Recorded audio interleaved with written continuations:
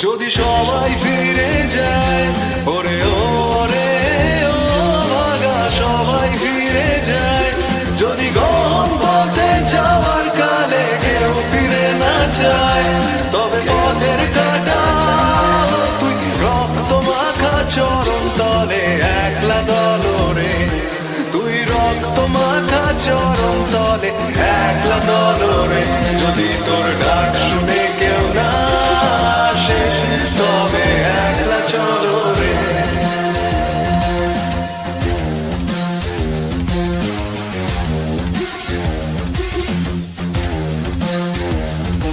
যদি আলো না ধরে, ওরে ওরে ও ভাগা আলো না ধরে, যদি ঝড় বাদলে আধার রাতে দুয়ার দেয় ঘরে, তবে বজ্রানলে আপন বুকের পাঁজর জ্বালিয়ে নিয়ে একলা চলো রে, আপন বুকের পাঁজর জ্বালিয়ে নিয়ে একলা চলো রে, যদি তোর ডাক শুনে কেউ না আসে, তবে একলা চলো রে।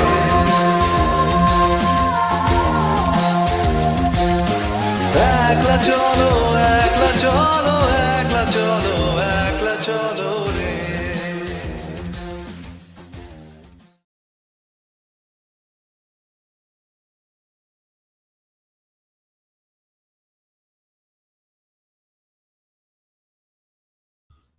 Yeah.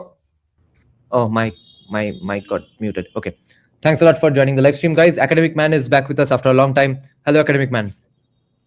Hello. Hi. Yeah. And where were you? Where did you disappear for all these days? Yes, I did not. I did not wait for you and started the live stream because I wanted to address this in the beginning and Yes. take one major topic being discussed in the live chat, which is what we will have to take up a little bit, even though I haven't talked about it at all. Firstly, I'm hugely thankful to all of you all for joining the live stream in the live chat in the first place, because I did not expect this, because every time I take a long break from live streaming, the audience completely goes down, obviously, because of algorithm issues. People don't get the notification anyway most of the times. It doesn't even show up on their YouTube feed. So I thought it will be a very low viewership affair. It's not. It's because of me. It's okay. Anyway. Yeah, that's true. So I'm really glad that people are joining. And the other thing I face a lot of issue with while resuming live streams after a long time is with my English fluency. Thankfully, I have had a bit of a brush up on that, because just today I was recording a nice metalcore band in my house, mixing a song for them. So, and the vocalist is from Orissa, the synth player is from Kerala, the drummer is from Delhi. So we had to speak in English so that everyone could understand. So I had a brush up on English grammar since morning today. Now, the comments, I'll just address all of them. My last hope, Academic Man is coming. Hopes and dreams are for losers. Winners think about actions. Wow. Happy Republic Day. Happy Republic Day, guys. But this time for me, Republic Day started from 23rd only. Yeah. What Modhesh is saying. Dear Bengali Hindu, do not bring BJP. It is the casteist and fraud party. BJP action is different from what BJP says in election. Fair enough. And this is one issue where I don't have to really clear up my stance on anything, because people pretty much know where I stand on this. I'm so glad that people know on this and don't require me to say it. They are not saying, what are your comments on this? Which side are you on, etc. People know this, because I have been the most vehement critic of the reservation system in India, who's not from the topmost castes, the top two varnas even. So my thoughts on this is, yes, it's an absolutely disgusting policy. It's absolute horseshit. It's absolutely fucking primitive and uncivilized policy. But that was the case with anti-men laws as well. What I'll ask Academic Man are two things regarding this: his thoughts on the policy itself, and the other is, why did BJP do this? All I'm saying is, as an additional remark, is that if it has gotten to that there are going to be absolutely no forward thinking, no vision, etc., and the BJP upper caste BJP supporters who are today fuming, serves you right, bitches. y'all criticize me for saying anything remotely critical of BJP in terms of their economics by saying, oh, that's not feasible.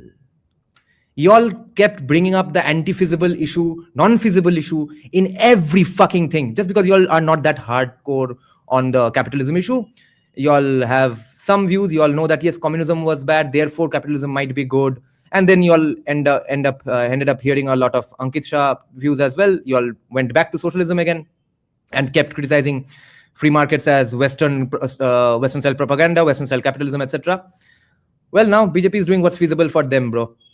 Serves you right. Good. Face it now.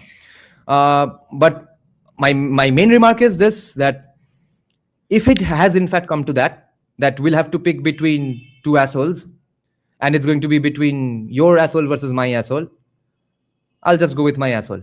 That's it at this point. Okay, academic man. Firstly, your thoughts on the UGC issue quickly, and then we will discuss why does it seem familiar. Why does 2026 seem similar to 2011, both to you as well as me? So first, UGC, academic man. UGC is just a natural extension of the SC/ST law, if I am to say. I mean, the SC/ST law itself was pretty draconian, the way Modi did it. So this, like, people are acting like this is something very new. In my opinion, this was just the next step. Like, and honestly, I see the RSS as being the most non-meritocratic organization in the world. I mean, commies talk about reservation, but ultimately promote the most meritorious people. But RSS has always been anti-merit. I have never seen them promote any meritocratic person. The reason Modi became prime minister is not because he was an RSS Karyakarta. The reason Modi became prime minister is because he had that merit. He was able to bring forth his merit in a neoliberal, economy, right? So we have to understand that any organization that suppresses merit, be it the French, nobility of the ancient regime or the Japanese samurai government or whatever, you suppress talent, you are going to get screwed in some way or the other. And that's exactly what's happening to the Sangh. Sangh power mein nahi tha, so it was a good game. Like, it was a good game to do, play DEI for a while, and that was okay. But that's when you're in the opposition. You have to make a point. You have to show people how inclusive and nice you are, despite being called a fascist. That's okay. But when you're in power, you should not. You should promote merit, no matter where it comes from. You promote the most efficient people at any level. Now, if you think that the problem with the Sangh is it's anything that's a hammer sees everything as a nail. So, if they have this everyone's oppressing us thing all the time, right? And that's why they are always on the back foot with every issue. I've never seen the Sangh take like actual discourse, like set the actual tone of discourse. I need to clarify something from you. Are you bringing up only Sangh in this because you see BJP Modi as an extension of the Sangh, or do you think RSS is specifically behind this policy? My understanding is that the students' union, teachers' union, and education department are mostly influenced by the Sangh and not directly by Modi or Amit Shah or BJP. This is my understanding of what I have understood after seeing some of them up close and studying some of the policies of the Sangh. Which is why you will notice that every education minister that has been appointed by the BJP has always been very close to the Sangh, be it Prakash Javadekar or Nishant Pokhriyal or Dharmendra Pradhan. All of them have been Sangh members, very much Sangh members, unlike, let's say, a Jaishankar or a Nirmala Sitharaman or even, I don't know, Ashwini Vaishnav and all these people. So, in that sense, it is, my understanding is anything related to education. For example, ABVP is not the students' wing of the BJP. ABVP is affiliated to the Sangh. Teachers unions, whatever names I know, I won't tell them here. Teachers unions are all affiliated to the Sangh. There is no teachers union in the BJP. All kinds of higher education and even primary education, organizations of that we know are Indic or whatever, they are all affiliated to the Sangh. None of them are affiliated, as far as I know, to the BJP. The BJP tried in West Bengal to have their parallel. Even the labor unions are run by the Sangh. They are not run by the BJP, because the Bharatiya Mazdoor Sangh is affiliated to the Sangh, not to the BJP. So all the leftist laws and stuff that we see, the institutions related to labor laws and education, these are all, at least as per the official organizational structure, it should technically be under the Sangh and not BJP. In fact, the NEP that they make a huge deal about, which in my opinion is absolute crap, was a brainchild of the Sangh more than it was the BJP. So in that sense, it is the Sangh that I see as controlling most aspects of education. Okay, so you are saying that this is nothing much too complex or let's say conspiratorial than simply RSS doubling down on its ideology, right? It's just an ideological issue. Yeah. In my opinion, they've taken DEI very seriously, because they've always had that. The Sangh has always had that image problem and caste problem, and they took it to heart. I don't know why they took it to heart, but this would not have happened. I don't know if the Hindu Mahasabha was the leading Hindu party and organization. But this seems to be a problem uniquely afflicting the Sangh, and then by extension the BJP, but mostly the Sangh.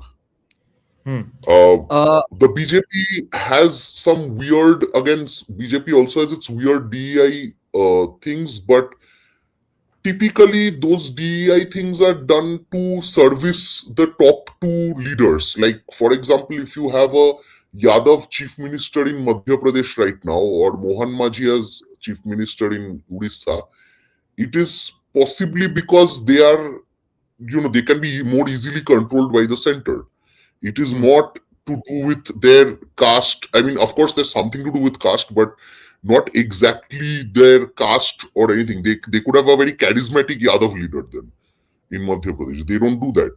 They take like the worst of the lot and then put him in power. But then that's not a DEI, like serious DEI thing. That DEI is just Modi Amit Shah DEI. That is what I see that as being different from what they are trying to do with the UGC and all that. Now, so guys, remember the names of all those seemingly well-intentioned, well-meaning, not neutral, but at least not the masterstroke-vadi right-wing influencers who told you all on different podcasts that the issue with that the great fascinating thing about this guy becoming the CM in Madhya Pradesh or other people like him is in fact the beauty of BJP. That they find out random karyakartas on the ground level and make him the CM one fine morning. And Narendra Modi was a similar product, you see. So it was the inner functioning, the brilliance, the beauty of the inner bureaucracy of BJP. There were no other calculations to this. If anything, interestingly, Modi was the exact opposite of these guys. Modi was not getting the support from the central leadership. Only Advani supported him during, Atalji practically, I think, wanted to kick him out. Okay. So he wasn't like these guys, but these guys are complete yes men. Like, I think even before they take bathroom breaks, they call up Amit Shah and ask whether they can go to the bathroom. So it's like that. Abhishek Mukherjee, we started with this very question only. Okay, please rewind just 5 minutes. You'll find our points. 5-10 minutes. Okay. So, last question on the UGC issue. What are the electoral calculations behind this policy other than simply RSS's ideological commitment? Are there any electoral calculations, or are they not afraid of losing any votes, or do they hope to get a lot of new votes with this? Now, given the backlash, given the kind of upper caste anger at this point, I think that there will be a reduction in votes, their votes, but interestingly, this will not be as visible in the 2026 election as it will be in the 2027 elections. So, what states are going to election in 2026? The major states are West Bengal, Tamil Nadu, Assam. Okay. In West Bengal, despite the upper caste dominance, this is an issue that the left cannot directly take up. And without the left's activism, no issue is an issue. So understand this. This is a problem that will afflict upper castes even in Bengal. And the upper castes are usually behind the left. But the left can't make it an issue, because if they say that whatever they said for 70, 80, 100 years, BJP is actually going ahead and doing it, then it will be a win for BJP on the social justice plank. It is different that inside the minds of a leftist supporter, like so the CPIM cannot take this up directly. The TMC cannot either take it up, because it will again alienate. The Dalit votes are already alienated from TMC. If anything, the BJP's greatest strength in Bengal is the Dalit vote. Dalit votes are roughly 23% in West Bengal. Add to that tribal votes, that's roughly 6 to 7%. Roughly 30% of your vote comes not from upper castes, it comes from lower castes, so-called lower castes, and some OBC and this and that. So if you think about it, the BJP does not stand to lose a lot of this vote. In fact, if anything, if the TMC and CPM go ahead and tell Mutuas and other Dalits that, okay, see, the BJP is against Brahmins, it doesn't really affect that. Okay. Now, whom might it affect? The urban upper castes, whose population is anyway declining. They have and half of them are sitting in Bangalore and Hyderabad. So their population is so low that it doesn't matter to any party. Only thing that really matters is their voice. Okay. Now, if there are upper castes who are aligned with the TMC this time, then it's because they are simply choti chata. They earn money from the TMC in some way, so they are aligned with the TMC. Mostly, since caste has been a relative non-issue, since the upper castes in Bengal have not brought it up for so many years in a big way, that's why they can't really raise this. If they call BJP a Bhimta party, that helps BJP in a different way. The left cannot take it up directly. The upper castes in West Bengal are mostly scattered and they are not a coherent voting bloc like Uttar Pradesh. So they are not, their voice is kind of diluted if you think about it. Their voice is not important enough to be heard, and more importantly, they have to then choose between two things. Let's say you are a non-TMC upper caste, then you have to choose, okay, so should I see my state going more into the dumps of economic stagnation and even worse Bangladeshi stuff, or right now I make a pragmatic choice and choose development and capitalism, more capitalism compared to TMC. We can't call BJP capitalist, but certainly it is more development than TMC, and less Bangladesh love on the part of the BJP. So which one do I choose? Then the choice is relatively clear. So this is the advantage of Bengal. In Assam, most of the voters are tribals and lower castes and all. So I don't think Assam has a major upper caste voting bloc again. So even Assam, it's not going to affect them. If you go to Tamil Nadu, anyway, BJP doesn't stand a chance. So no point. Kerala and Tamil Nadu anyway have had anti-Brahmin movements and all that. Especially Tamil Nadu has had a very visible anti-Brahmin movement. So DMK cannot highlight this. Okay. So anyway, it doesn't like the electoral benefits of the BJP are not really bypassed in this election. Where it will affect them definitively is the 2027 elections with Uttar Pradesh. Uttar Pradesh has a visible Brahmin voting bloc, not just Brahmins, Rajputs, Thakurs, these upper caste, there are some voters who are definitely pissed off, and I think they are the major block of people who are mostly trads and who will completely hate BJP. What I see happening is either BJP goes into alliance with Mayawati, and in which case the Brahmin candidates will be fielded mostly from Mayawati's side, and Mayawati again becomes the chief minister or something, and BJP just becomes like a junior partner in the alliance.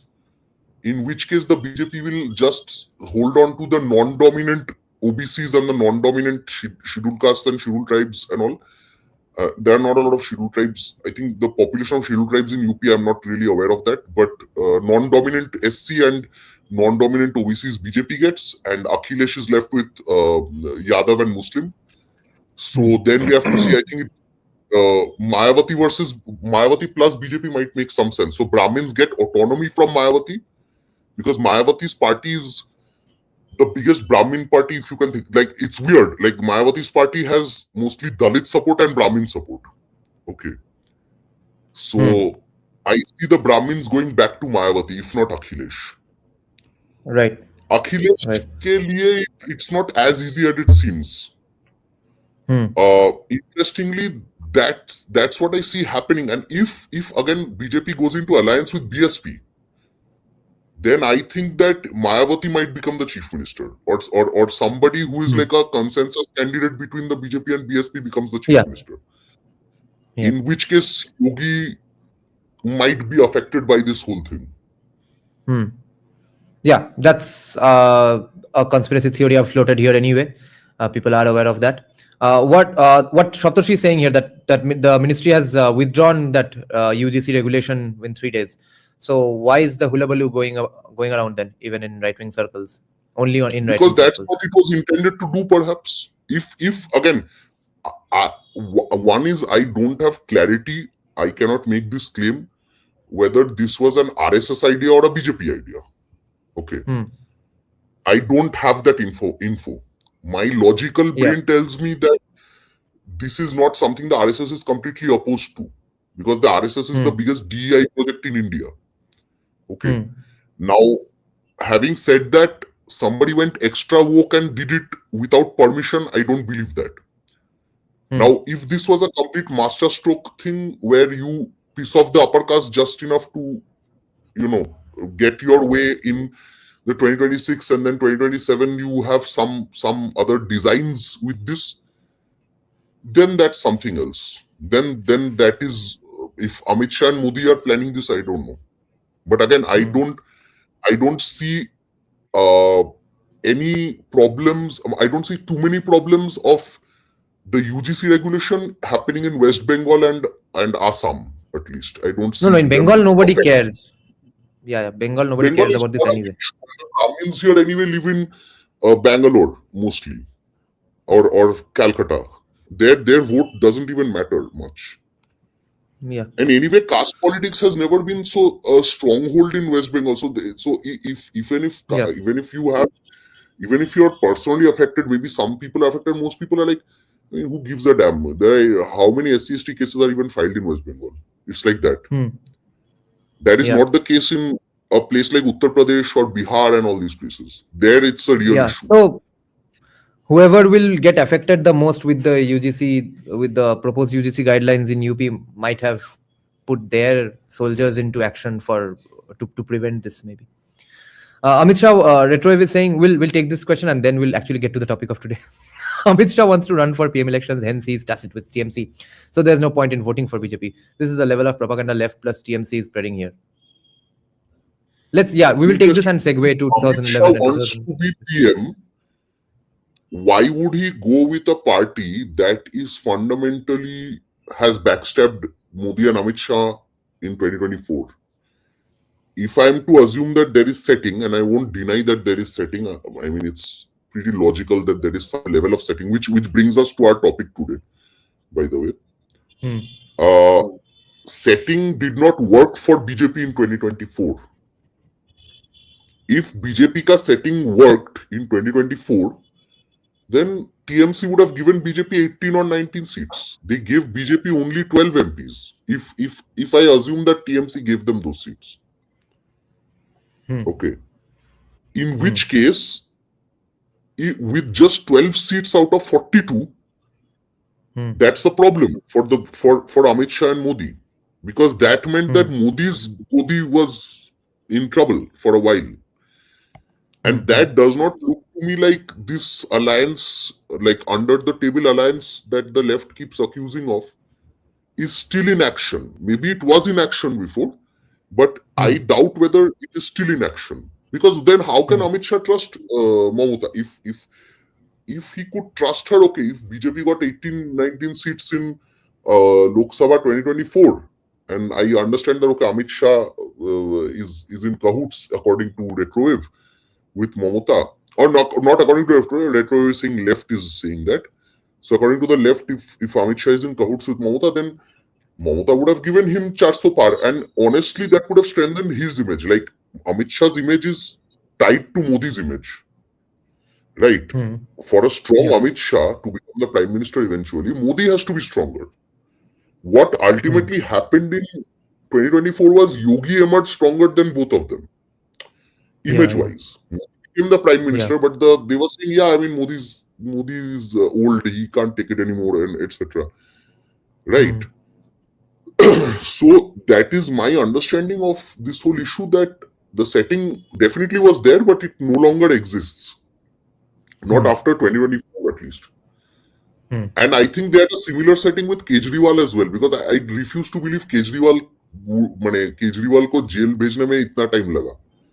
And Aam Aadmi Party has no organization. Honestly, Aam Aadmi Party was basically a media hype. So to destroy Aam Aadmi Party, it took like 10 years. That is a bit unbelievable in my opinion. So I'm pretty sure they also had something similar understanding with Aam Aadmi Party, but again, and Aam Aadmi Party did not even back out from that. Like every time BJP gets the 7 seats of Delhi, Lok Sabha, then Vidhan Sabha Aam Aadmi Party won, right? This time they're not even in the mood for that. They're like, ha, Aam Aadmi Party ko bhi pel denge. They're like that. They don't care anymore, it seems.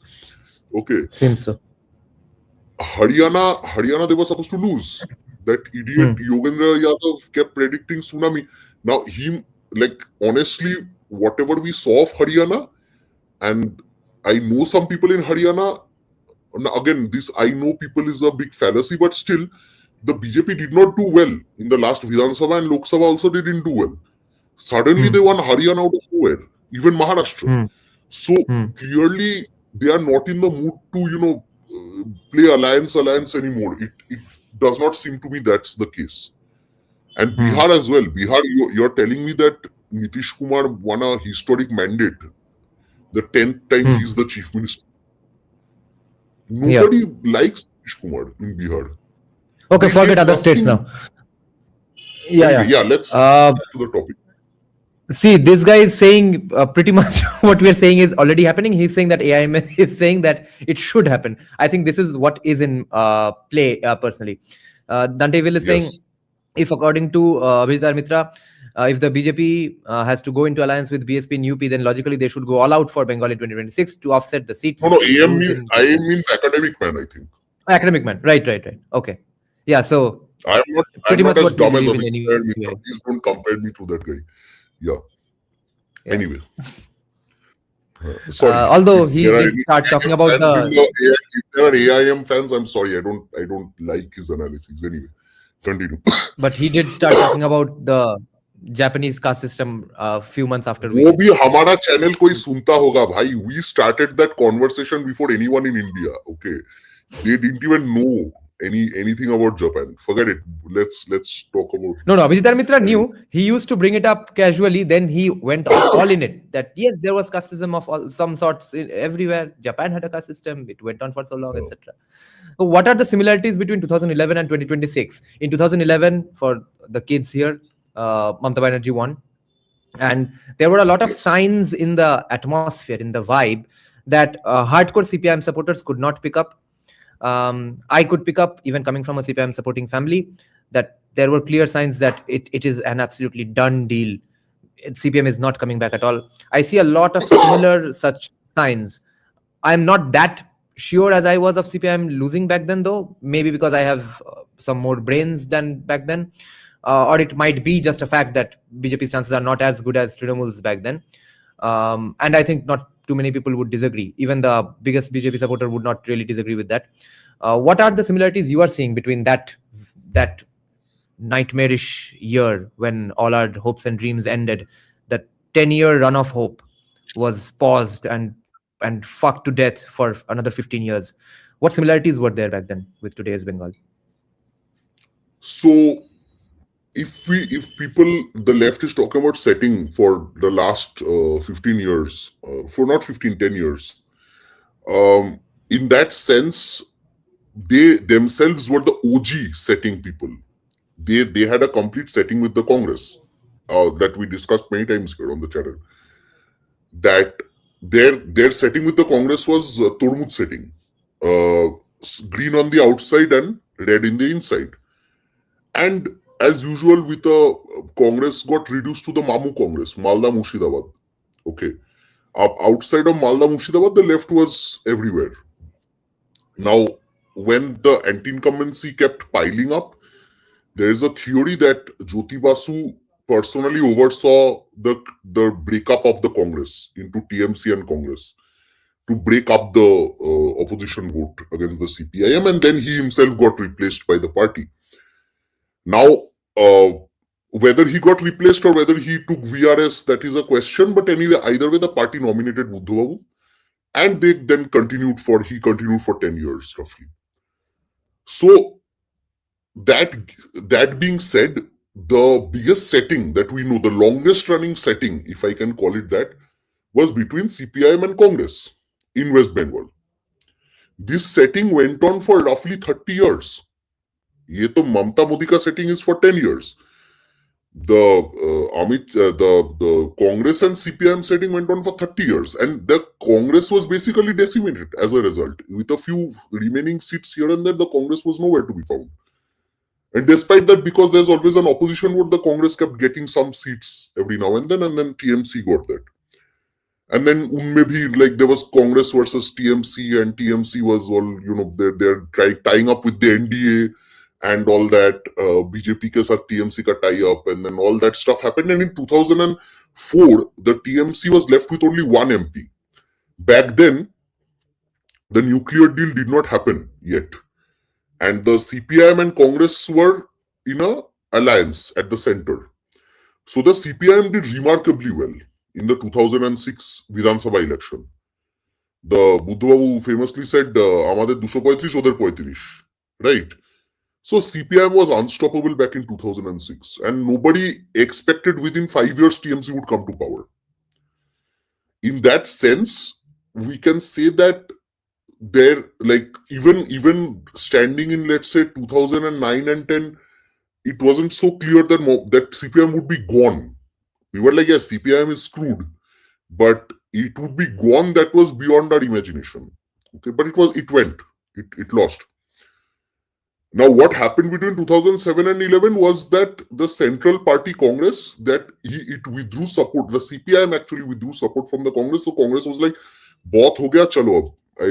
I'll take you down now." Okay, and they supported the TMC in every way possible. Again, this was over the American nuclear deal, and it was like one of the dumbest issues to ever break up with the Congress on. Okay, so anyway, I guess Kerala lobby wanted to do it to break Bengal's hegemony in the party. That's another running theory that I have. So Kerala lobby did that, and Bengal mein CPM was over. Done and dusted, and now they get like 0 seats in the Vidhan Sabha. Or the CCP lobby inside CPIM, who were fucking with Buddha Bhattacharya from day one anyway. Yeah, that's also there. There was a section inside the CPIM which you mentioned a few days ago, and which was evident to some people who are like journalists and all. I know some of them, and they also told me that the Buddhu Babu was never seen favorably by the older CPIM people. And Yes. there were these purists, there were these communist purists who hated Buddhu Babu for what he was. Yeah. Yeah. And there was the extreme left as ultra left as well in West Bengal, which tried to which tried to put a bomb under his car or something. So those people were there as well. So all these groups came together and made Mamata win, and now we know the rest is history. Now in 2011 Mamata came, and 2014 Modi came to power in the center. Now after that the setting theory started, because obviously it was pretty clear. Naroda case, Sharda case, everything got kind of distorted and all that. So despite BJP screaming all the time that Mamata is a chor, Abhishek is a chor, there were no arrests. There was nothing much, right? Same as what Congress did. Congress was in the center, and they had CPIM, and they kept fighting over the years. And what Modi used to refer to, Keral mein kusti, Bengal mein dosti. Huh? So in weird ways, the Congress and CPM kept fighting over the years, but there was a complete status quo in terms of power.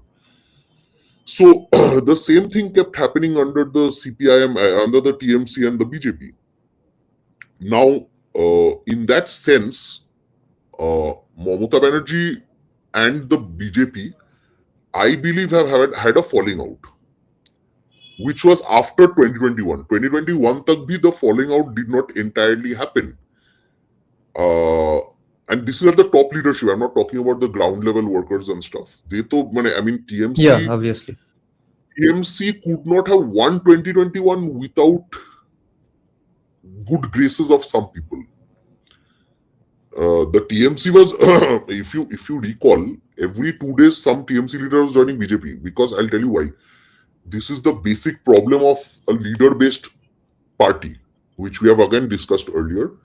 That a leader-based party versus an ideological and cadre-based system is always superior, because even after losing in so many elections, the CPIM continues to have a dedicated cadre base, even if it's like 10 people, okay, in an area. But even then, they have some people who will open the party office, who will talk about communism and try to appear relevant. That's there. That's the same with BJP. Even when the BJP lost in 2021, the BJP wasn't completely wiped out. The BJP kept trying to make things better. But a party like the TMC is one loss away from irrelevance. It has no political ideology. It has no cadre base. It has no structure, organizational structure. It has nothing. It's just a bunch of people who are beneficiaries from a government system. This was what they called Mayawati's politics as a franchisee politics. Like, if you are a person who takes a franchise government, parallel institution, parallel police, parallel welfare system. The police is there to protect your business, which may not be legal, right? And you do business, business, quote unquote business, whatever, and you are basically protected by the state, and the state looks the other way, and in return you have to just keep ensuring the state wins, the ruling party wins. So that is the basic fundamentals of the beneficiary system, the franchisee politics system that the TMC runs. But again, franchisee politics is just like a Subway centered. A Subway centered employee does not have any personal loyalty to Subway.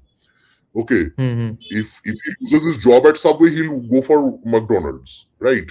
So it's the same thing. There is this structure is fundamentally unsustainable.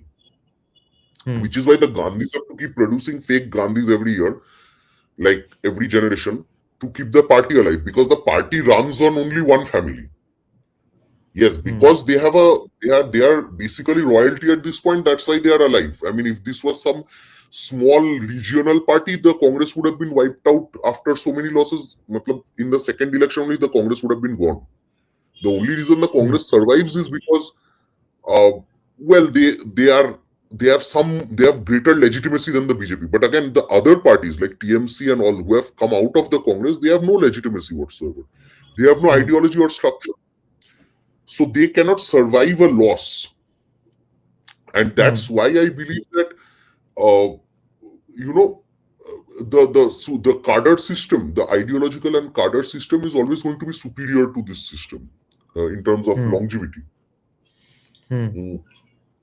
Having said that, what is the similarity between 2011 and 2026? I believe that just like the setting was off after 2007 between Congress and CPM. The setting is off again after 2024. And the visible top to the worst point about 2021 and 2026, the difference is that Buddhu Babu did not have visible anti-incumbency among the people. People were actually relatively Absolutely. happy under. Yeah, see, there was no anti-incumbency at all. Yeah, I mean, I can tell you that it was local level. I mean, you hate your local TMC, you hate your local CPM guy, right? That is not. Yeah. You did not hate Buddhadev Bhattacharya. Okay. No, but you see, the trajectory of the anti-incumbency was a huge jump. There was seemingly no anti-incumbency up until 2007-8, and then out of the blue, 2007. only anti-incumbency. Oh, arrogant Buddhadev! Oh, arrogant Buddhadev! Arrogant Buddhadev Bhattacharya! Every fucking guy who cannot spell the name of Buddhadev Bhattacharya was going and saying, "No, Buddhadev Bhattacharya is very arrogant." Yes. Yeah. See, the problem was that, and it was effective as fuck. It was effective because mass media. See, here's the fun thing. Mass media was new. ABP was new. If you think about it, ABP why did people watch the ABP like cocaine, right? Because ABP was new. Wait. Cigarette smoking is injurious to health, guys. Smoking causes cancer. Do not smoke. But I need a cigarette after talking about 2008, 9, 11. Yes, go ahead. Vorat apundo baje thakpiya.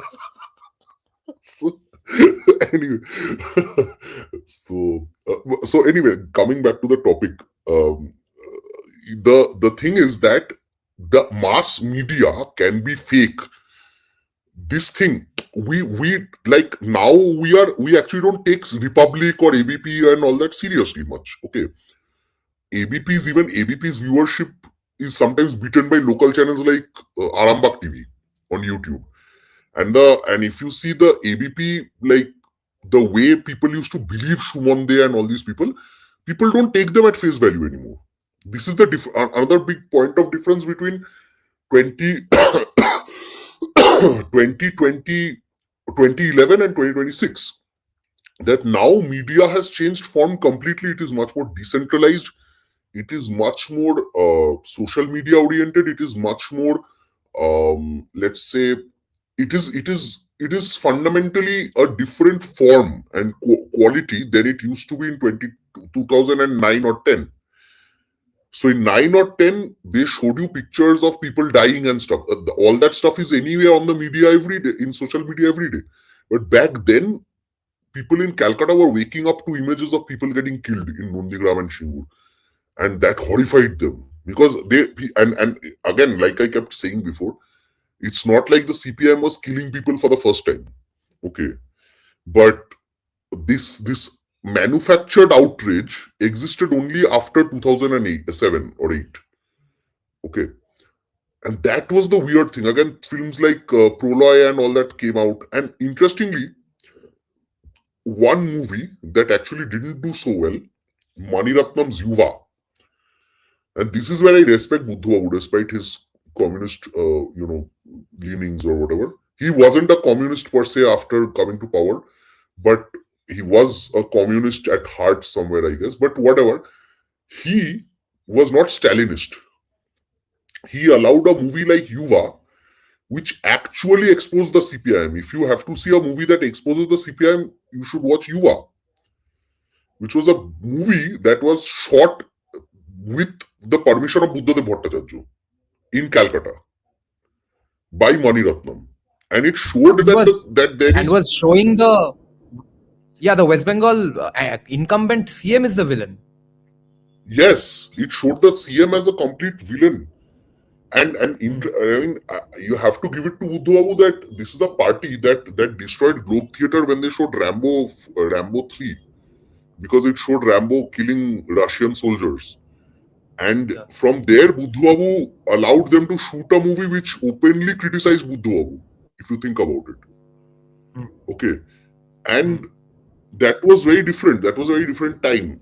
But again, Buddha Babu was more of a statesman than a politician. And that, I guess that's his fatal flaw. He's like, he was a statesman among politicians. So anyway, let's go back to let's go back to the topic at hand. That the Wait. that the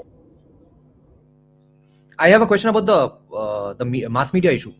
It is a double-edged sword now that the internet is here, because on the one hand, there cannot be that single-pronged attack against one party because the mass media is now diluted. Even then, ABP remains the big dog. And on the other hand, since there is so much decentralization, there cannot be that one-pronged attack. Everyone is not going to be united against just the CM or the party, like they were in 2011. So how do you see that? Is it going to work to BJP's advantage or to its disadvantage?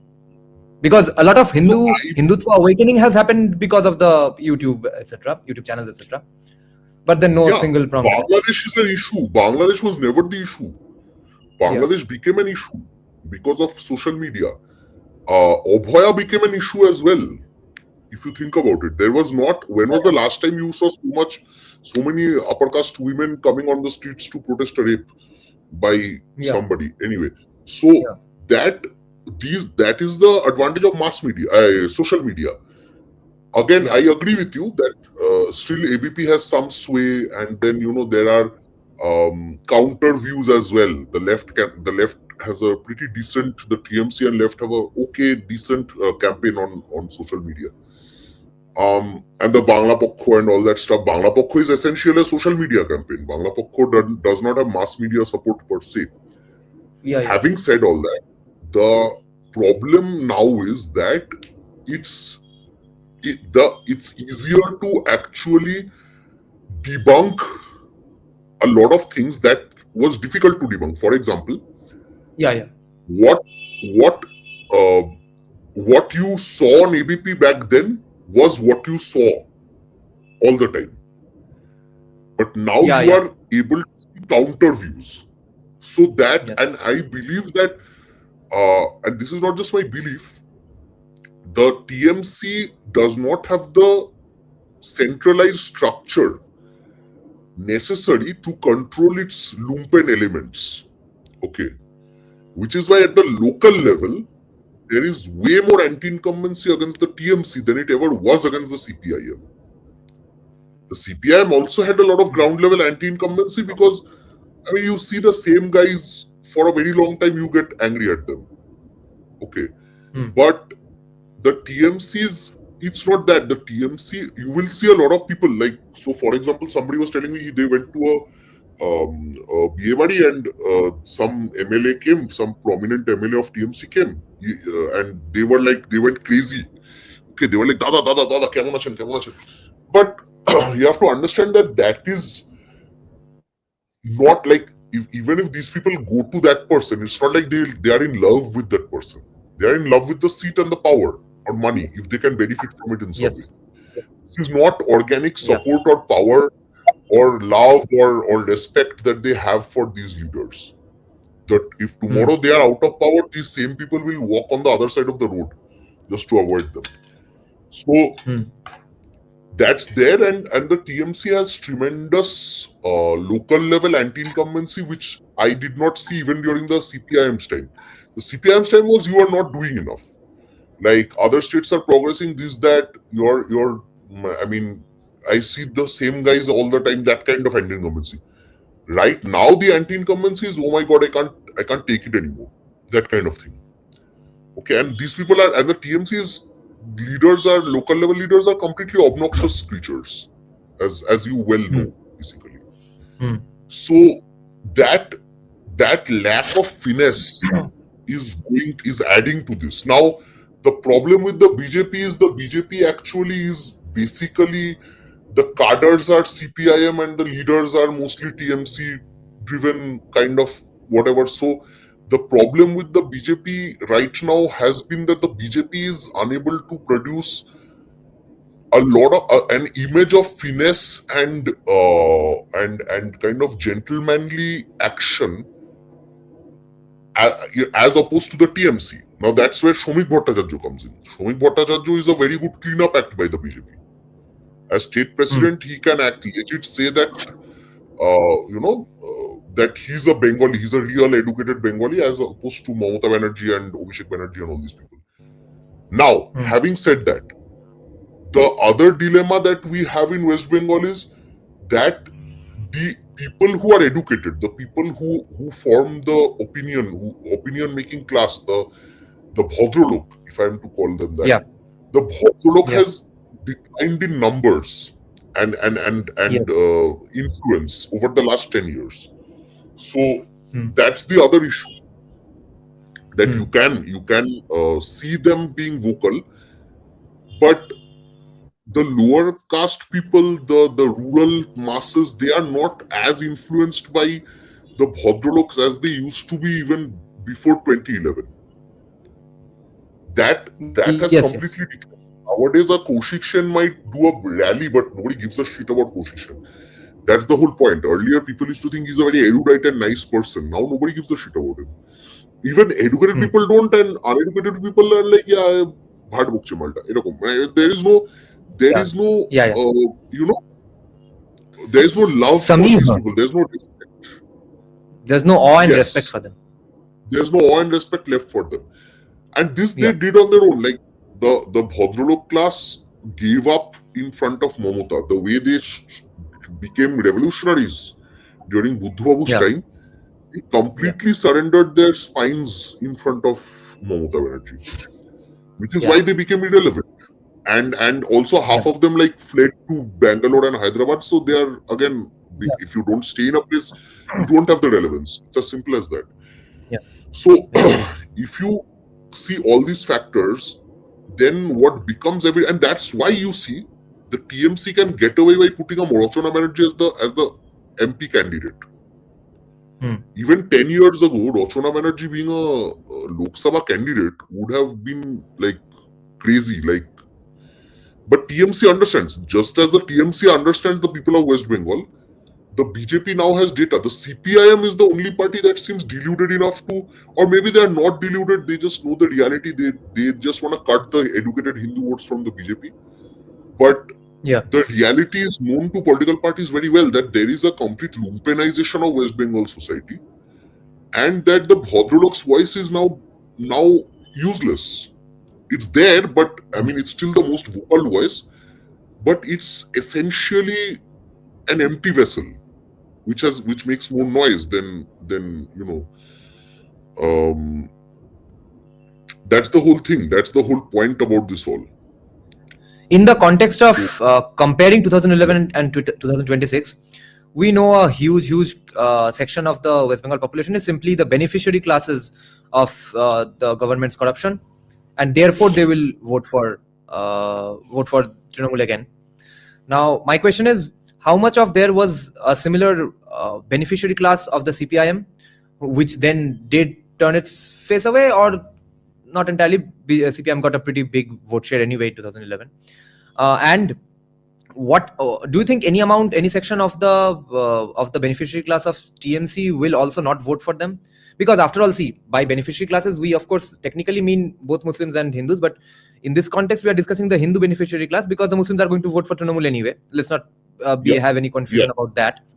The Hindu beneficiary class, the corrupt fucking devout Hindus, is any section of them going to also not vote for Trinamool? Which by the way, again needs to be mentioned, which is just 20% of Trinamool's vote share.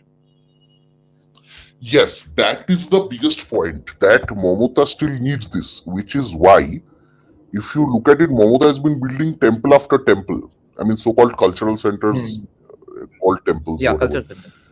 Yeah. She never was into temple building. She started the Purohit Bhata, I think, right before 2021 to appear Hindu, because she realized. So I'll tell you, I see how TMC is bending in front of the Hindu votes, and this policy has always But been also fatal mention for this kind. beneficiary class spending or not. I'll come to that. I'll come. These are connected. So in 20 till 2017 or 18, even 19, I think, till 19, I used to see Mamata Banerjee's hijab type pictures all over Calcutta, where Mamata Banerjee openly was doing the namaz All and the time. those pictures were. After 2019, those pictures disappeared overnight. Now you don't see Mamata Banerjee wearing the hijab and doing namaz on the streets.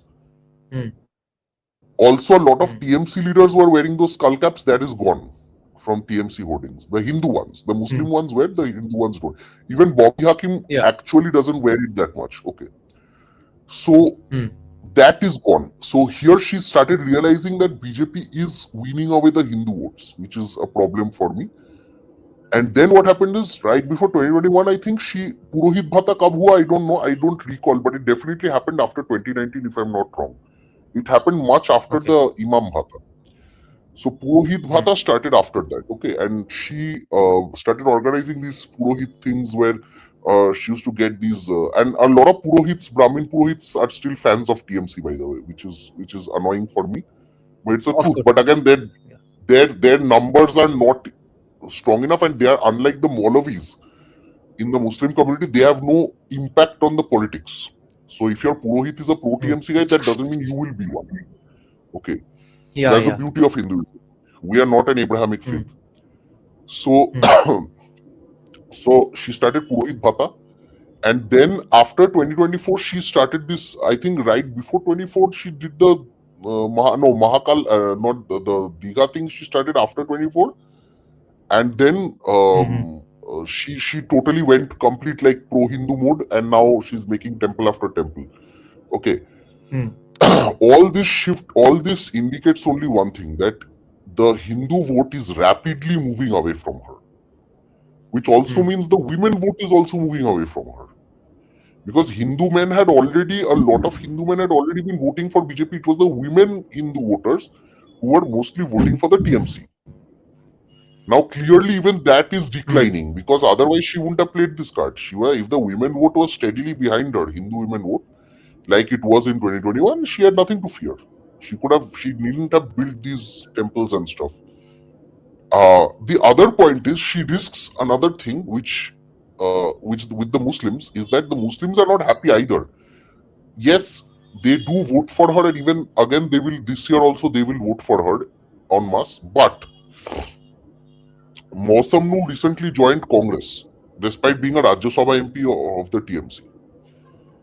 What is happening is, the Muslims are wanting to support another party, and this is in the Murshidabad belt, which is the highest Muslim population in West Bengal. Okay, Murshidabad, I think, has 10 or 12 seats, Vidhan Sabha seats. So that's a chunk. And then South Chobbish Pargona and all, but South Chobbish Pargona is leaning a bit towards ISF, and Murshidabad is leaning towards Congress again, because Congress is their natural party. They just went to the TMC for a few years. वो भी शुभेंदु ने करवाया था. Shubhendu was sent to actually capture Murshidabad by Mamata.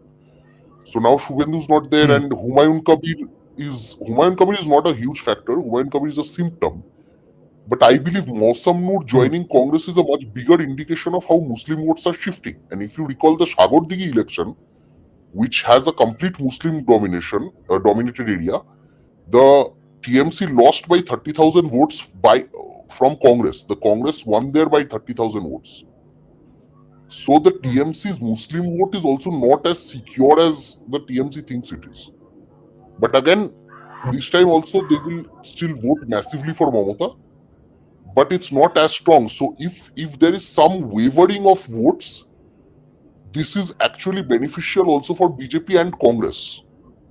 Congress to make a comeback, and BJP and also ISF. I think ISF will have an alliance with Humayun Kabir, so that will also be something weird. But ultimately, the thing is that the TMC is realizing that by building temples, it's not always so easy. Like, that's why they had to shift the Rajarhat Durgangan to another place, because that area was a Muslim area, a Waqf property, if I'm not mistaken. That's what Shubhendu Adhikari said. And the Muslims protested against the Durgangan being built there, and the West Bengal government had to shift it immediately to a better site, to a bigger site, so-called. And they said that that's the official reason, but Shubhendu said that that's actually because the Muslims of the area protested and they had to do it. So by being Hindu, Mamata also risks alienating a section of Muslims whom she has allowed to, become extremists in the last few years. So, and now, okay, you might think, okay, temple building might work. But Rahul Gandhi and all tried that. Rahul Gandhi became a Hindu somewhere in the middle of 2019, before 2019, and he was going to from temple to temple. We were calling it temple No, run there's back one then. difference. One major difference between Rahul Gandhi and Trinamool guys playing the Hindu card, because Trinamool guys are genuinely devout Hindus, whatever the fuck that means. Because again, Tarup Bishash example, Yeah. I he agree. has genuinely I agree. beautified every temple in his constituency. Every dilapidated temple now looks like a palace under his constituency, and so have probably other Hindu I agree. leaders in the Trinamool as well. So, I agree. So I it's agree. not the same, them and Rahul Gandhi doing it. No, but that is an indication that Hindus are moving away. That is my point. True. And That's Hindus the are stats not. And say it anyway. the thing with Hindus is this is the weakness and the power that Hindus have. That Hindus are not easily controlled by religion as much as Muslims are. So a Hindu will have more rationalist, a typical Hindu, even a uneducated lower class Hindu, will have more rationalistic approach to politics than a Muslim or a Christian. Typically a Muslim. Even Christians are more rationalist. Yeah, that's So a huge advantage with Hinduism. Yes, advantage and disadvantage as well, because then you can't mobilize your troops like Muslims can. But then anyway, that everything it's a trade-off, right? But that's the whole point, that it does, just because you're building temples doesn't mean people believe you're a Hindu, because they themselves overplayed the Muslim appeasement card. They themselves, there's a reason BJP is the opposition party and not CPIM, because Mamata Banerjee stood in the middle of Red Road and does namaz every year and stuff, right? So these images, they are not easy to get rid of, and BJP will continue to use these images.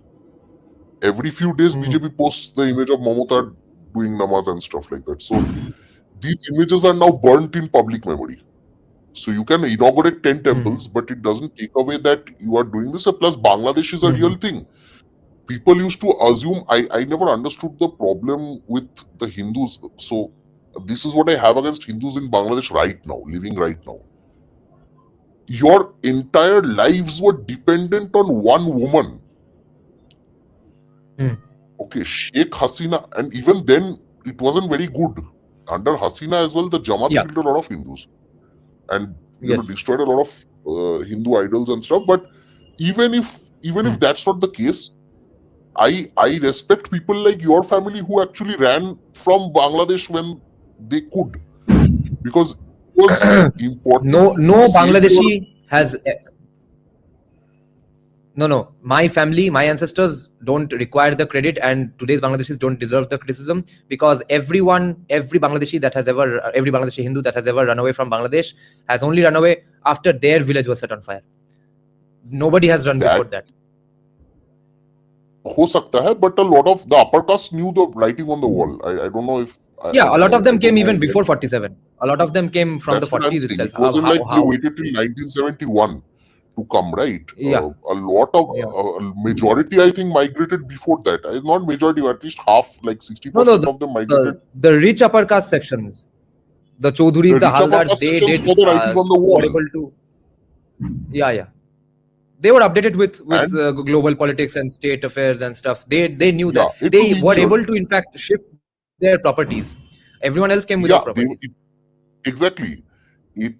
I mean, it was easier for them also to come here and buy land and stay here. So that's there. So which wasn't so easy with the Mutuas and the other Bangals who couldn't come. But my point is, even after 1971, Hindus still living in Bangladesh, I cannot imagine it. Like, you should have sold your lands when the time was slightly better and come here. I mean, by selling now land they would cannot work in Bangladesh. That is the problem.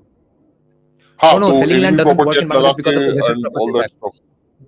I get that. They just wait for you to die out or go away. Yeah, that's the whole other dilemma. Anyway, we're shifting from the topic, but most importantly, till 2024, when Hasina was the Prime Minister of Bangladesh, the government of India and the affiliated media of the government did not show Bangladesh necessarily in a very negative light. It's only people like us who knew that Hindus are being killed in Bangladesh.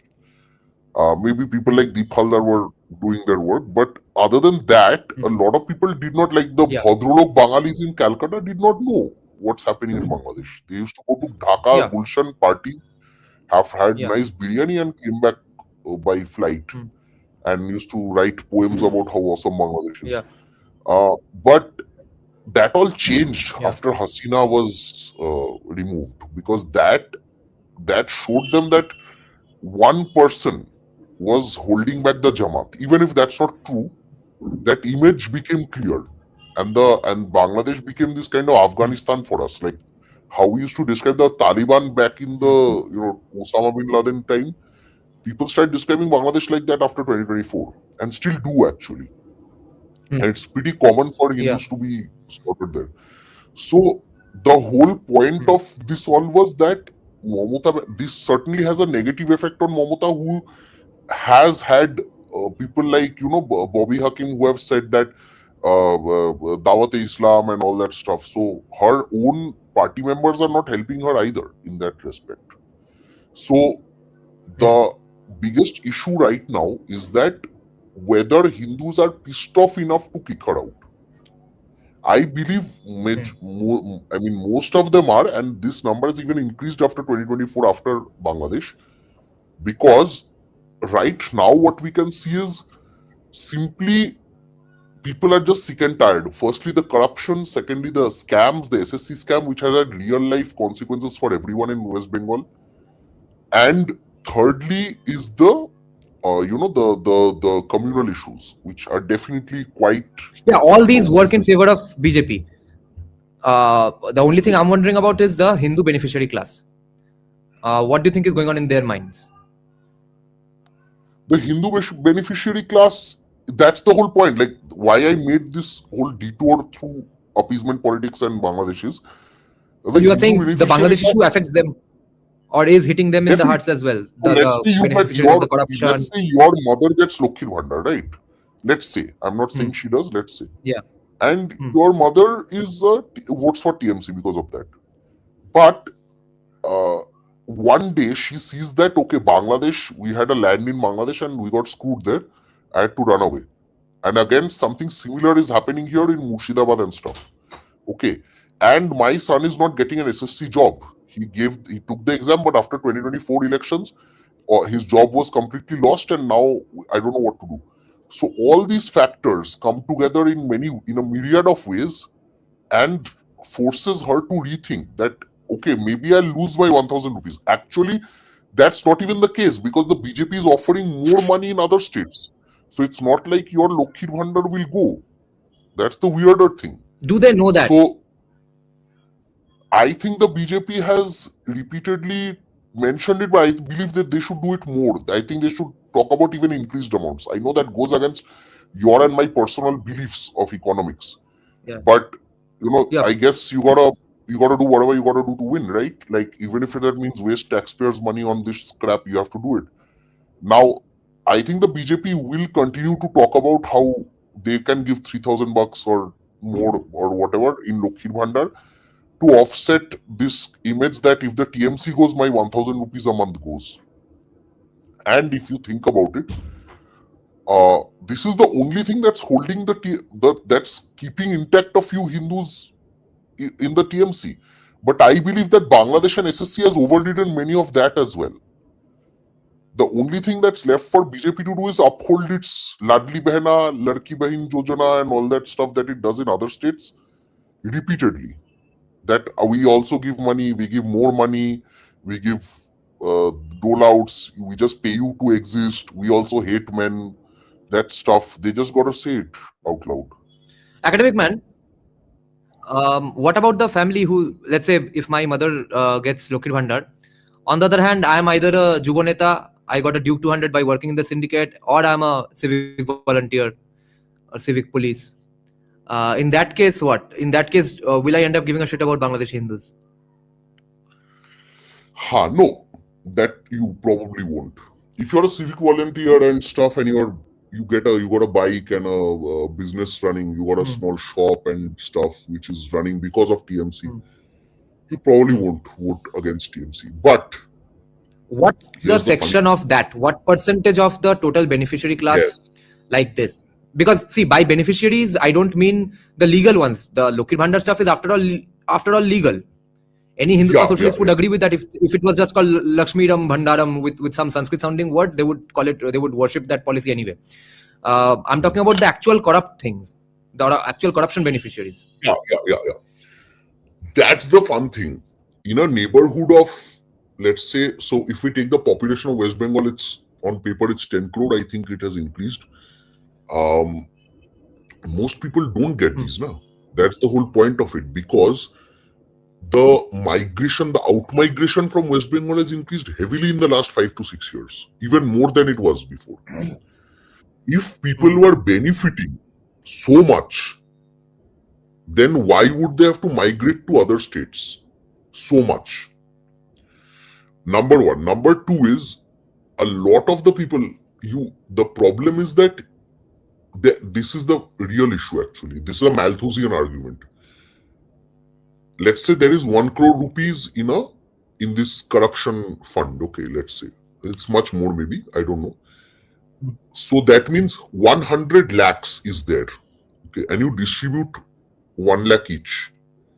That means you distributed only to 100 families. That's nothing. 100 families is nothing in India. So in an area, that's why they have to do area domination and all that, and rig elections, because that isn't enough. The beneficiary system, if it worked, would have been awesome. If there was capitalism and people could earn enough, and then you could still have these on the side, that would still work. It's like the Bombay mafia, maybe. That Bombay is a very developed city. The mafia is actually in the underworld, right? So if you're just a middle class person going to office, you don't need to worry about the mafia. Now somebody will come and say, oh, Bombay was horrible back in the day, but whatever, that's rubbish. I mean, compared to Calcutta, Bombay was always awesome because of the support it got. But if you think about right now, what's happening in West Bengal is that these activities are now out in the open, and these people are, if you look at these kind of people who engage in these activities, they are extremely violent, and they are not civilized people. So the CPIM also had these systems, but they made it into a system, and the guys who used to come for collection to you were actually taking chada and stuff like that. They weren't holding you by the collar and asking for money, right? Which you have personal experience with, must I say. So the thing is that this system does not, like, so if there's a beneficiary of this system, then the number of that beneficiary is less than 1% in each area, I believe. Even if it's 5%, let's say, then 95% people are against that. Majority are against that. Now, what you need is that what you have is essentially the Lokhir Bhandar effect, which is waning out. The Lokhir Bhandar effect, if it worked so well, I don't think Mamata would have played the Hindu politics so much. Anyway. Very true, very true. Yeah, there is definitely something amiss. Otherwise, why would she need to do the temples? Because Lokhir Bhandar would just temples suddenly. That's the weird part. The temples, there's definitely are coming some after problems. 2024.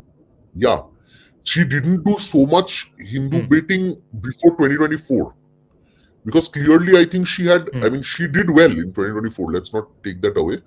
She did quite well, but that 14-15 lakh vote decline. That was I'm pretty sure they have much better data than you and I have.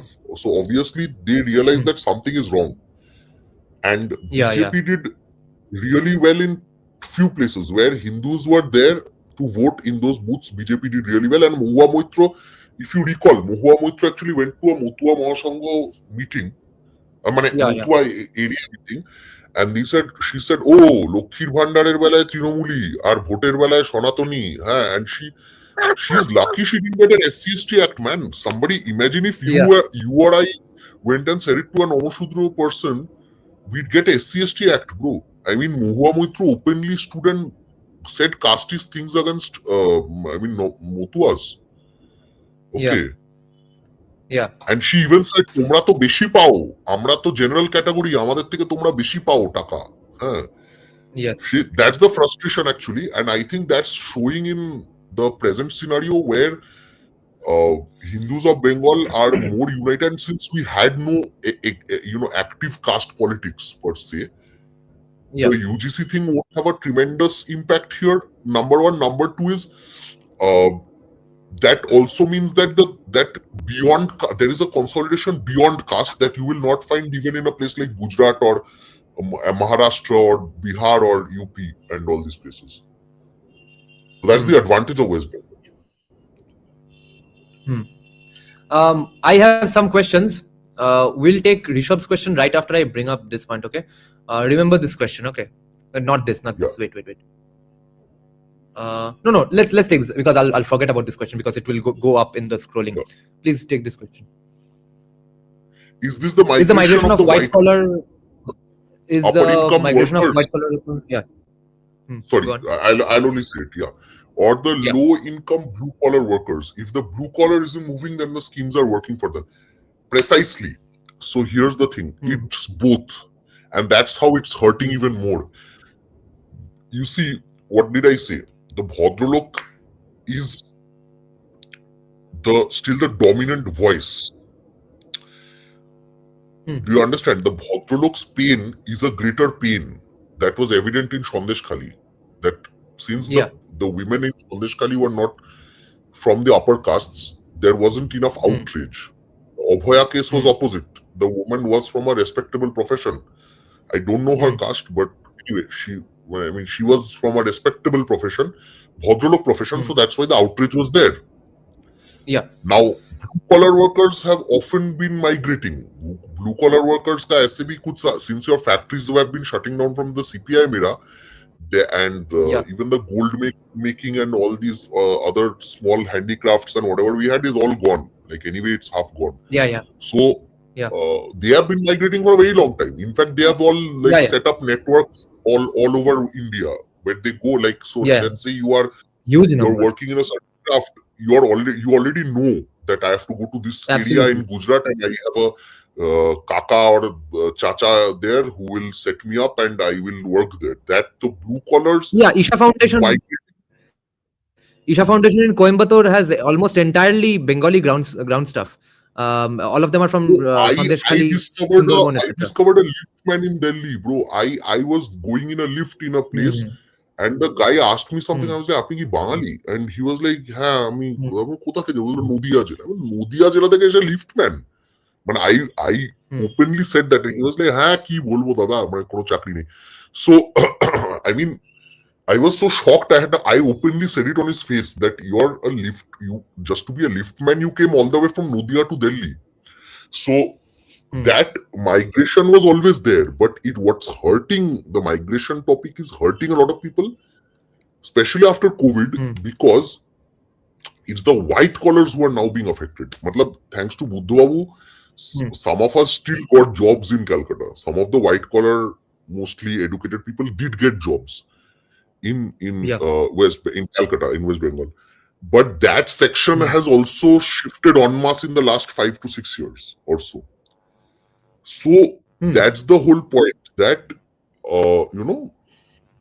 that now the migration thing is a real issue because the upper castes are being affected by it. Yeah.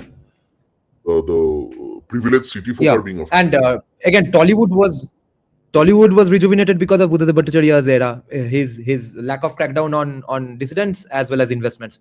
And the Tollywood that exists today stands entirely on the shoulders of that era, that 2001-2010 decade. And the way of making movies, the genres. Let's say you watch an Anju film today from 2006-07, you'd think, it's just another Bengali movie. They were fucking out of the world movies to us back then, because before that, Bengali movies were of two types: Prosenjit Chatterjee with his hairy body in a swimming pool, or Satyajit Ray, and Rituparno in the middle, where he would make most of us fall asleep. Now, my question now is based on my newfound fallacy of ground experience, since so many writers like to talk about it, because I have some ground experience now. Now, talking to people on the ground, you have both kinds of ground experience. You have the TMC and you actually went to some places, so you have both. You are much more. You have way more ground experience than academic man at this point. So continue. Yeah. Oh, by the way, just yesterday, Republic Bangla's journalist Kishalay, anchor, he got beaten up in front of the metro station, Why do people keep Taliganj metro beating him? station. No, I don't understand. Why does he what specific anger do they have against him? Like, by that logic, Shontupan would have been 6 feet underground by now. In the past, it was I don't- Shontupan, right? I think Kishalay got beaten up for the first time, I thought. No, Kishala got beaten up. Kishala got beaten up a few weeks earlier as well. Like, What the fuck? I don't know. I don't want to comment on this, but for me, Republic is not even like a joke anymore. Republic is a sad, like one of those, you watch some comedy movies, you watch some drama movies for comedy, like you watch Desdrohi for comedy, right? So Republic is that for me. It's the news channel that makes me laugh. So anyway.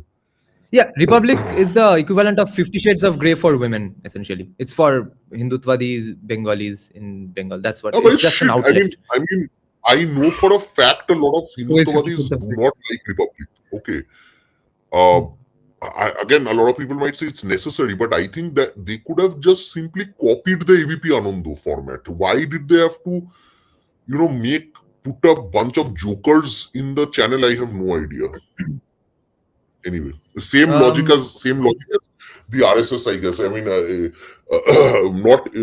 or maybe it's a misconception of what merit is, according to Arnab Goswami. Because in my opinion, the promotion of journalists should be done based on their ethics and journalistic attributes, not on how long. No. I mean, the perception. See. You're an ex-journalist student, right? Journalism student. So you have to understand one thing. It is like a Ravish Kumar. A Ravish Kumar we know that he's a paid guy. But he does not do what Arnab Goswami does, right? I mean, weirdly, he appears more credible than Arnab Goswami, although he is not. And that's an important decision. Shuman De is a paid guy. I don't know, allegedly. We are not saying anything here. But Shuman De, everyone knows Shuman De is Choti Chata. But is Shuman De, who is more credible at this point? Shontupan or a Shuman De? Or a Moyuk Ranjan Ghosh or Shuman De? Not just because they're leftist. It's the body language. It's the mannerisms. Yeah. Yes. It is the consumption pattern at the end of the day. Yes. I know at least one absolutely far left guy who was hired by Republic Bangla, and good for Republic Bangla. And I have known the guy not personally ever, but he has been in my friend list since 2010-11 because he is a bassist. And he still plays the bass guitar really well today. Even today, he sings really well. He came from a Bangla rock background. And now, with all the nice money he has earned, he has bought himself a nice 7-string or 8-string guitar as well, plays heavy metal riffs and stuff, and has also started his own YouTube channel discussing politics and stuff. He has probably left his job. So Republic was hiring some people, at least based on competency, but I think it's just their business model that they have to act this way when they become the... He's the guy who came up with... maybe he's the guy who came up with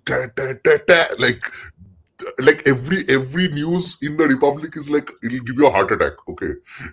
So it was designed. Maybe he's the guy who designed that music. Anyway. So the guy I'm talking about is the one who got abused by Kobir Shuman. Okay, remember that incident? The Republic guy called him up. Kobir Shuman gave all the galis to him. And meanwhile, he worships Che Guevara all day. And he's working for Republic. So gali khana pada Kobir Shuman se. He probably worships Kobir Shuman himself.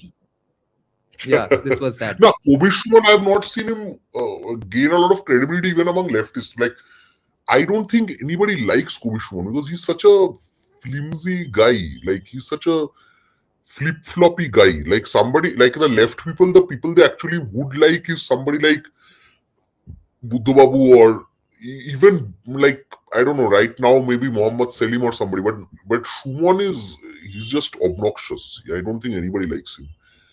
Anyway. Yeah, because he disappointed all the CPM supporters who were into leftism by joining Trinamool. He disappointed the Trinamool supporters by quitting Trinamool or not doing anything for Trinamool after becoming an MP. Oh, Anything for Trinamool, if you know what I mean. TMC took him on as like TMC needed some guy who appeared to be educated, so they put him in that. Okay, but matlab, TMC ka definition of education is also weird. It's like BJP's definition of education. At least, no, actually, I would say TMC knows a bit more about education than BJP. Actually, that's saying a It lot. does. Anyway, It continue. does. Yeah. So, see, after all, anybody who is big on ground presence, etc., not ground presence, ground level awareness or activism. Ground level activism is just a little better version of the I have four Muslim friends fallacy. Okay, you might have four Muslim friends who are really secular as fuck and invite you to Eid. That does not change the history of the Mughal Empire. So in the same way, I have now some ground experience and I have talked to people on the ground and I have some realizations of my own, no matter how fallacious they are.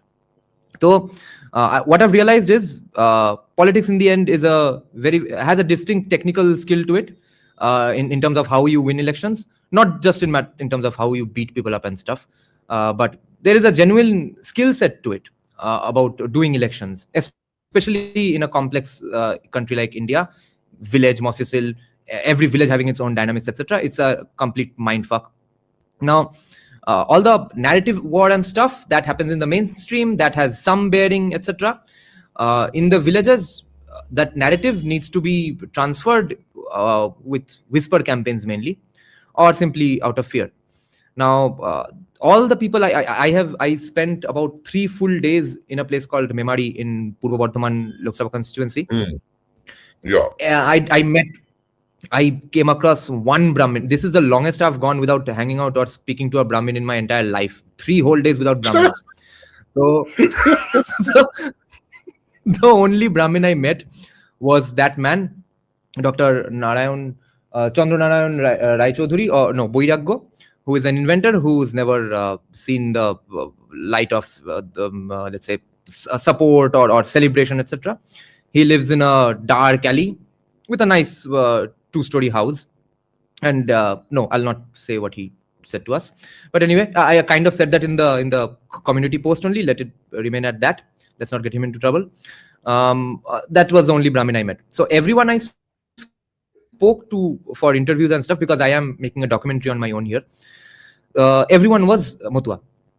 So even the Motuas who are hardcore BJP supporters, when I shoved the camera into their faces, they obviously admitted that the Lokhir Bhandar is a huge benefit for them. And I forgot to ask them whether they know that BJP will also do it or not. I forgot because at that point I was simply taking random interviews. I had not even decided that I'll make a documentary out of it at that point. So I did not think of a narrative and stuff. I thought, okay, jo question dimag mein aaya, spontaneous podcast, etc. I should have asked them. Now I met some other families who are Motuas, who are Trinamool supporters. Now, what they need to feel, there are 2-3 things going on in the minds of a villager in Bengal today before going out and voting for BJP. Some people are just decided on it because they are Motuas. They are aware of why they had to come to India and stuff. There is a huge section of that among Motuas. Let's not forget that. The section which let's say overlaps with the other Hindu beneficiary classes, that's what we are right now going to talk about. Some of those families are saying that yes, my child has to go away to some other city. Yes, the school is bad. Yes, the road in front of my house is in a dilapidated condition. Yes, the bridge in front of my house was destroyed about 8 years back. It has not been renovated. But the Lokhir Bhandar is really nice. And all that stuff, okay? Now, here's the genius of Trinamool's whisper campaigns forever and after, learning from the CPIM. Keep it vague as possible. So all they said was, the problem with voting for BJP will be that they'll do all this NRC stuff, So I was as polite as I could. I was talking to an elderly person. He was in his mid-50s probably. And he said, the BJP is going to do all sorts of NRC kind of stuff, also create all sorts of problems with that. So I asked, what problems? What stuff? He said, all this stuff. All this stuff. এই যে ঝামেলাগুলো করছে, So I was not obviously going to have a debate on him in the middle of an interview. So I just wanted to dig deeper. And then he said, Lokhir Bhandar is great. And BJP is not going to give that. There, I at least pushed once. I said, okay, you are sure BJP is not going to do Lokhir Bhandar? He said, no, BJP is not going to give Lokhir Bhandar. And it's a village adjacent to a very BJP-leaning village.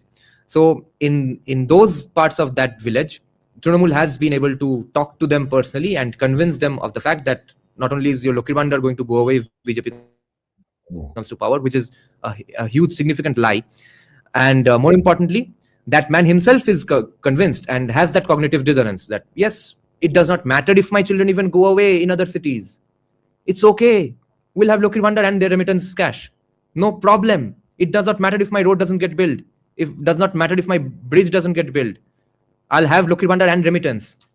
Now, to reach them, there needs to be a lot more ground presence, which will be my next question. Now, with that ground level thing, Academic Man actually has a great point that that ground level presence this time might not matter. Trinamool did have ground level presence to some degree, but that was mainly actual Naxals. Now, here people, at least BJP does need ground level presence, but to be fair to BJP here, about 350 BJP party workers have been killed since they have become a strong voice in West Bengal. Which other party has lost 350 party workers? And after that, who is going to go and do stuff? Explain to them to that degree. Okay, you still think, no, I'm now going to convince you. There's a risk to doing that, because after all, you are already doing a bunch of other stuff in other villages. There's another village to capture by having these conversations. There are limitations to the bravery. And there are some villages where it's won just by giving out random out-of-pocket party pocket money right before the elections. They are not official schemes and stuff. Just here's 5,000 rupees, 10,000 rupees for the entire village. Have a meal or two, vote for us tomorrow. That's just it. There are the dirt poor sections. Now, okay, now tell me, what about the ground level presence? Then I'll come back to another question. See, the TMC did not have any similar kind of ground level presence. Even that BJP jitna bhi hai, TMC had nothing of that sort back in 2011. Okay. Now, the CPIM Sangathan, if you will, was pretty much there in like every nook and cranny of West Bengal. Okay, every para, every block, every whatever. Now, what also happened was that there was a chance that, the CPIM, some of the ground level cadres actually also flipped. But this was not so likely to happen as much as it was that the people were pissed. So what I'm trying to say is, let's say the section of the CPIMs cadred themselves were like, okay, let's fuck up. But they did not like, but even then that section would not have been as much as the TMC. What I'm actually trying to say is, let's say in an area in 2010, you had 100 CPIM workers, maybe 20 of them flipped and 80 of them stayed. And those 20 kind of helped the TMC tacitly or whatever. In the TMC's era, it's easier to flip out of 100, it's easier to flip 50 or 60 of them, because if you recall, if you understand the structure of the TMC, it is heavily divided into factions. The left also had factions, but not this visible. Okay. And I believe that there is a section of the TMC that wants the TMC to go. And that section will also be helping the BJP, not because of their love for BJP, but simply because they have been promised some kind of benefits. They will be promised some kind of benefits in the end. Now, coming to your four Muslim friends thing that you are doing with me, that, okay, yes, you did meet a few people, and that is probably a legit concern. That is definitely a legit concern that, okay, if they don't get, if a section of West Bengal Hindus still believe that there is no, that BJP coming will not give them Lokhir Bhandar, then Of course, the BJP, that's why they are working on a Sankalpa Patra. I don't know what they will do. They have to highlight their stuff more on social media, because it is not possible for the BJP to deploy people on the ground in a state where there are open murders. It is just not possible. Or, in my opinion, the problem with what they tried to do in 2021 should not be repeated. What they should do is, they should basically deal with TMC leaders and work.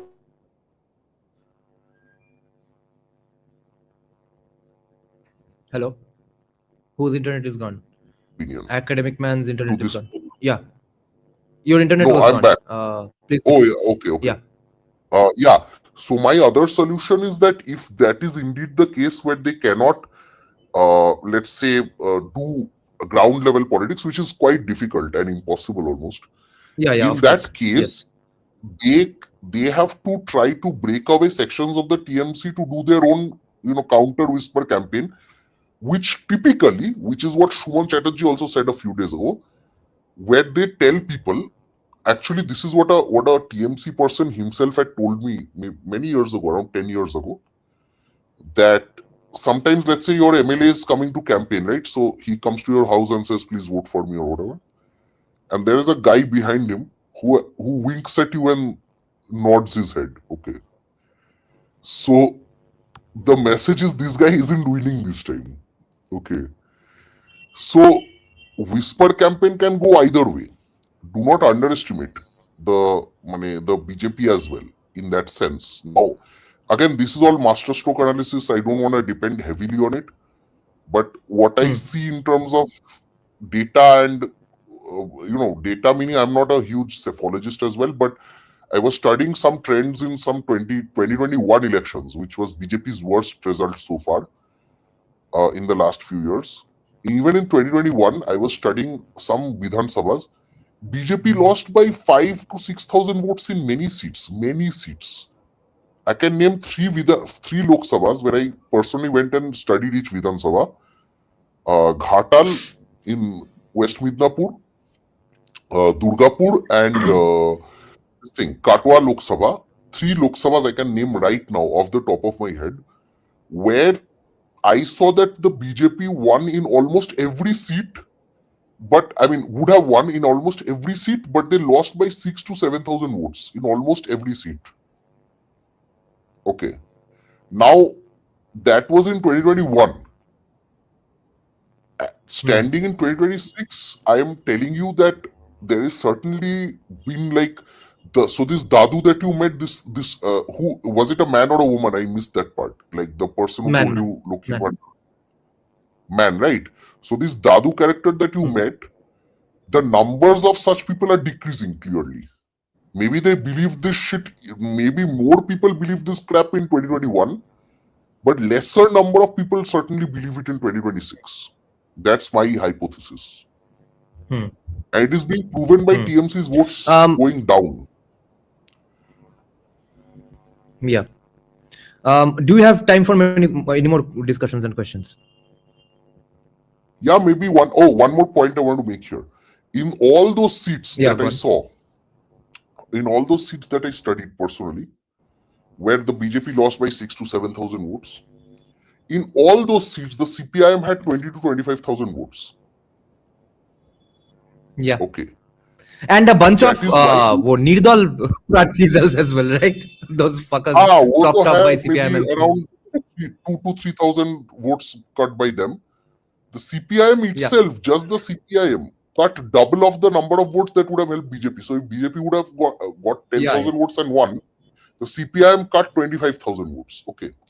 Now, what I'm trying to tell you is, these are not people who are beneficiaries. These are not people who vote for Lokhir Bhandar. Then they would have directly voted for TMC. Why would they vote for CPIM? Even back in 2021, when CPIM was practically zero. Right, exactly. That section, even if half of those people, now that's a big claim, half of those people, but I am telling you, there's a reason that they made Shomik Bhattacharya the president in the state. Right, right. Very true. half of Very those correct. people, even if they come to the BJP, and some TMC people will also, some TMC Hindus will also come, more TMC Hindus will have come. That in itself means BJP will get at least, I don't know, for 40 to 50 seats more than compared to 2021, just by some shifting of the votes. So Okay. that is my point. Yeah. Okay. I have two specific questions, and before that, I would just like to point out one small story about how people turn into hardcore BJP supporters, because uh, the BJP support base in West Bengal, the majority of it is not from BJP, historically BJP families, right? Otherwise, BJP would not have gotten like 0 seats and 2 seats for all these years. The majority, the Yeah. overwhelming majority of BJP supporters are former CPM supporters or Trinamool supporters, just like the country. Yeah. Yeah. So, therefore, a lot of people who do become BJP supporters is with the hopes of them also becoming corruption beneficiaries of BJP, which when BJP doesn't come to power or is not doing, even though they are in the center, they get pissed off with them. Just a few days back, I was talking to a very, very staunch Hindutvadi guy, okay, goes to all the processions and stuff. He was pissed off as fuck with the BJP for not going out of their way and hire him illegally for any central government job, just like Trinamool does. Okay, he's saying, why isn't BJP as corrupt as Trinamool? Okay, then why should we be a part of BJP and stuff? So there are people like that who have become BJP supporters. They are officially BJP supporters today. So, but their intentions are of this way. Some have become, some turn into BJP supporters or leaders and stuff in smaller levels. And I know of some names at the high levels as well who went back to Trinamool just because they wanted the cut money out of different contracts and stuff. Then they saw that, they were not being able to do that, went back to Trinamool. Now, by the way, I met another guy recently. He was saying, this is important in this beneficiary class discussion, because he said that he was telling me why Trinamool will do really well, even though he is a staunch Hindutvadi. He was saying that, see, an example of Trinamool's strong beneficiary class is that he was one day roaming about on his bike at about 10:30, 11 in the night in South Kolkata. All his bike papers were outdated. I don't know why he was doing that, riding a bike that way, maybe just to have this discussion that he ended up having with the police. He did not have a license. He did not have a helmet. And he was on his phone on one hand, and with the other hand, he was driving his bike. Now, the police stops him. Kolkata police stops him, says that that's a 10,000 rupee fine. Then, allegedly, first they asked him for the 10,000 rupees. He said, I don't have any money with me right now. Then they say, okay, we can settle it for 2,000 rupees, come on the side, etc. He said, I don't have 2,000 rupees as well. I don't have any money with me. I can't give you anything. Then they start chit-chatting because they are bored and know probably they aren't getting any money out of this guy. So what do? He just casually says, I do Trinamool. And he says, okay, what do you do for Trinamool? He says, I do hafta vasuli, I beat people up, I help Trinamool to empty those tenants from flats and stuff. Isse guzara ho jata hai. So then the police says, why don't you do any actual job? Then he said, where are actual jobs? There are no jobs to do. That's why I do this. I'm having a nice time. Then they say that, no, but you see, we have gotten so much benefit out of being close to Trinamool. See, this officer, all of them got hired by the local MLA. If you still can't get a job by doing Trinamool, it means you don't want to work really. You don't have the work ethic. So he said that, how much do you earn? I earn more than you doing this. Why should I bother? So at that point, the police officer simply patted his back and said, okay, go. So that's the strength of even the identity of being a beneficiary class of Trinamool. You just accuse yourself of being a Trinamool Gunda and you get away with this. Okay, what a masterstroke from that guy. But here's the thing: how many people will do what that guy did? Right? How many people? See, here's the thing: if that guy got away just because he said I am TMC, most people don't have that luxury, right? Most people like us won't have that luxury. Like us won't be able to say that. Most people will actually end up paying that tola or whatever they do corrupt. Yeah. And they will hate the TMC for it.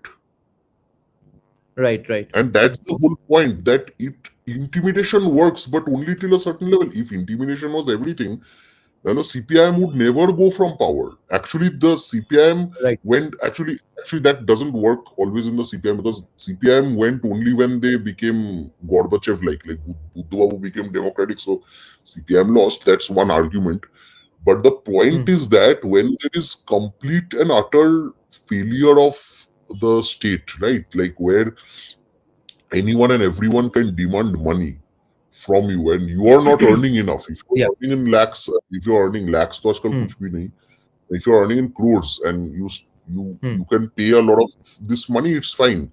But if you're earning in the thousands, you're just a Swiggy wala or something like that, and you basically have to sell half a kidney to earn your living, then you can't afford to pay so much bribes and everything, and then what, at the end of the day you are fucked, right? So majority of the people are pissed off. That anti-incumbency is pretty evident. If you go any place, any section of the city or villages, you will see that. Now your point is that okay, jitna mil raha hai utna bhi chala jayega BJP se. That is the only fear that I believe the BJP has to allay. But I also believe Can they? that I think maybe they won't be that successful in that mission. Like if somebody vehemently believes that True. BJP coming means end of Lokhir Bhandar and therefore TMC is better, that person is clearly beyond, I think, a reproach. But, so like I said, it's not just a strategy to win away with TMC voters. TMC voters are being weaned away by Bangladesh and SSC and all that, because remember the SSC scam means that basically whoever sold their lands to get a job for SSC in any time, they are also pissed off, and their families and their extended family. So they supported the TMC till 2024 when they thought that the TMC could keep their jobs intact, but now they can't. It's gone, completely gone from the Supreme Court. So that section of the beneficiaries are moving away. That was another big section of beneficiaries back in 2021 who helped TMC, by the way. Now, if you come to the other people who are, let's say, voted for TMC till 2024 because the BJP was weak and stuff, then a lot of those people will have been weaned away also by the Abhaya case a few maybe, not a lot, but certainly Bangladesh has shown a lot of things which clearly wasn't there before 2024. Okay, number 3. So these are two things. Then the other point being that I think the BJP's target is also that the CPIM vote. The CPIM vote is the new target of the BJP, which is why you will not see Shomik Bhattacharya abusing the CPM so much. Shomik Bhattacharya goes on every podcast, praises CPM leaders. Why do you think that is the case? Yes. Yeah. Because the CPIM holds the key. If you think about it, the CPIM holds the key to the victory of the BJP. It is no longer a lot of the TMC voters. It is the anti-TMC CPIM voter who probably hated the BJP, Modi, Amit Shah, Shubhendu Adhikari, but can be weaned away by a Shomik Bhattacharya, or just, they're politically aware, so they can hear the Bangladesh thing and they're like, oh, damn, like, no matter who it is, let's vote for BJP this time. So, the Bangladesh thing did not simply affect the TMC Hindus. The Bangladesh thing definitely also affected the CPIM's Hindus. A lot of whom, might I add, are Bangladesh. Yes. Yeah. A lot. I would say a lot of CPIM vote will transfer to the BJP this time. I do agree with that. Now, I have a huge newfound respect for the middle castes and lower castes and middle classes and lower classes who are not beneficiaries of Trinamool even today, or maybe their mothers or fathers are, but after all, who are still riding the Swiggy and Ola Uber bikes and Rapido bikes, because they are obviously not that educated. A lot of them are educated and have had to come into this job. But even the guys who were educated enough to do other stuff, and the guys who were not educated in the first place to do other stuff, are still riding those bikes around. That's pretty grueling hard work. the barrier to entry might not be that high enough for you to demand 40,000 rupees as a minimum salary, but it's still hard work. It's still honest days of work. And the more I realize let's say the vastness of the beneficiary class, the more I gain respect for these people who are still out of this beneficiary frame. My God, what does it take for you to not become a Trinamool beneficiary these days? Even then, you are going around riding a bike from morning till night. That I wouldn't credit them on their moral high-handedness always. It is Absolutely. It's not a moral thing. They just fell behind in the line. Yeah, it's just a question of whether you were close enough to the right people at the right time. And that's what I'm also saying, that there is if there are 100 people in an area on a street, maybe only 10 of them are beneficiaries of the TMC, 90 of them are not. So that is the huge problem with this kind of a economy, which is actually in decline, by the way. Every aspect of Bengal's economy is in decline. So even Tolabaji, from where you get a lot of the money, Tolabaji korbi kotha theke? I mean, for that you need Ki tulbi. money. Tola means tola something. You have nothing left to pick up. The New York unions, the mafia unions, they ran because New York was a very successful commercial city where crores of people went for jobs and businesses and stuff. Where is that in Calcutta anymore? Where is that left? Syndicate থেকে কত লোক income করছে? And imagine if you do earn your money and then ultimately you have to pay some tola to a guy. How much do you think you love the party that empowered him? Especially, right. You remember that guy, that cinema theater owner who was mentioned in Deepda's 2021 book? He said that yes, every state has some sort of hafta vasuli. CPM used to do hafta vasuli. This is the fucking first time I'm having to pay tola to 3 different people from the same party in 3 weeks. There's no coordination in between them. That's the core problem. Why exactly the biggest issue here? That there is no structure in the party. I think that is another aspect that appeals to them, that BJP is a more structured party. I don't think they think about it that much, but it's definitely like, isse to chutkara milega, or at least I'll get a bit better job so that I can afford more tola. Like, if the economy is better, I can give more money or whatever. I'll have more savings. So that kind of a thing. Right. So anyway, I'll leave now. It's been a while. Okay. I had one last question though. Yeah, I have 2 last questions. Go over them quickly. Last question will be on SIR. How effective do you think it is? Second last question is, since you spoke about the factional wars in between Trinamool, what about the factional rivalries amongst BJP in every fucking nook and cranny? Everywhere there are 50 lobbies, there are 50 power centers. Itna decentralization, bhai, koi libertarian bhi nahi chahega. Jitna decentralization hai in BJP in the ground. Do you think that's going to be managed, or will, let's say, person X, which we have been fearing from day one, if Shubhendu is announced to be the CM face, other lobbies go and try to fuck him up, even if Shubhendu doesn't want it, even if the other dadas don't want it. In the same way, everywhere, if let's say you become the MLA candidate and 2 other guys who are wanting to be MLA candidate, they don't get the candidacy, will their guys go and vote for Trinamool, join for Trinamool, or sabotage you internally? Yeah, that's very much a reality, which is why they're not going to announce a CM face. And yes, forget the TSC face. I'm talking about just every level. MLA level, block level, every. Yeah. That is Ram Bharosa at this point. I honestly, are you saying that will go on? That will continue because of the lack of resources. No, best this is not Maharashtra, or this is not Gujarat, where the people don't depend on illegal sources. But the problem here is not that factionalism will destroy everything. The problem is that sometimes political actors are limited when the people want change. Like when the people genuinely exactly, that's only my only hope here. Majority of people are with a certain political party. No matter what, they're like, oh my god, let's just get it over with. Okay, I can't take this anymore. That kind of thing.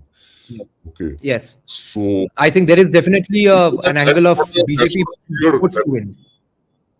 No, I'm telling you, that's not I'll be honest, that's not a clear-cut answer to your question, but I can feel it. There are some things that can be felt, like with the Biden thing, right? When I predicted to you that Trump would be back, and you were like, how? Okay, and I told you that Americans can't take this stuff anymore. Like, they can't take the transgender and the LGBTQ thing, and then they can't even take the inflation on top of that. They just can't take it. Plus, they're putting in Mexicans everywhere. They just can't take it. So they flipped. I told you that was visible. The anger in America was visible to me sitting in Calcutta. Okay, that anger is visible to me right now. It's even at a much higher level than 2021. Okay, এবার দেখতে হবে যে 2021 there was no anger, there was just pro Modi there hype. was nothing There was no close to anger this. as There was some anger, but nothing close to what it is now. It's like real. It's like can't take it anymore kind of anger. Like, just finish it. Okay. So last question quickly. How effective will SIR be? SIR may not have the intended effect when it comes to SIR. SIR might have an intended effect elsewhere. That is my I know.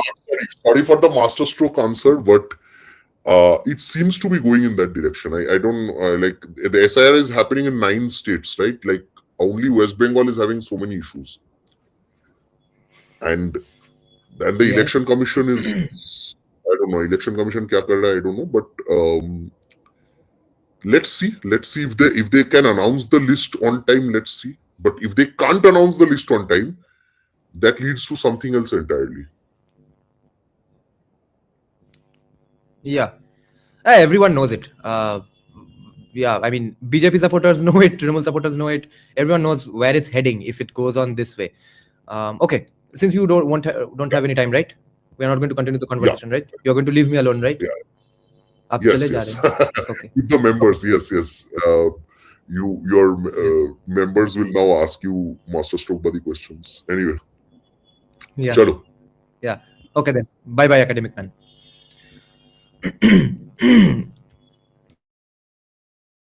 Rishabh, I'll explain. I have a more conspiratorial brain.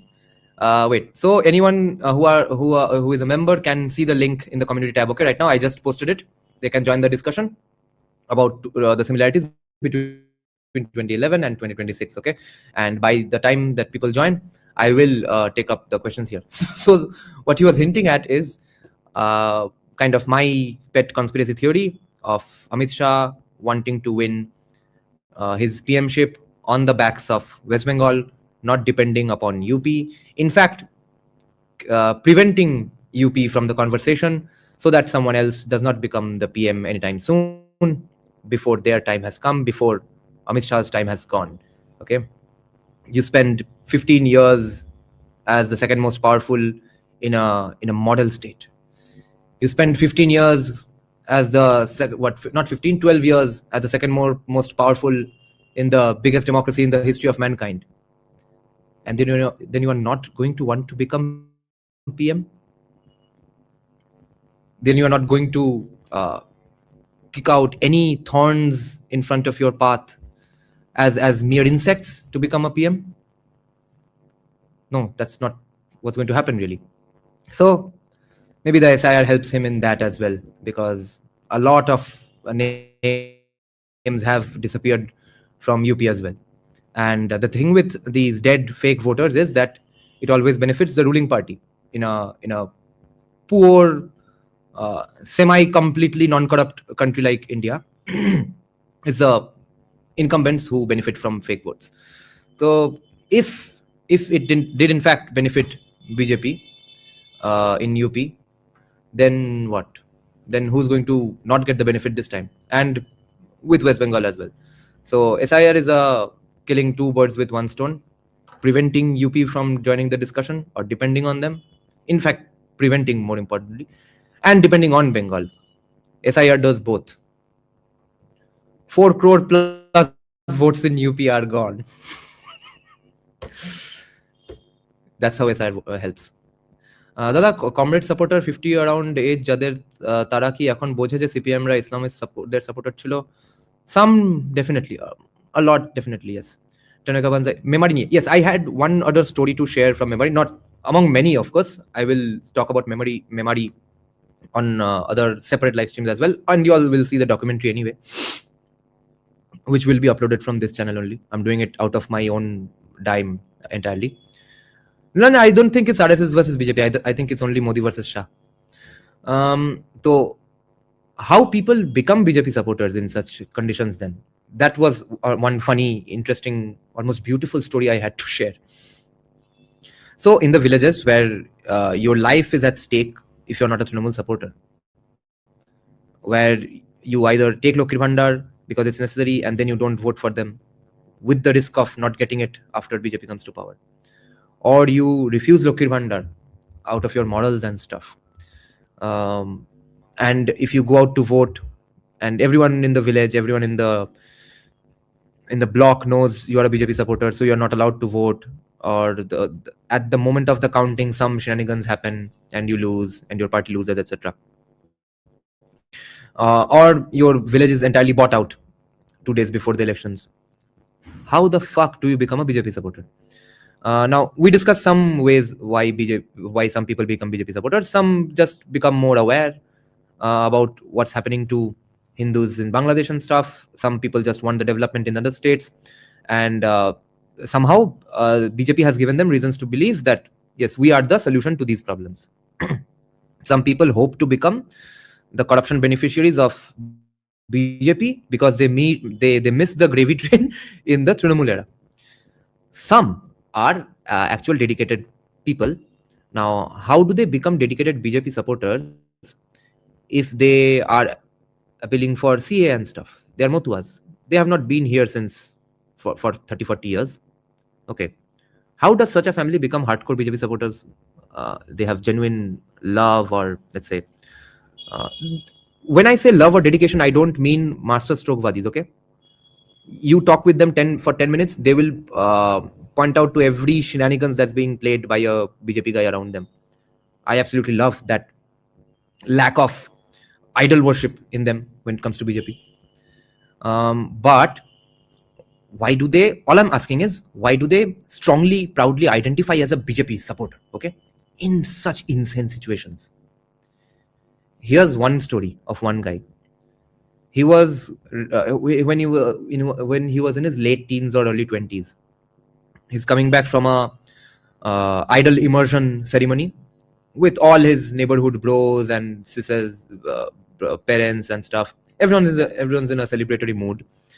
Some of them are probably drunk, but it's mainly a very high adrenaline situation. Everyone's dancing loudly with gigantic music systems and stuff, and they don't follow politics all that much. They don't know Jai Sri Ram is a political slogan of BJP.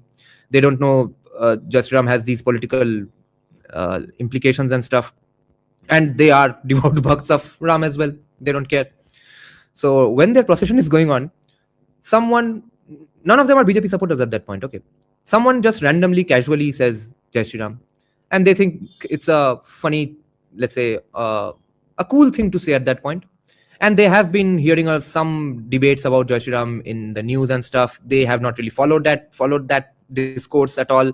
So just to come across as cool and funny, everyone chants Jai Sri Ram. 2 days later, they get called up in the local party office because apparently when their procession was going on, some Trinamool big leader, maybe councillor or panchayat leader and stuff, their cars were passing by and they heard the Jai Sri Ram slogans, and these guys were not aware that some Trinamool guys is passing them by. They had no fucking clue. So they get called to the party office to apologize for chanting Jai Shri Ram, and they say, what? Why? So the Trinamool guys allege that no, y'all gave that Jai Shri Ram slogan just to disrespect me when I was passing you guys by. And then they say, what? No, we didn't see you. We were randomly chanting Jai Shri Ram. We weren't even looking at the road. We were dancing our lungs out and our brains out. How the fuck would we know you were there? Then the Trinamool guys insist that no, you have to apologize for chanting Jai Shri Ram in front of me. And if possible, you have to make a video and stuff saying that, yes, we were wrong to do that. Our Dada here from Trinamool is a great guy. We love working for him, under him, or he's doing great things for us. Otherwise, you are just BJP supporters. And then they say once more that, no, we are not going to apologize. We said Jai Shri Ram just because it's a religious slogan. And we were in a goddamn religious procession. It had nothing to do with you. Then they say, no, then you are a BJP supporter, right? Then you are a BJP supporter. At that point, those guys' mind get fucked. And then they decide at that moment, yes, we are BJP supporters. Their identity gets stamped in their brains like this. So when they utter that sentence in their minds, yes, I'm a BJP supporter right now, they don't give a shit about Narendra Modi, Amit Shah. They have not heard of Deen Dayal Upadhyay, Shyama Prasad Mukherjee. They just know they are being attacked for being something allegedly. And it all checks the boxes. If you are being alleged to have, let's say, 4 legs or 2 legs and 2 hands and 1 nose, and then you notice that, yes, I do have 1 nose, 2 legs and 2 hands, and you are being called, hey, you are a human. How dare you be a human and have 2 legs and 2 hands and 1 nose? And then you notice, holy shit, I have 1 nose, 2 legs and 2 hands. I am a human. I'm proud to be a human now. That's what has happened with many such guys. And I was talking to another such family who became BJP supporter this way. They were saying they got offered 20 lakh rupees to leave BJP and come to Trinamool, and all they have to do would have to do, okay, not do any work and stuff. All they would have to do is just come to the party office one day, make a video, and say that, see, my the party I was in, I was mistaken to join that party. It's a very vile party. I'm now very gladly joining Trinamool, and it's a really great party.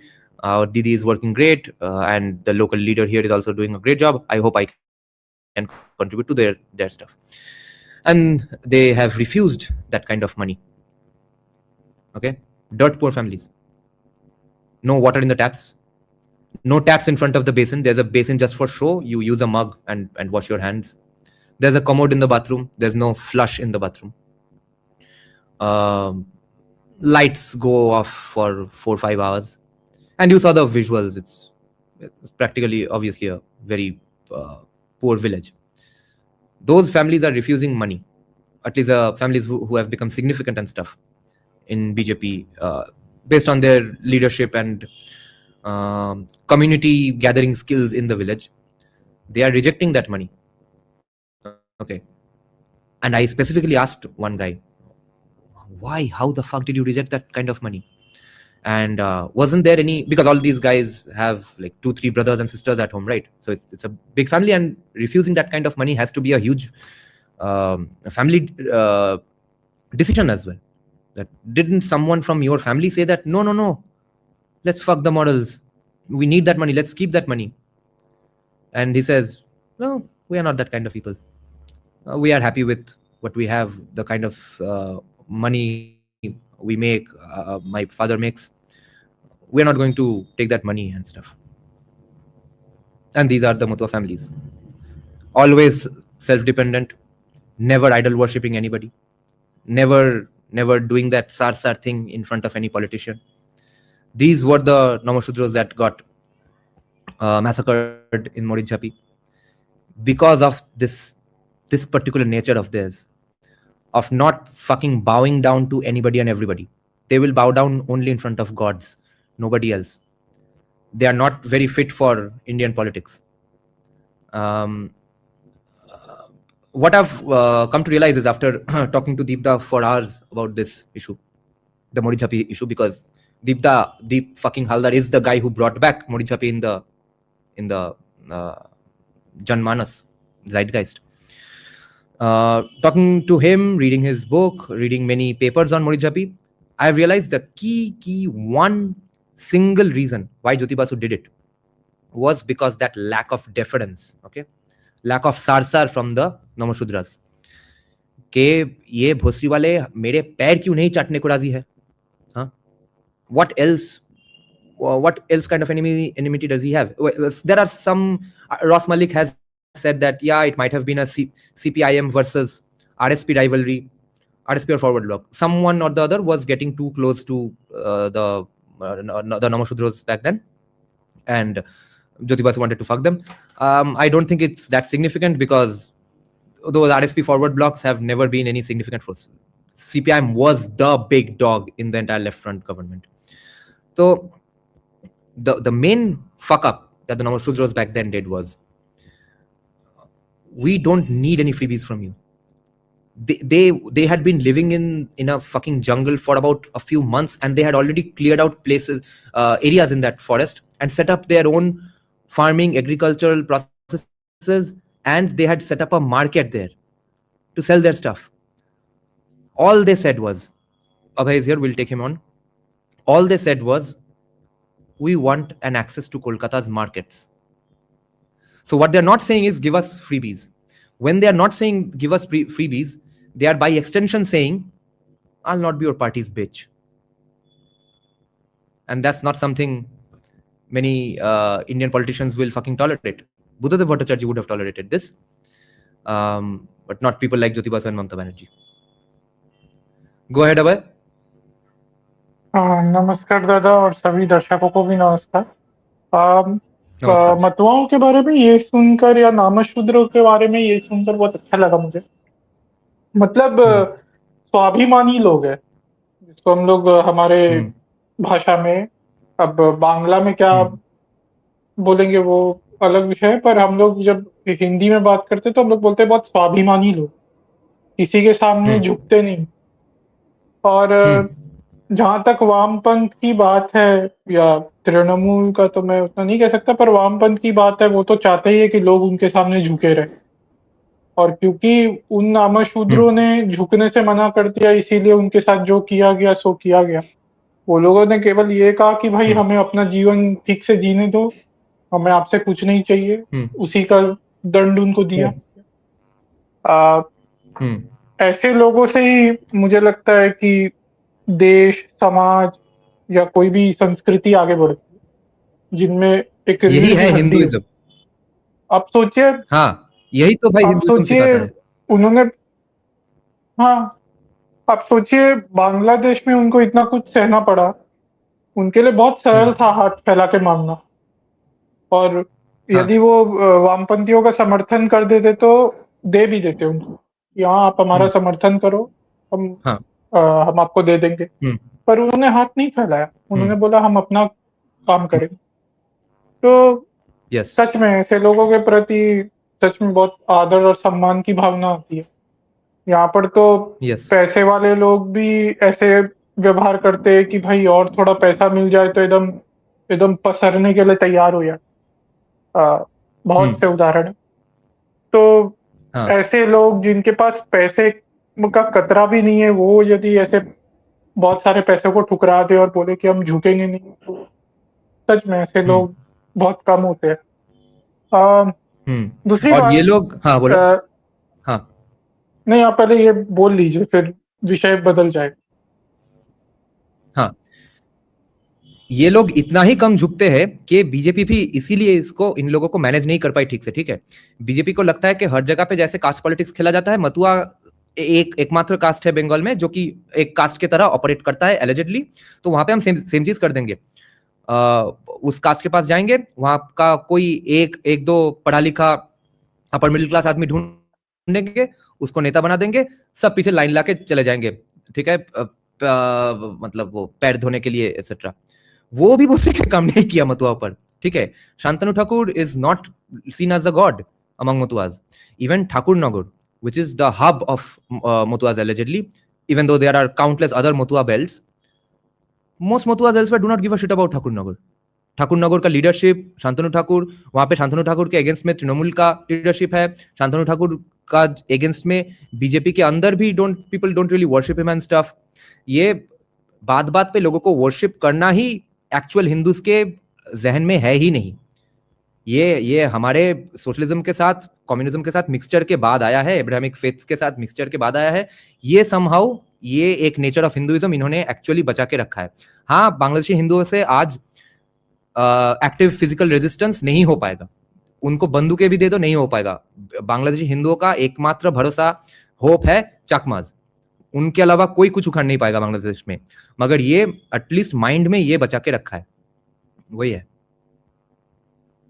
नहीं, मुझे ये भी लगता है ना कि बांग्लादेश में उनको ऐसे भी कुछ मिलने वाला नहीं। जैसे वहां पर कोई हिंदुओं को फोकट का कुछ देने वाला नहीं है, और देगा तो फिर वो दल रह नहीं पाएगा वहां सत्ता में। तो वहां पर हिंदुओं के पास फिर एक ही विकल्प बचता है, जो करना अपने दम पर करना है, चाहे जीवन बिताना है, अपना खर्च चलाना है, कुछ भी करना है। तो संभवतः जो बांग्लादेश में हिंदू है उनमें वो सोशलिज्म का कीड़ा नहीं घुसा, जो भारतीय राजनीति ने या भारतीय शिक्षा व्यवस्था ने हमारे भारत के हिंदुओं में घुसाया है, या कह सकते हैं घुसेड़ा है, घुसा है। दूसरा विषय मैं कह रहा था, ये जो आपकी कॉन्स्पिरेटोरियल थ्योरी या कॉन्स्पिरेसी थ्योरी चल रही है कि यूपी में कुछ कुछ किया जाने का प्रयास है। देखिए, इसमें कुछ बात तो मुझे लग रहा है आपकी सत्य हो सकती है, पर इसका प्रभाव बहुत भयंकर पड़ेगा, क्योंकि मुझे लगता है कि यूपी में यदि योगी जी की जो मुख्यमंत्री का पद है वो गया तो हिंदुत्व गया। मैं ये सीधा कह रहा हूँ। फिर हिंदुत्व की राजनीति का अस्तित्व नहीं बचेगा, क्योंकि हम देख रहे हैं कि भाजपा जातिवादी राजनीति की ओर वैसे भी घुस जा रही है। उनकी नीतियां जातिवादी या डीईआई वाली नीतियां हैं कि महिलाओं के पक्ष में नियम बनाओ, आप विशेष जाति के पक्ष में नियम बजाओ, यूजीसी लाओ। और वो लोग, ये कास्ट खाली यूजीसी की बात नहीं है, ये सब इन्होंने अब स्पोर्ट्स का जो इनका मिनिस्ट्री चल रहा है उसमें कोच जो है उसमें भी जात।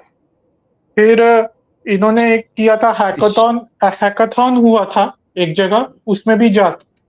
फिर अभी आपने ये भी सुना होगा कि नीट में जो कट ऑफ तय हुआ है उसमें -40 तय हुआ है SC ST OBC के लिए, -40। तो कुछ लोग ऐसा कह रहे थे कि आप SC ST OBC से है तो आप केवल परीक्षा में जाकर बैठ जाइए, कुछ कीजिए मत, आपका प्रवेश ऐसे ही हो जाएगा। वही तो है महाविद्यालयों में शून्य अच्छा है ना, -40 से।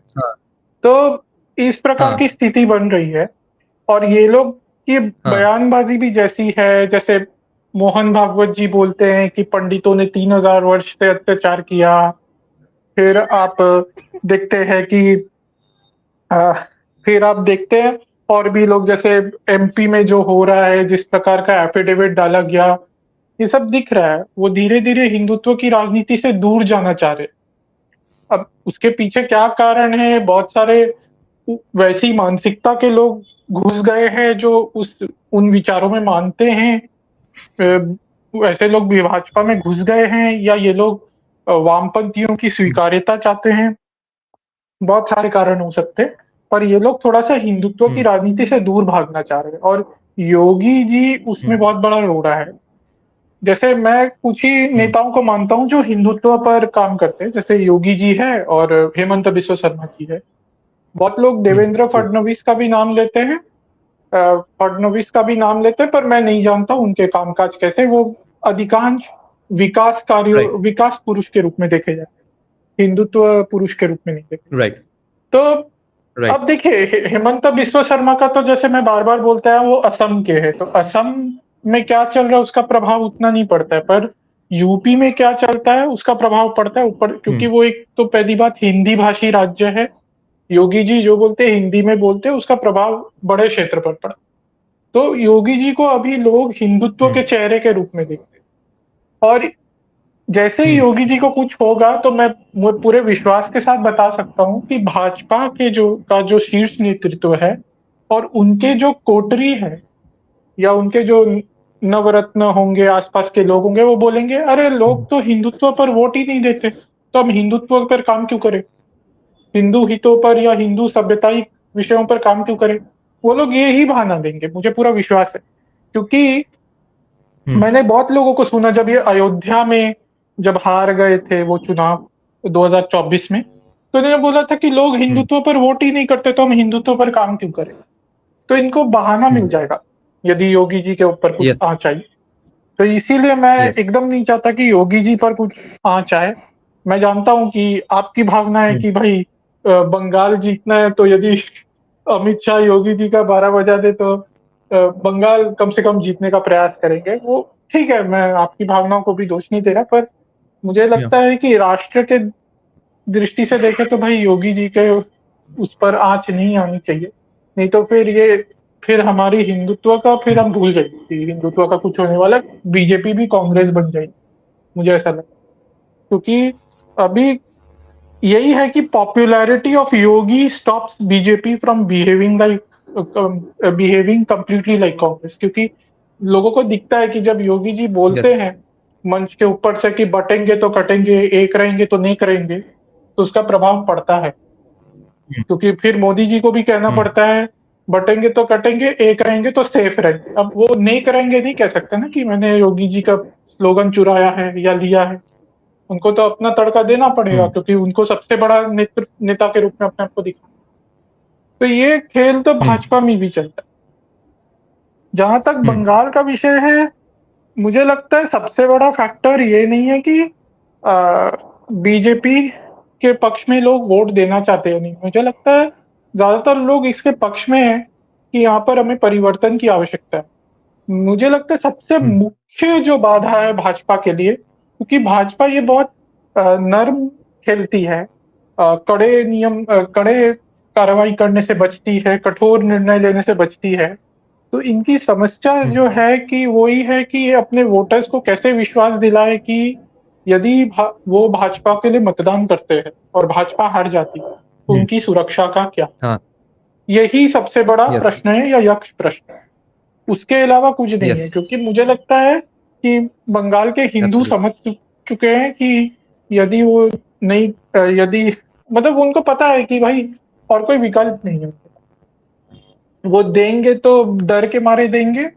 और वो जो बेनिफिशियरी क्लास है, जो बहुत बात हो रही है कि अभी जो वर्तमान काल में जो सत्ता में है, उन उनसे लाभ जिनको मिल रहा है, उनकी संख्या घटती जा रही है।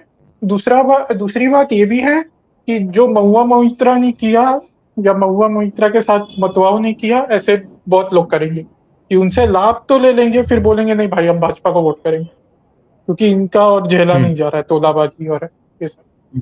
वो बोलेंगे ठीक है भाई Yes. मेरा अपना लाभ चले जाए, पर थोड़ा यदि सड़क वड़क ठीक हो जाए, सुरक्षा अच्छी हो जाए, पुलिस अच्छी हो जाए, हमारी बहन बेटी सुरक्षित रहे, तो वो हम भाई थोड़ा बहुत हमारा करप्शन हाथ से निकल जाए झेल लेंगे। क्योंकि at the end of the day गांव में बंगाल में, जैसे हम यूपी को लेकर तो बोलते हैं कि नारी सुरक्षा इतना बड़ा विषय है, पर बंगाल में बेटी की सुरक्षा या नारी की सुरक्षा कितना बड़ा विषय है यदि हम गांव में जाकर देखें। तो मुझे लगता है वो भी एक बहुत बड़ा विषय है। आपकी यदि बात हुई हो वहां के लोगों से, तो संभवतः आपने यदि पूछा हो कि आप लोग को अपनी बेटी ओटियों की सुरक्षा के लिए क्या लगता है, आप क्या सोचते हो उस विषय में, आपको बहुत डर लगता है कि आपकी बेटी को कभी भी उठा लिया जाएगा, ऐसा कुछ, तो संभवतः वो उनके मन में होगा। ये सब बातों को लेकर लोग थोड़े संवेदनशील होते हैं। और एक बात है कि अभी एसआईआर की हियरिंग चल रही है, तो मैं देख रहा हूँ मैं गया था क्योंकि हमारे घर से भी एक हियरिंग के लिए नोटिस आया। तो मैं देख रहा था कि किन किन को नोटिस ज्यादातर दिया गया। मैंने देखा कि ज्यादातर लोगों को जिनको नोटिस इशू हुआ है एसआईआर के अंतर्गत, वो मंडल थे। ठीक है, सब मंडल और कुछ लोग ऐसे थे, एक व्यक्ति जो यूपी बिहार साइड का था, हम लोग तो मारवाड़ी लोग हैं, तो ऐसे लोग अधिक थे। अब वो मैंने अपने इलाके में देखा, तो अब दूसरे इलाकों में क्या हुआ है, किनका नाम उठा है, मैं पूरे उससे नहीं बता सकता, पर मुझे लगता है कि लोअर कास्ट हिंदूज का नाम ज्यादा उठा है, क्योंकि उनको वो डॉक्यूमेंटेशन कैसे रखना है, क्या दिखाना है क्या नहीं Right. दिखाना है, उनको उसकी जानकारी उतनी है नहीं, जागरूकता है नहीं। Right. तो मुझे लगता है इसीलिए भी उनका नाम अधिक आया है मेरे क्षेत्र में। अब दूसरे जगहों में क्या स्थिति है वो तो दूसरों से पता चलेगा। तो मुझे तो ये दिख रहा है। अब एसआईआर का क्या प्रभाव पड़ेगा, क्योंकि देखिए अभी कोर्ट ने भी कुछ निर्णय दिया है कि जो पार्टी के सदस्य है वो सहयोग कर सकते हैं किसी व्यक्ति को यदि उसको अपने कागज पत्र जमा देने हैं चैलेंज करने के लिए कि मेरा नाम क्यों नहीं आया। तो पहले वो पार्टी के प्रतिनिधियों को वो अनुमति नहीं थी, पर अब कोर्ट ने उनको अनुमति दी है और कोर्ट ने हमारे डीजीपी को ये दिशा निर्देश दिया है कि आप सुनिश्चित करें कि किसी प्रकार की हिंसा या किसी प्रकार की क्या बोल सकते हैं मारपीट ना हो। अब आप जान सकते हैं कि डीजीपी क्या करेंगे और कैसे करेंगे, अब समझ लीजिए।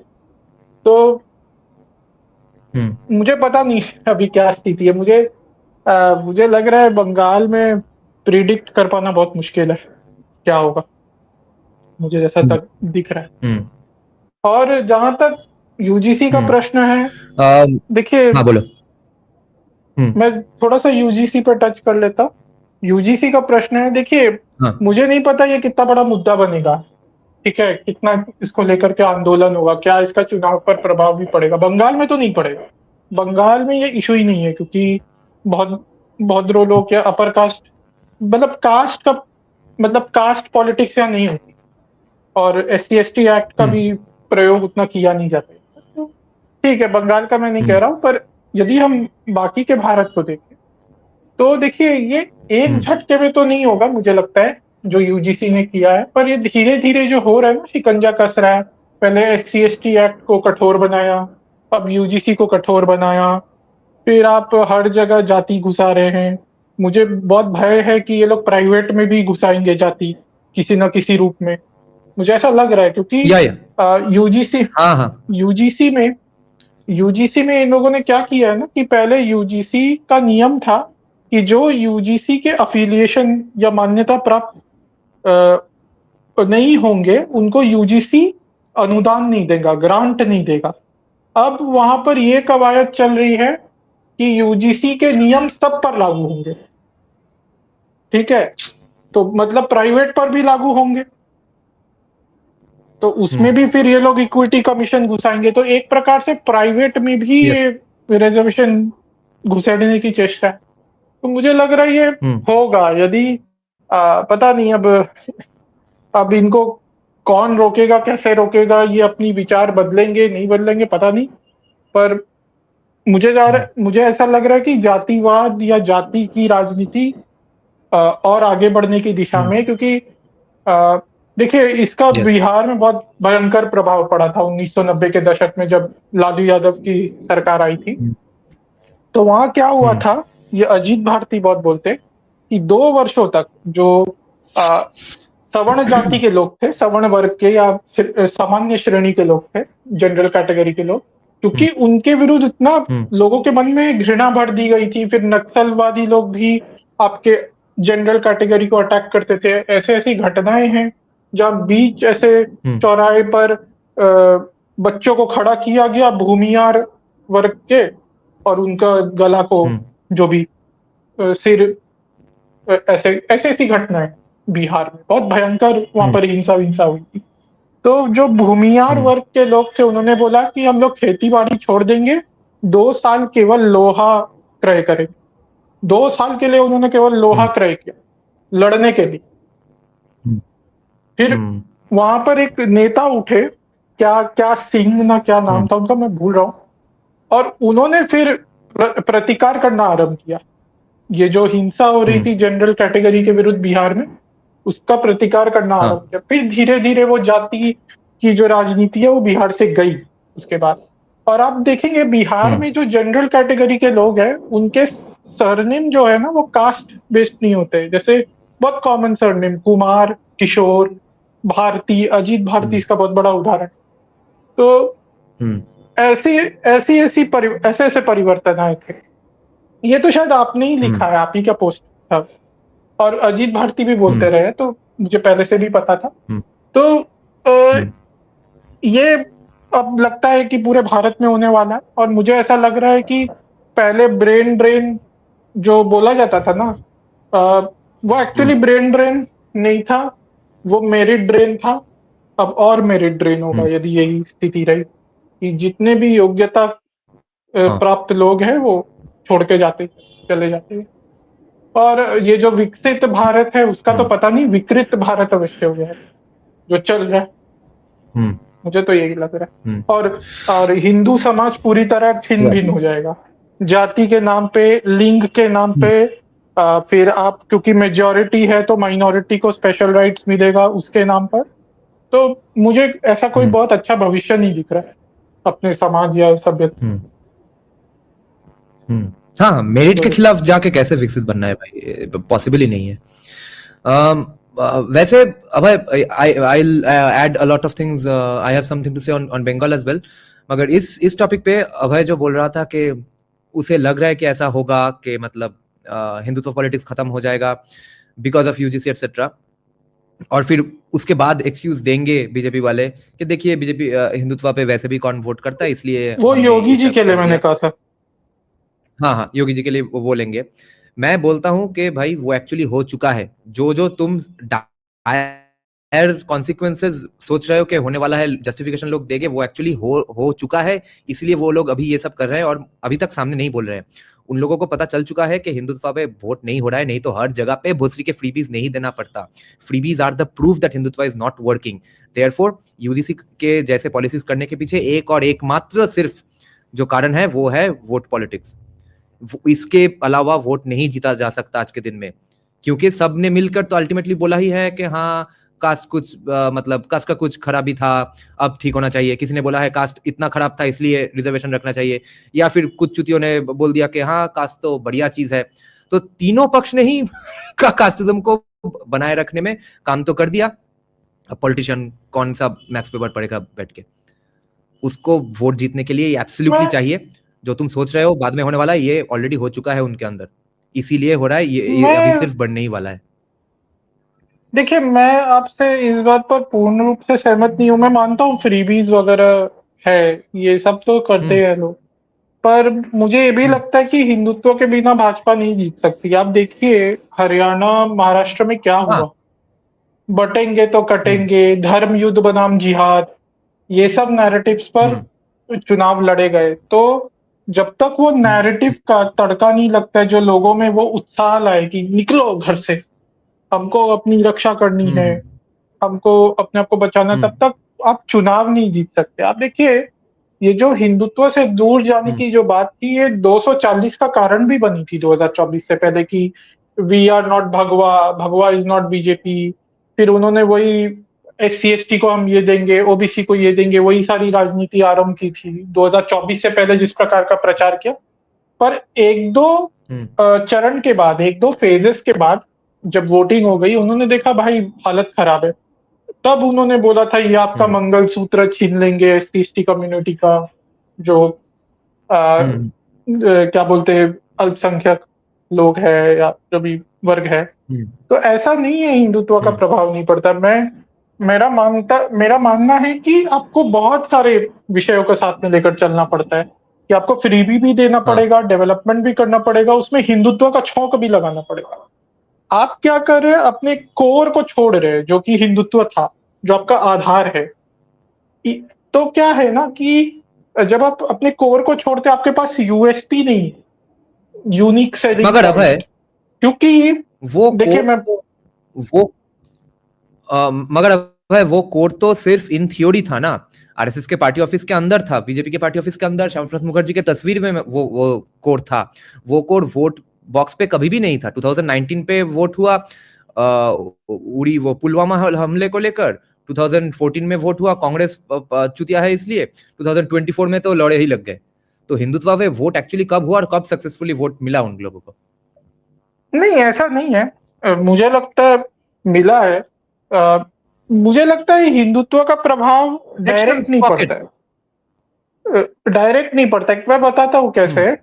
कि देखिए यूनिक सेलिंग पॉइंट मैंने क्यों बोला, क्योंकि देखिए कोई दलित या कोई OBC आपको क्यों वोट देगा बीजेपी को? यदि उनको कोई एडवांटेज चाहिए, यदि हम यूपी की बात करें तो वो समाजवादी पार्टी को देगा, राइट? या आपके और सब जगह में कोई दलित पार्टी को दे देगा, वो आपको क्यों देगा?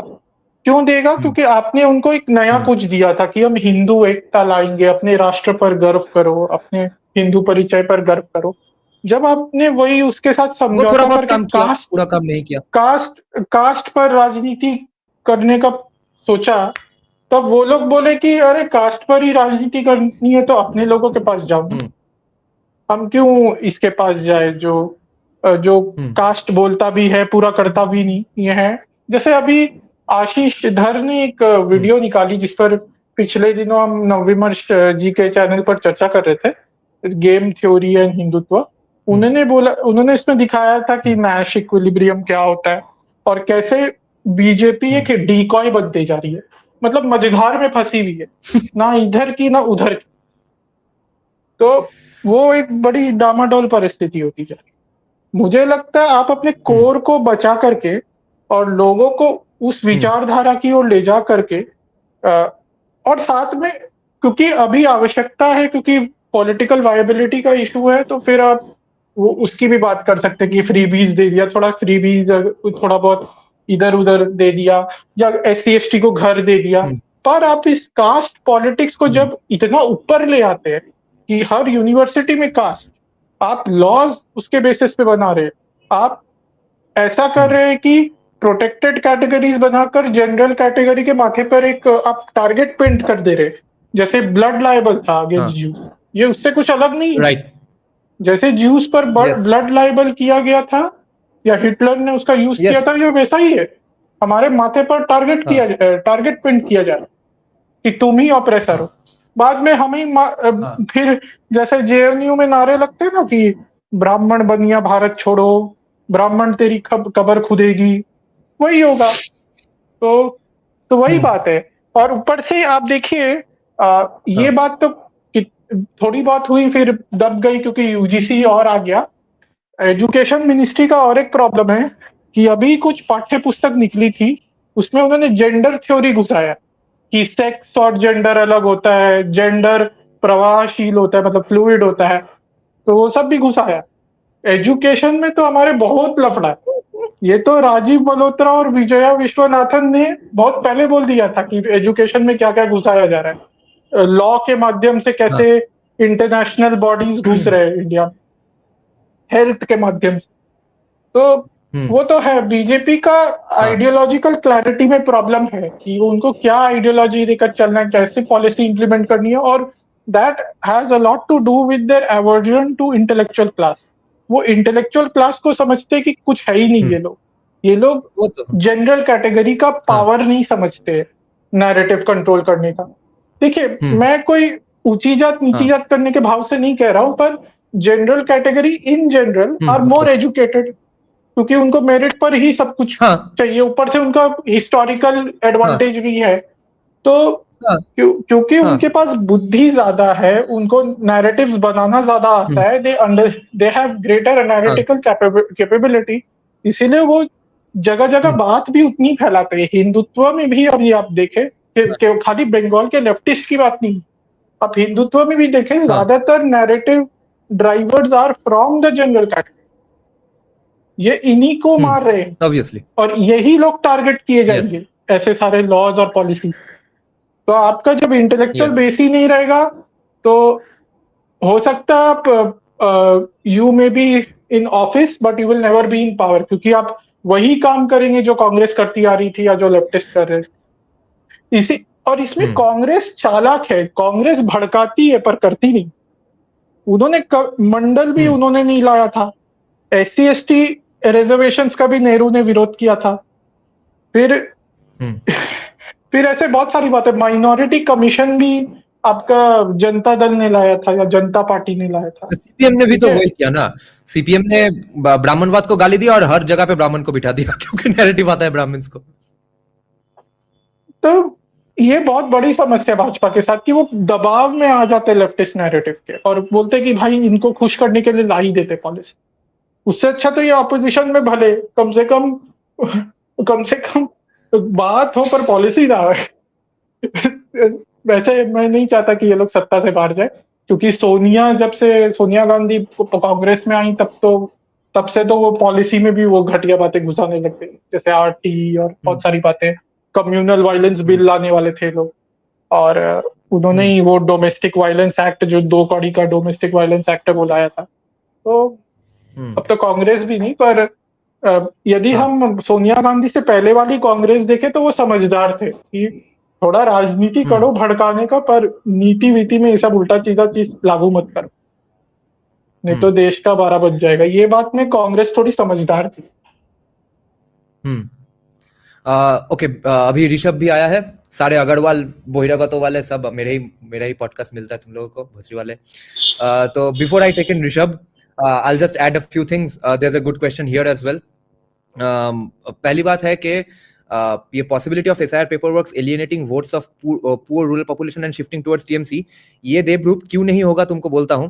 What this will do is prevent a few potential TMC people into converting to BJP. वो bleeding तृणमूल बंद कर पाया है with the SIR narrative. जिन लोगों का दिमाग ऑलरेडी घूम चुका था बीजेपी के प्रति, उनका वोट वापस तृणमूल में नहीं जाएगा, इसलिए, सिर्फ इसलिए क्योंकि I don't know if you saw my debate with the Navavimarsh guy. I uploaded it in a separate Bengali video as well. It was a Bengali versus Bihari debate. Okay, there I was pointing out that since West Bengal's all its violence is based on political parties and not based on gender, caste or this sect, that sect, etc.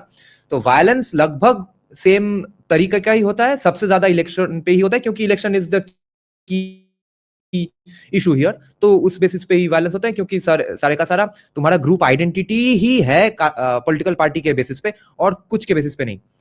Therefore villages में क्या है, maximum लोग issues पे vote नहीं करेंगे। एक issue है लखीर भंडार, जो कि खुद का इशू है, मगर वैसे नैरेटिव वगैरह ज्यादातर गांव के लोगों तक नहीं पहुंचता है। उनके लिए ये पूरी तरह से आइडेंटिटी का ही बैटल है, not Hindu identity, not caste identity. I am a BJP supporter और I am a Trinamool supporter identity. अब तृणमूल सपोर्टर आइडेंटिटी का बेसिस है करप्शन। यस, मुझे ऐसे फालतू का पैसा मिलता है, मैंने ड्यूक 200 खरीद लिया वगैरह, मगर वो पार्ट ऑफ उसका आइडेंटिटी है। इन लोगों का आइडेंटिटी है कि नहीं, मैं विरोधी राजनीति करता हूं, प्राउडली करता हूं, मार भी खाता हूं, मगर फिर भी करता हूं, यही मेरा प्राइड होने का आइडेंटिटी है। अब इस आइडेंटिटी वर्सेस आइडेंटिटी के बीच में ना कोई ज्यादा पॉलिसी नैरेटिव घुसेगा, ना ये भोसरी के एसआईआर का डिस्कोर्स घुसेगा। वो एक एडवांटेज है और डिसएडवांटेज भी। Like one thing, if a lot of BJP leaders are doing it, I don't know if all of them are doing it, but this will help BJP, I think. Okay, if, and some are probably saying this to their party workers on the ground, the most groundest of the ground party workers, that do not wait for CRPF. That horseshit is again peddled by right-wing intellectuals sitting in the center and stuff. CRPF कुछ नहीं करने वाली है, आ भी गई तो वो तुम भूल जाओ. I know some people are saying this. I don't know if most are saying it. If most starts saying this, it will come to some benefit because people will at least stop having that false vote. ये तुमको लड़ाई करके ही लेना है election, और कुछ उपाय नहीं है. तुम्हारे ऊपर अटैक होगा, तुमको उससे बचना है, इसके लिए तुम्हारा शरीर चाहिए. You'll have to bleed for this. कोई उपाय नहीं है यहाँ पे. जब ये दिमाग में घुस जाएगा, उसके बाद कुछ डायरेक्शन हो सकता है. उसके बाद तुमको लग सकता है छोड़ो भाई, चलते हैं, नहीं तृणमूली करते हैं, नहीं तो you'll properly want to be or work towards making sure that BJP comes to power. मगर ये बोलना जरूरी है कि भूल जाओ CRPF, आके भी कुछ उखाड़ नहीं लेगी तुम्हारे पक्ष में. And the other funny factor is that the other example, before we take in Rishabh now, in the context of Muthua's not having that yes sir worship mentality for anybody and everybody, I was hanging out with a lot of Muthua kids, okay, in their 20s, and hanging around with people who are like pretty well educated and senior BJP guys and stuff, and they are talking to that guy like he's their fucking bro. Okay, and दादा तो वैसे भी बोलते हैं, मगर वो दादा actual दादा है, ऐसे ही बातें हो रही है, ठीक है, इंटरप्शंस हो रहे हैं, थोड़ा काउंटर बैंटर हो रहा है, उंगली दिखा के मजे के साथ मजाक में बात हो रहा है कि नहीं दादा आपने तो वो you screwed that up etc. Not politically, some other random stuff. Okay, these sorts of vibes are so healthy for an Indian society, for Indian democracy etc. ये तो चुतिया होता ही नहीं है कभी कहीं पे भी, मगर ये मुतुआस का डिफॉल्ट स्टैंडर्ड है, डिफॉल्ट सेटिंग है उनके दिमाग में कि हाँ आपने मेरे लिए किया है, मैं भी आपके लिए करूंगा. Loyalty ends there. Loyalty does not mean I'll lick your feet. That's the most beautiful observation I've had the opportunity to notice. And जब ये लोग मतलब वो फ्रेंडली बैंटर वैंटर कर रहे हैं, उसमें सिर्फ एक लाइन वो लोग ड्रॉ करते हैं, वो लोग सिगरेट नहीं पीते उनके सामने. तो वो मजा लगा मुझे. बाकी सब कैजुअल बैंटर है भाई. वो मैंने जिंदगी में पहली बार देखा है. Since I have grown up with bootlicking Brahmins Vaidyas casters. पहले सीपीएम के चाटते थे, अब तृणमूल के चाटते हैं. चाटना भी डिग्री तो बड़ा है. वैसे भी सीपीएम का इतना नहीं चाटते थे, और सब तो नहीं चाटते थे. बुद्धदेव भट्टाचार्य के टाइम में तो चाटने का जरूरत इतना ही कम हो गया कि उल्टा उस पे ही फुदकने लगे, और फिर डबल हो गया चाटना. मगर ये चाटना वाटना मुतुआ को आता ही नहीं है. बसरी के आता नहीं है, इसीलिए ज्योति बासु ने मार दिया उन लोगों को. और ये मैं ऋषभ और अभय को भी बोलूंगा कंट्रीब्यूट करने को इस टॉपिक में, कि अगर बीजेपी जीतता है, 10-15 साल रहता है, एक्चुअल हिंदुत्व हमने वैसे भी बोला था बहुत दिनों से ही कि बहुत सारे अलग रीजन से बंगाल में ही एक्चुअल हिंदुत्व निकलेगा. Hindutva what it means and it's full power and force. अब मुतुआ को देखकर लग रहा है कि ये ऐसे भी होने वाला है कि अगर ऐसा बिहेवियर एनकरेज्ड हो सोसाइटी में, जो कि in general we know BJP fosters a little more, और at least is able to foster a little more than every other party. ये कैरेक्टरिस्टिक अगर भाई फॉस्टर हो जाए बंगाल में, और विथ टेक्नोलॉजिकल आर्बिट्राज और इन्वेस्टमेंट्स वगैरह, then we can actually take over other states in our lifetimes probably, and you'll see proper true Hindutva as well from Bengal. But Rishabh, share your thoughts for which you had joined first, and then you can bring this up. Actually, Dada, before that, I'll just say one thing. One of the most stark things that I saw in Mumbai, uska political climate, was मैं वहाँ पे था जब 2024 Lok Sabha elections हो रहा था. There was this one Shiv Sena Uddhav Thackeray का MP candidate, not even MLA or local candidate, was doing like not exactly a road show, more like a door to door. ठीक है, मैं वहाँ पे रास्ते में था and I was seeing him like meet people on the streets के मुझे वोट देना, and हल्का फुल्का जो मैं मराठी समझने लगा था, उसमें I understood a bits of their conversation, and the people on the street, he was saying कि I'm from Shiv Sena. उस समय it was very difficult to decipher कि कौन सा Shiv Sena and everything. So someone just jokingly asked, आप कौन सा Shiv Sena हो, असली या नकली? So he said मैं तो असली शिव सेना हूँ. The guy said अरे अच्छा, तो मतलब आप शिंदे के साथ हो? He was like नहीं असली शिव सेना तो उद्धव का शिव सेना है. So then they were having this banter, and another line that I caught was this guy while he was leaving, he was saying अभी तो फिलहाल उद्धव ठाकरे के साथ हूँ, आगे का देखेंगे क्या होता है. And everyone had a laugh, and then he went to meet and greet other people. I was surprised because I never thought you could be friendly with like a MP level person. I mean, कि इतना little distance of power. That was something, which was very shocking to me. And the whole story that you just said really reminded me of that conversation.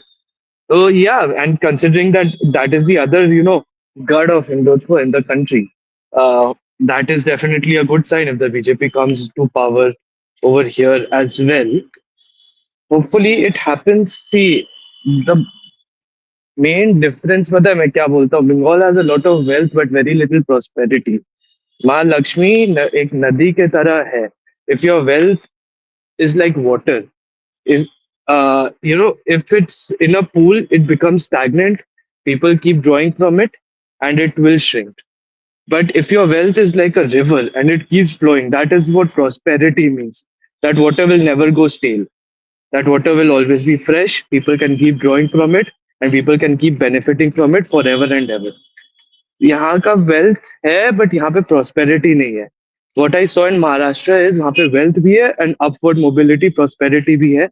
The people who are living in the chawls and the jhuggi jhopris also are earning decent amounts of money.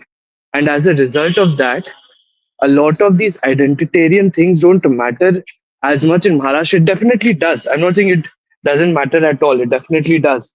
But when it comes down to it, at least in urban Maharashtra, people care much more about, oh, my metro line got delayed by 2 years than, Marathi Manos, nowadays at least. That is something that Bengal is definitely poised for. यहाँ पे identitarian politics, like you said, बहुत कम है. There is, so it is going to be very easy to just turn on the tap of, money flowing into the state, and then you having a system where people vote more on what is my change, what is my delta of my income, of my savings, as opposed to Jat, as opposed to uh, any other Mera Bada Neta Kaun. And that way, even Marathis or Bengalis can similarity hai. Ironically, they're both very iconoclastic in the sense that leaders don't matter as much as the ideology or the benefits that they are gaining. नहीं यहाँ पे दिल्ली में बैठ के everyone was like अरे लाडकी बहना one Maharashtra, लाडकी बहना did not win Maharashtra. What won Maharashtra with Devendra Fadnavis was Uddhav Thackeray going ham on the side of the Muslims. The entire Hindu society in Maharashtra consolidated behind the BJP Eknath Shinde camp, and that is how they won Maharashtra. So this is something that Bengal can easily bridge. This is a gap that Bengal can easily bridge the moment that flow, जो मैं पानी का analogy दिया, वो flow जैसे ही शुरू होगा, Bengal can change within 10 years. So it is definitely, if the people get their heads right and forget about everything. Like I keep telling all of my colleagues who are mainly JU educated BBKs, and I keep telling them, and I think maybe एक या दो को मैं इस बात पे convince कर भी लिया हूँ कि see, here's the thing, what Bengal needs right now is to become relevant nationally again, so that funds keep coming into the state. Right now, funds are not coming into the state. How you become relevant politically? You get both the central parties engaged in Bengal. Okay, you will get to vote in 20 elections in your entire lifetime. Once vote for the BJP, because once the BJP comes into power, the Congress is bound to follow. And next time onwards, if you think that the Congress is the better choice for you, vote for the Congress. But right now, you have to vote tactically. Otherwise, go live in Bangalore. And I think people are agreeing to this chain of thought. They might not still, go when they enter the polling booth, they might not vote for the BJP, but at least they cannot deny the logic of what I've been saying. So, and people realize this, people recognize this. I mean, the downfall of Bengal and Calcutta has been very evident even in our lifetimes. Right? So people have been noticing this. I think it's a good sign. When it comes to the SIR issue, give it 2 months, no one will remember standing in lines.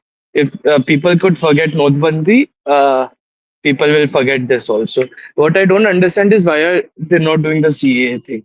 Get the matwas the vote, yaar. That is one thing I'm really not understanding. उसके लिए कोई legal problem नहीं है, कुछ नहीं है. जितना all the narrative will fail the moment they get their votes, ना.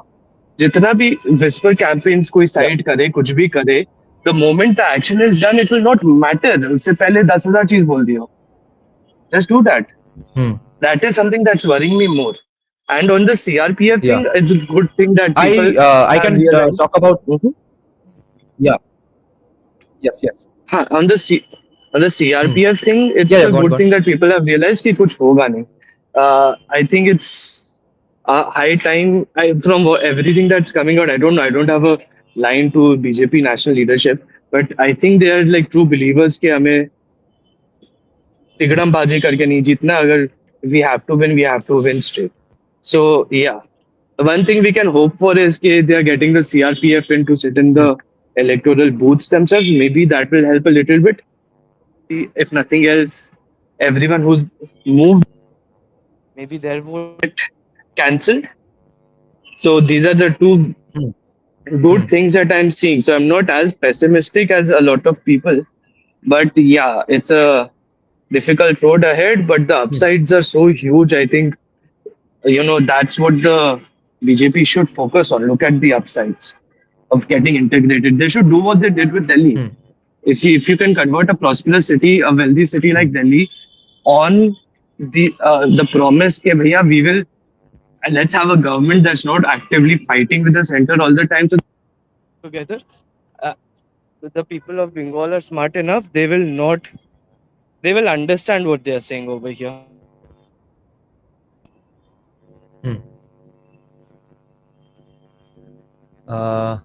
Yeah. Okay. Is Rishabh's line gone or has okay, Rishabh is done. Okay. Before we take in Anand now, I'll just answer this question, and I have a point to make about CA as well. I was mainly there in Memari by talking to Deepta Shoda. You all know him from one of my podcasts. He appears on different news channels as a BJP spokesperson as well. Very educated guy, works in a huge top position in Accenture, and is a ground level leader in Memari as well. And wait, what's going on? Who's calling me? Wait, I'm getting a call. What? On WhatsApp? What the fuck? Wait, this is so distracting. Sorry guys. Yeah. So If it's he has unknown been number, conducting CA never camps. pick up.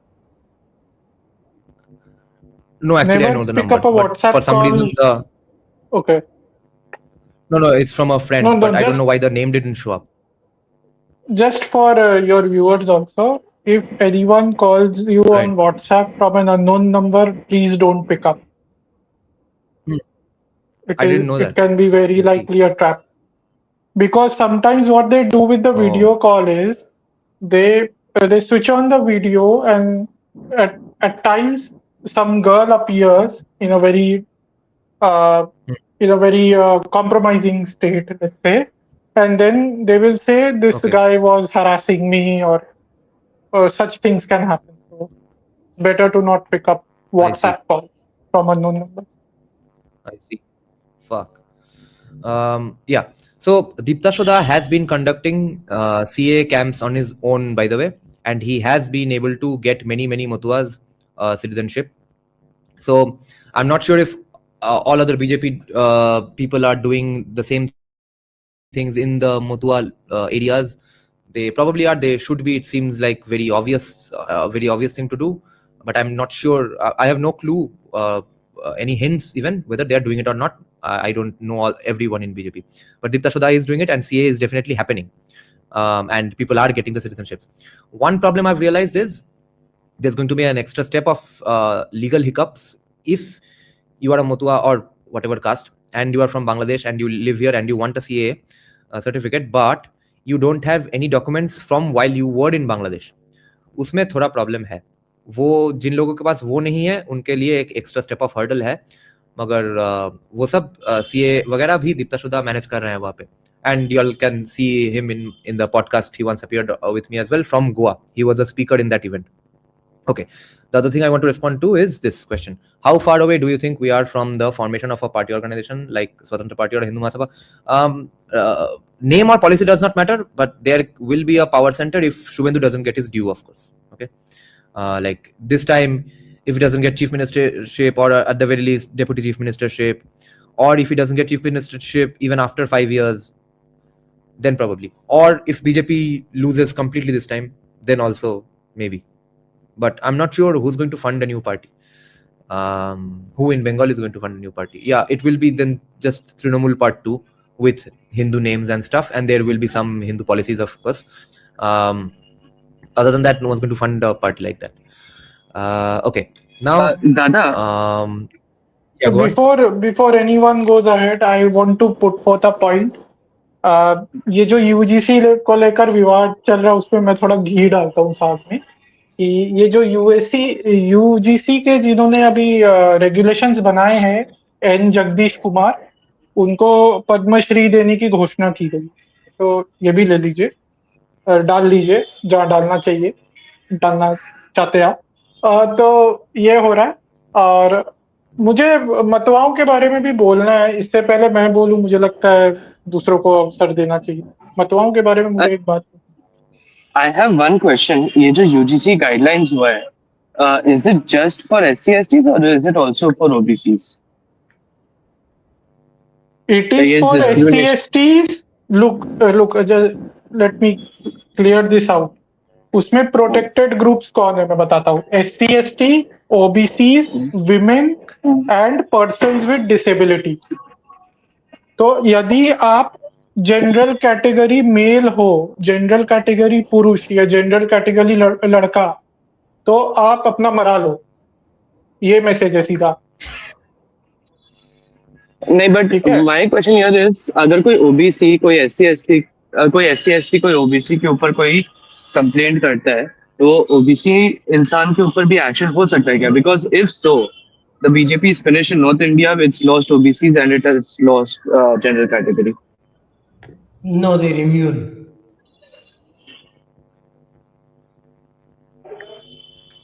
Yeah, I don't know what they're doing with this. क्या I सोच के क्या think है? I think, क्योंकि मैं बताता हूँ, I think complaints लिए जाएंगे, पर क्या है कि वो उसका इफेक्ट कुछ नहीं होगा, क्योंकि OBCs are also protected category. तो आप क्या किसको किसके विरुद्ध क्या मानेंगे? क्योंकि आप SC/ST अट्रॉसिटीज एक्ट में भी देखें, जो सबसे ज्यादा केसेस होते हैं SC/ST अट्रॉसिटीज एक्ट में, लगभग 91 या 91 नहीं, 81, 81 to 84% ऑफ केसेस ओबीसीज पर होते हैं, और बहुत सारे बाकी के मुस्लिम्स पे होते हैं। जनरल कैटेगरी पे केस ही नहीं होता, पर यहाँ पर जनरल कैटेगरी के माथे पर चिन्ह बना है। अरे तो क्योंकि इतना पब्लिक सेक्टर दो यूनिवर्सिटीज में कौड़ी का- जनरल कैटेगरी घुसती कहाँ है? तब तो अब प्राइवेट में जाते हैं, होगा भी कैसे? IITs में भी आप देखिए, अगर पब्लिक सेक्टर भी बोलिए तो उसमें जनरल कैटेगरी ज्यादा रहते हैं, पर वो रिजर्वेशन की बात होगी तो उसमें ओबीसीज और SC/STs को भी रिप्रेजेंटेशन मिलता हो।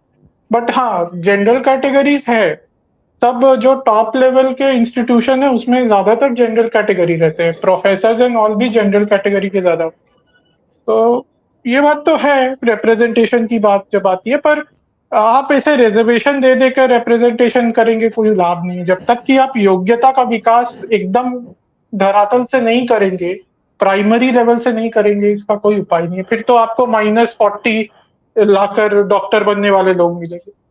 आप करा लेना ऐसे लोगों से अपना इलाज, वो क्या ही सर्जरी करेगा।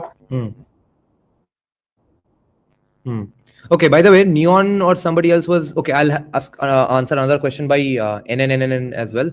Neon was saying an interesting thing that के उसके बाद बोलेंगे कि देखिए क्यों आप USA जा रहे हैं, ब्रेन ड्रेन हो जाएगा। मगर Neon उसके बाद कुछ वो सनातन AC टेम्परेचरिस्ट बोलेंगे कि सिंस ये लोग NRI है, देयरफॉर देखो कितना खराब काम कर दिया उन्होंने, अपना रूट्स छोड़ दिया, दे चोज मनी ओवर एवरीथिंग। हाँ, देश छोड़ दिया, मातृभूमि छोड़ दिया भोसरी वालों ने।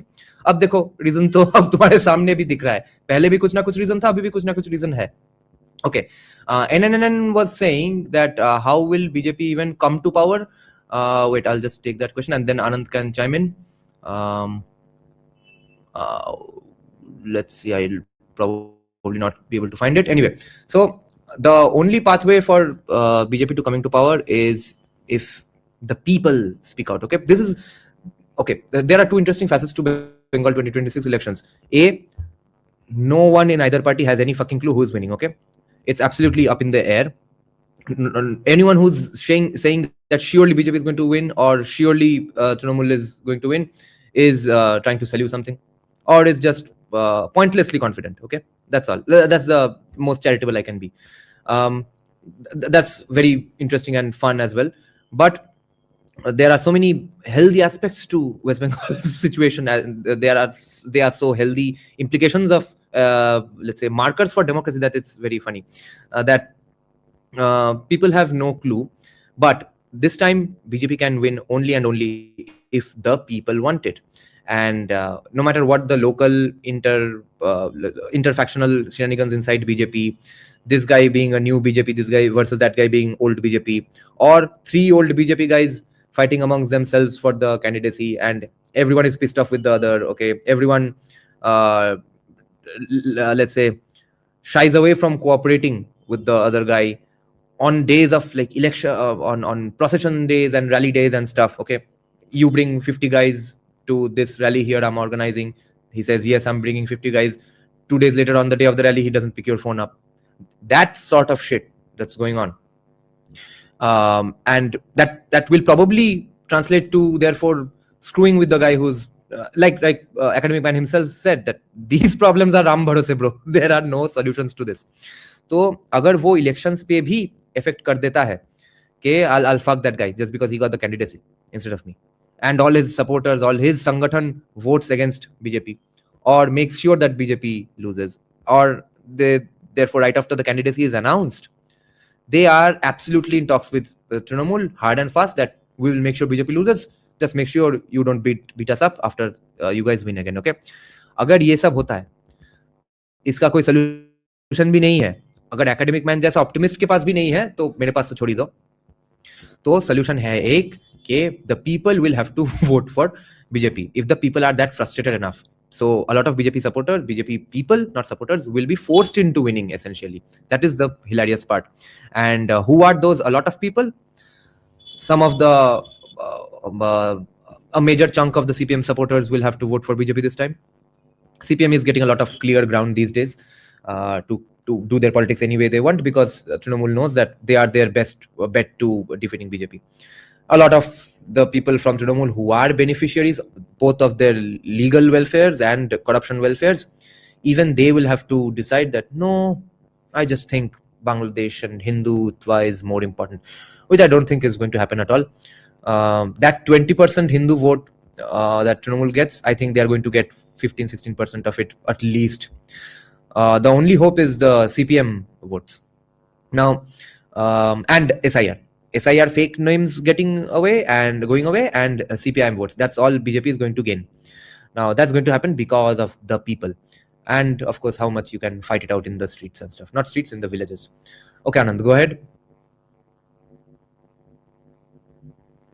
Just a question first before I go on to my comment. Are you in a bathroom?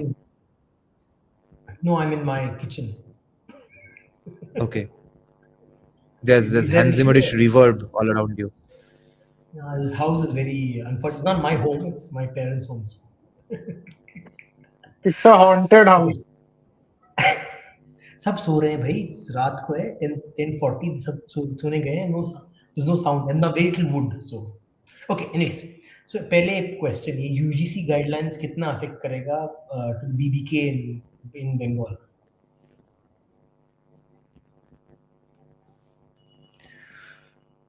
Repeat the question. This UGC guidelines, how much will affect the BBK in Bengal? They don't care. They don't even know about it. Oh, good. Thank God. Because it's going to affect in other states significantly. No, okay. Then second part. Let me see. Let me put my headphones on. Maybe that might help. Hold on.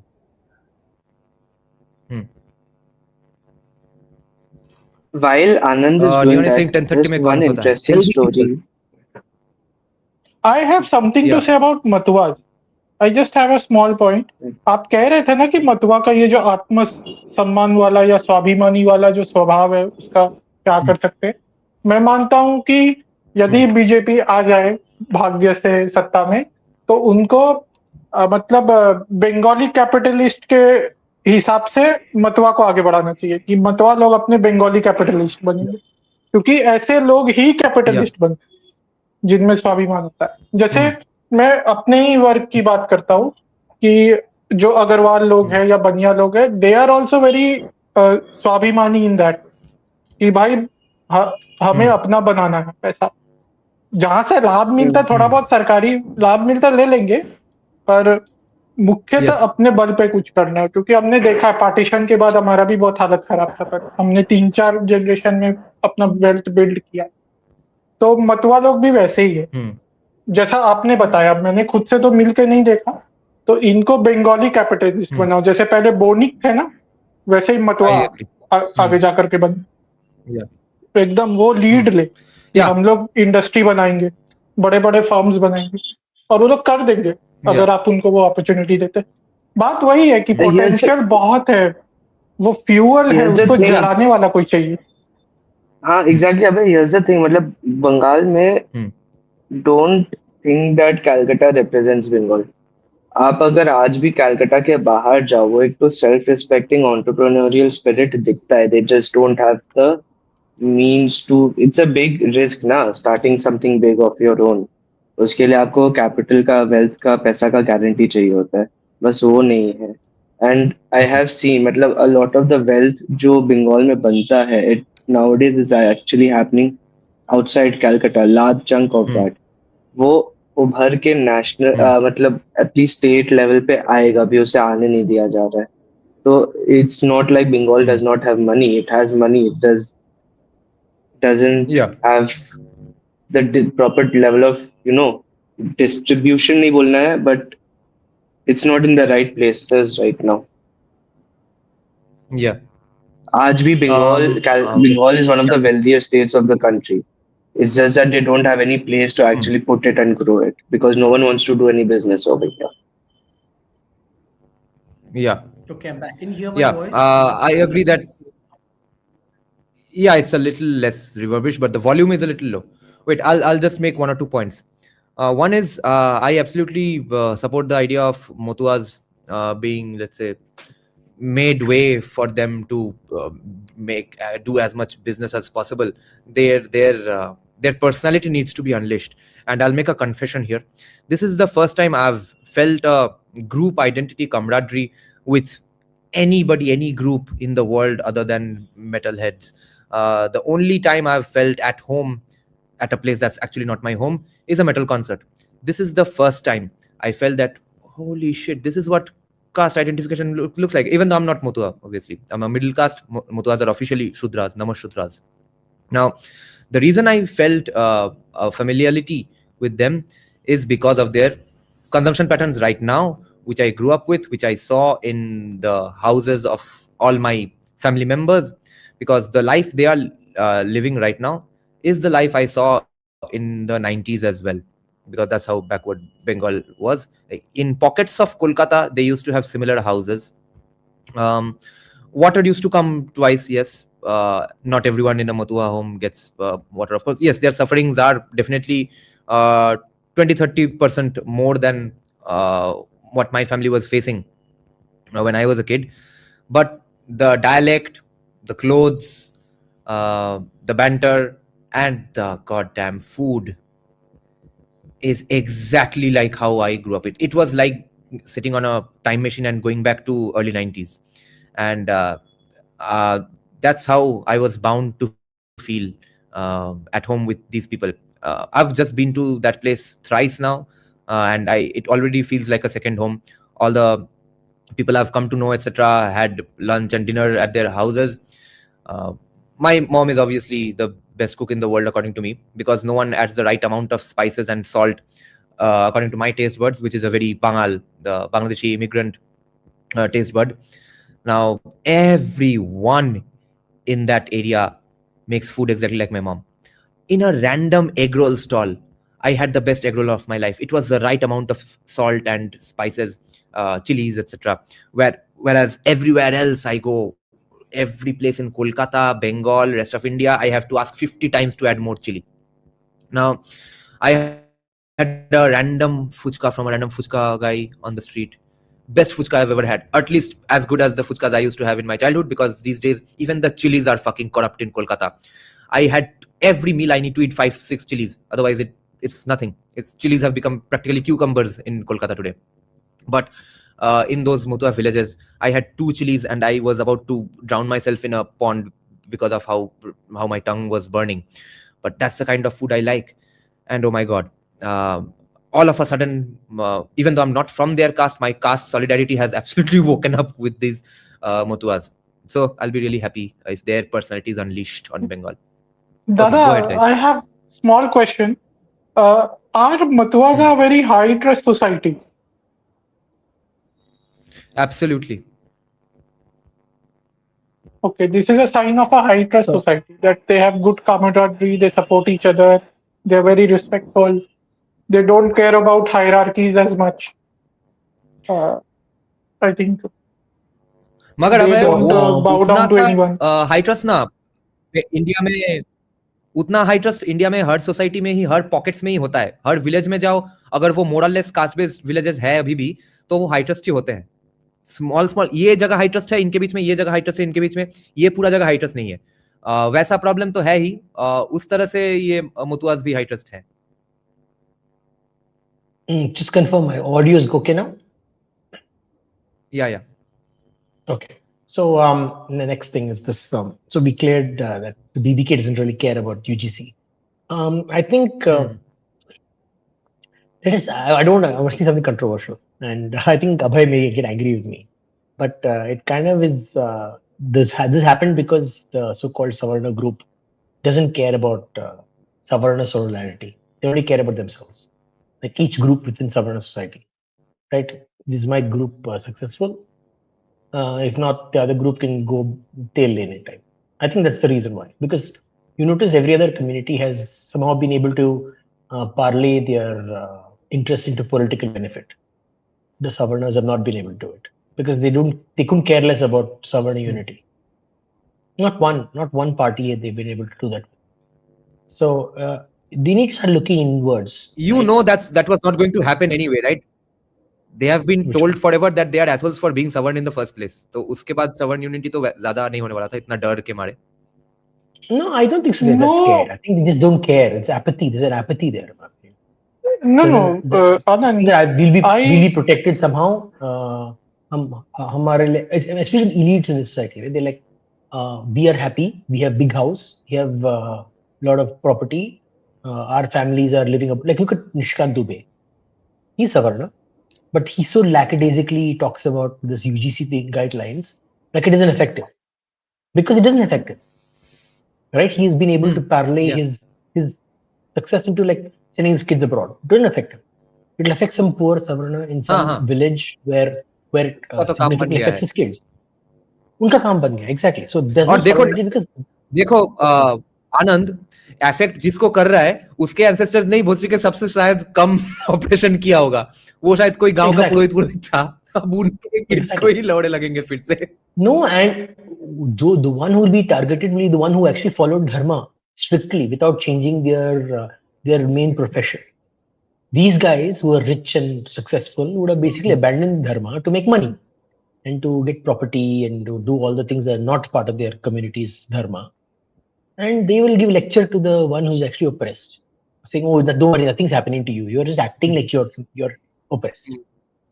Yeah. That's basically what it is, right? Anand, I can give you an archetype of what you said. You are right that Savarna, especially rich Savarnas, are very apathetic. I agree with you. There is nothing offensive about it, to be honest. It's mostly the middle class and the lower middle class who are like, no, this should not happen because their children will go to colleges and they will suffer.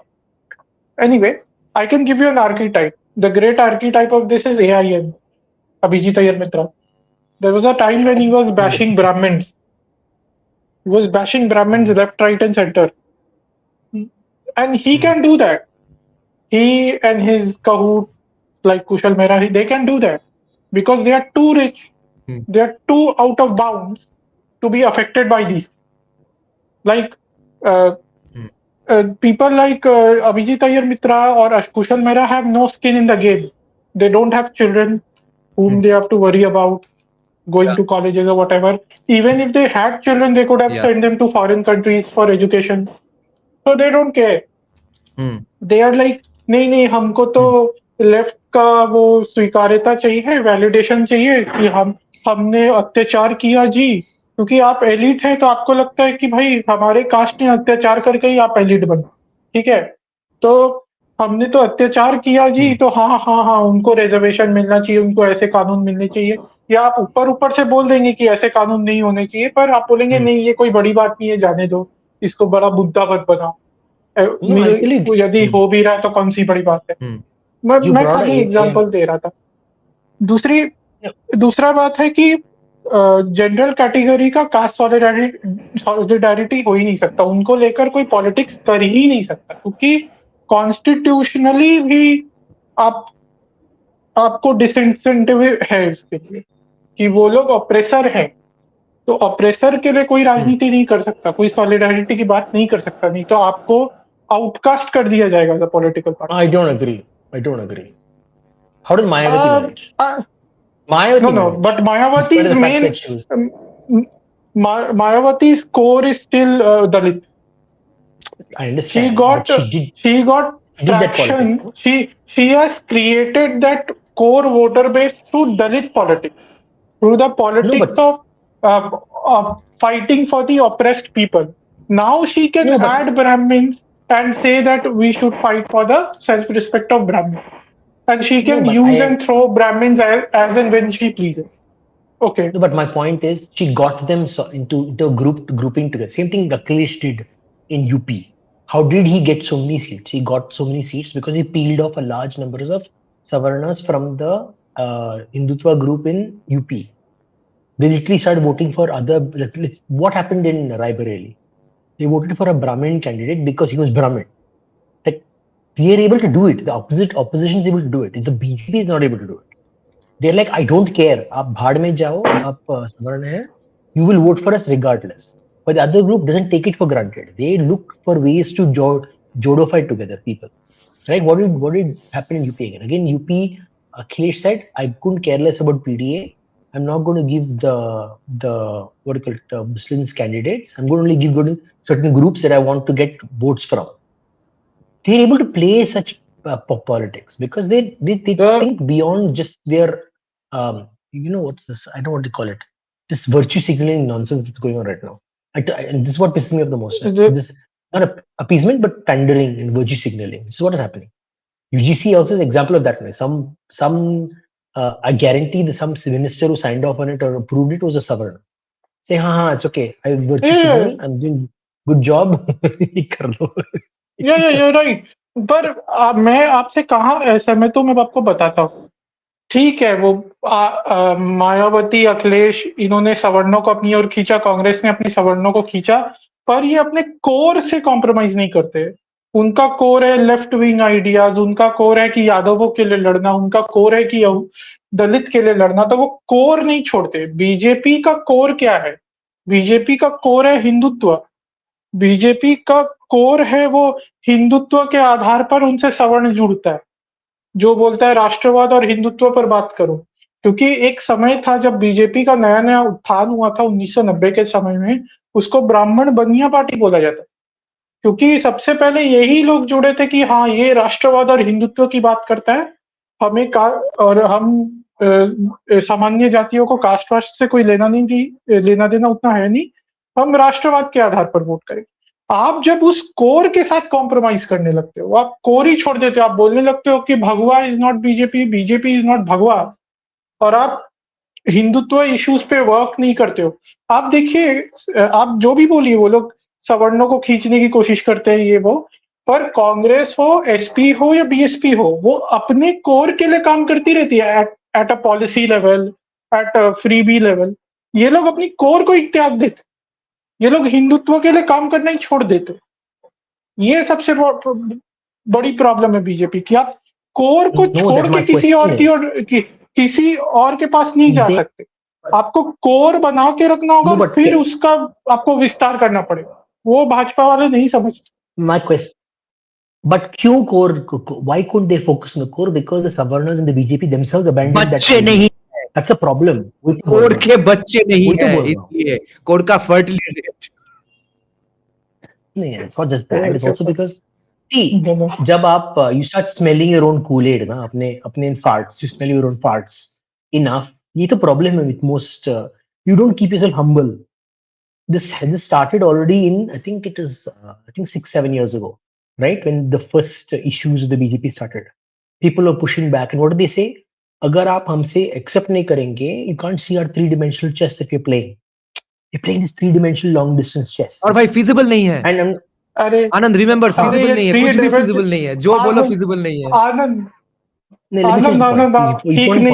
आप ठीक नहीं कह रही है. 3 dimension नहीं है, 56 dimension तक पहुंच चुका. हाँ, you're not giving its deserved credit.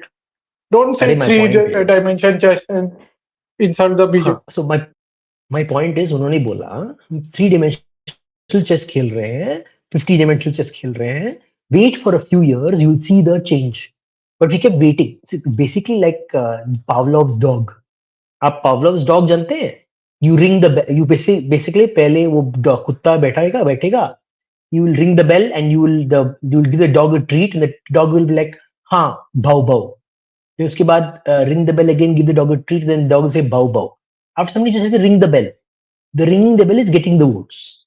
So basically, they've done mastered the art of a certain group of people who they've considered the dog, and the dog is going to give the vote regardless of the ringing the bell. See, the problem, and my point is different. I'm saying is look from the side of the dog. Your loyalty is being bought with no reward. You have to demand a reward. अगर reward नहीं दिया तो काटो. कुछ don't have भाई, you have Anand, not about vote. आज से मेरे चैनल में यूजीसी के पॉलिसीज चालू, टैमरैम इमीडिएटली चुप कर जाएगा जब मैं बात करूंगा. मैं भी शोषित हूँ थोड़ा बहुत. तो देखो टैमरैम भाई, they are not getting their votes just for free. After all वो 3-4 लाइन जो बीजेपी बोलते रहता है, लास्ट 10 साल से बोल रहा है, वो मैं भी बोल देता हूँ. आर्टिकल 370 तो उठा है, राम मंदिर तो बना है, और जैसा दीपक संजीव सन्याल ये तो जेल नहीं गए हैं, ये तो कांग्रेस के टाइम पे जेल में होते. तो खुश रहो भाई यूसी जीसी वालों, अपर कास्ट वालों. No, to be honest, सांप का है सूंघ गया. Sanil would हाँ, have gone to jail. No, they would not have gone to jail even if the Congress was in power. Let's be honest, because the Congress understands the value of intellect. The BJP does not understand the value of intellect, because till now, J.Sai Deepak has not been given a large civilizational role in India. If I was the BJP, I put him in head of INB ministry. I'm telling you, I'd put J.Sai Deepak as head of INB ministry. I'd throw out an education ministry. I'd throw out Dharmendra Pradhan. I'd remove Ashwin Vaishnav from that job. I'll say Ashwin Vaishnav, you focus on the railways. But if BJP really cared about intellect, they would have done that. Right? They care about money making. Let's be honest. BJP, and honestly, they care about the economy, they care about money making. And they're focusing on that. We can give them 100 marks, 100 or 100 marks in the economy, working on the economy. Because they only care about that right now, clearly. And they realize to make money, they need to have a large group of the population in or votes in their kitty. And they're sacrificing certain groups to say economics benefit ke liye hum karenge. That's the honest reality, right? Okay. Now, if you want पर something from your इसमें economic benefit है कहाँ? मुझे तो ये समझ में नहीं आ रहा है. आप मैं बोलूं, कॉलेज से मेरिट हटा देंगे, आप हर जगह कास्ट करेंगे, तो उसमें इकोनॉमिक मेरिट कहाँ है? मुझे तो वो भी नहीं दिख रहा है. अरे मेरिट कहाँ था? मैं तो पूछ रहा हूँ, मेरिट कब पिछली बार भी कहाँ था? You look at all our well educated, well recognized people. They've gotten the merit after their college. College में मेरिट कहाँ था भाई? Tell me one person who came out of college and you were like, wow, college नहीं से बना है. कोई नहीं है भाई, कोई नहीं है. Sanjeev Sanyal, you know so well because he went outside of the country and built his reputation. College से बाहर our friend Rahul Pappu Gora Pakora came out of Doon School.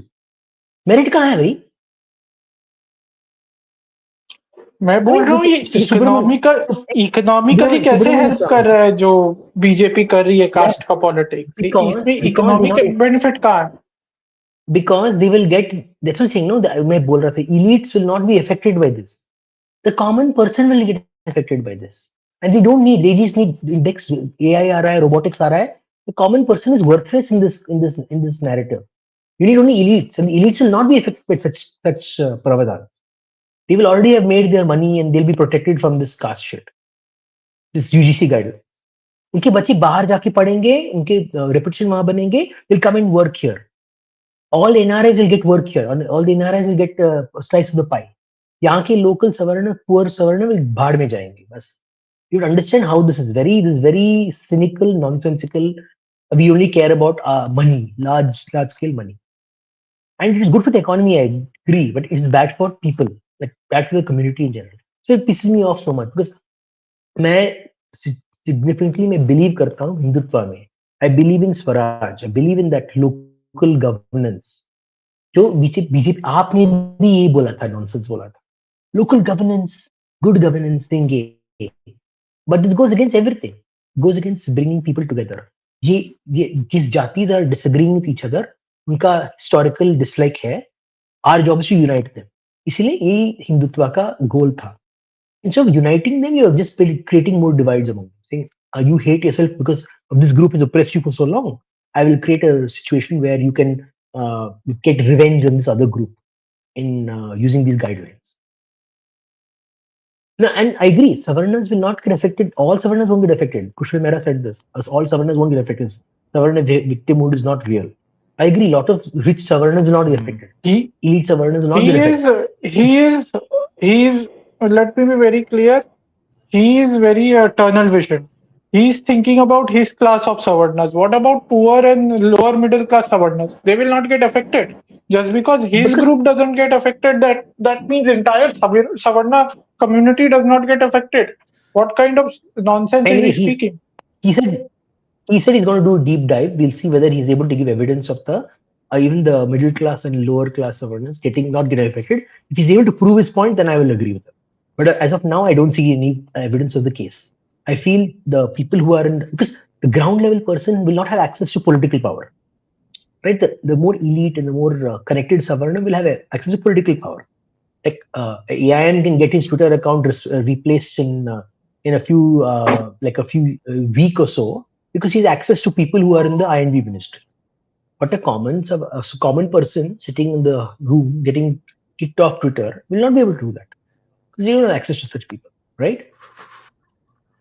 So, but I do agree one thing. One thing I do agree. This will be used selectively when needed to target a particular community. It will not be used all the time. So it is basically like a police state. Right? In a police state, what happens? Only when you have an axe to grind, then you will use it. So, for example, what's happening in Bangladesh right now? Bangladesh, why all Hindus are not being targeted? Hindus are being targeted when there is an axe to grind with another group, and then the bigotry comes out, and then it's used to target a Hindu, right? Yeah. So that's how it will be used here also. Yeah. So it will be very used selectively to be used where they can use it, and it's not a good way for. But that fear will not be selective. The fear in the hearts of Savarnas will not be selective. That I agree. But it's meant for that. It's to put fear into hearts. See, it's a very revenge and very hate. It build more hate among communities. It won't build. This is blood libel. I have no other word for it. This is blood libel. It is blood. This is blood libel. I agree there. It is a blood libel. And these people will not be affected. Yeah, go on. Okay. Let me complete then. Yeah. So these people not be affected. Like with the Nazis also, they were Jewish collaborators. Okay, there were few Jewish collaborators with Nazis. These elite Jews, and they were unaffected. The common Jews got affected. Okay. So I think this is exactly the case here, and I don't take Kushal Mehra seriously, to be honest, with the kind of hypocrisy he does, that these people, AIM and Kushal Mehra, will oppose affirmative action in US, saying that no, we should not have reservations and special laws and special schemes for a particular race in US that will lead to problems, and we should not impose white guilt. We should not impose guilt on whites. We should not do this historical injustice, reparation of historical injustice thing in US. Whenever they talk about US, they are like, "You white guilt, white guilt. White people are generally nice people, liberal and all." फिर आप जब affirmative action या DEI की बात होती है, तब बोलते हैं कि नहीं होना चाहिए, मेरिट होना चाहिए, affirmative action या reservation जैसा कुछ नहीं होता है, होना चाहिए. पर इंडिया की बात आएगी तो टेम्पल फ्रीडम मत दो, नहीं तो कास्टिज्म बढ़ जाएगा. सवर्णा के प्रॉब्लम्स कोई प्रॉब्लम्स ही नहीं है, भले उनके माथे पर ब्लड लाइबल चिपकाया जा रहा है. These people are very colonial in their mind. They think of Indian society with sheer, they are full of condensation for the Hindu society. Yeah. बहुत condescending attitude है towards Hindu society. इसीलिए मैं इनको कभी seriously by the way, जब ये बकैती करते हैं. Kushal is probably not saying it for his personal gains, but his class gets directly affected by affirmative action. Remember, it's the NRI Hindus who are going to get most, who have always gotten the most fucked, and the Asians as well. So therefore, there might be a solidarity because of that as well. इसीलिए America में affirmative action नहीं होना चाहिए, पर India में reservation जिंदगी भर के ले रहे वो चलेगा. ऐसे अरे उसके बच्चे तो अमेरिका में पढ़ेंगे ना, if he ever has kids. अबे he will इंडिया में not थोड़ी have पढ़ेंगे. kids. He is नपुंसक. साला नपुंसक है, इसलिए उसका बच्चा नहीं होगा. कनाडा. अरे भाई, कनाडा अमेरिकन. अरे भाई ऑलरेडी दादा पे केस हो रखा और मत करवाओ. So one Um, interesting. You mentioned Hey, but on a you lighter mentioned wait, note, Iran, right? So I want to wait, bring up Anand. something. Wait. No Tambram can speak over me today. Only. See, 3 from Vaishya caste, 1 from the Brahmin caste. यहाँ पे जितनी आबादी उतना हक, आनंद. तो नहीं यहाँ पे नहीं आबादी No, दादा I'm ब्राह्मण caste बन fluid. गया, ब्राह्मण बन गया, भारत छोड़ के इधर आ गए. ब्राह्मण बनिए. No, I'm not a Brahmin. I'm Jati fluid. It's not fair. I'm Jati fluid. I identify as Jati Wow. fluid. Yeah, instead of I'll gender just take fluidity, this you should comment. promote jati fluidity. Yes. I'll just take this comment on the screen. I have another point to make about Bangladeshis, and I was going to take one here if I can find it again. So, firstly, only study buddy is saying, Dada, UGC will go back as BJP is saying split it up in UP too. It won't go back, or it will keep coming back time to time because there's a split in UP. Okay, according to I'm basing this comment on my personal conspiracy theory that Amit Shah wants Yogi to get screwed so that he does not have PM dreams. Okay. That's one point. The other thing is, what I was going to mention is, yes, I confirmed this from the Mutuas. I had found this out from my, from not my, some relatives' domestic help, who is a Mutua who came like 15 years back or 10 years back, is applying for CA and stuff. So they had told me for the first time, then I confirmed from other sources as well. And this time I confirmed it from Mutuas themselves, who still have relatives, like some of their parents are still in Bangladesh, etc. Okay, the one key reason that they can not come to India just because there's atrocities going on in the rest of the country is because their village is not in fire right now, not up in flames right now. And what if they come to India? What will they do? The doing part is very important because they almost entirely live on subsistence agriculture. Okay, either they are growing something in their own field, in their own yard. Whatever they are not growing in their own yard, they are taking it from their neighbor. Okay, they cannot fathom the concept of getting a job and then using that money to buy stuff.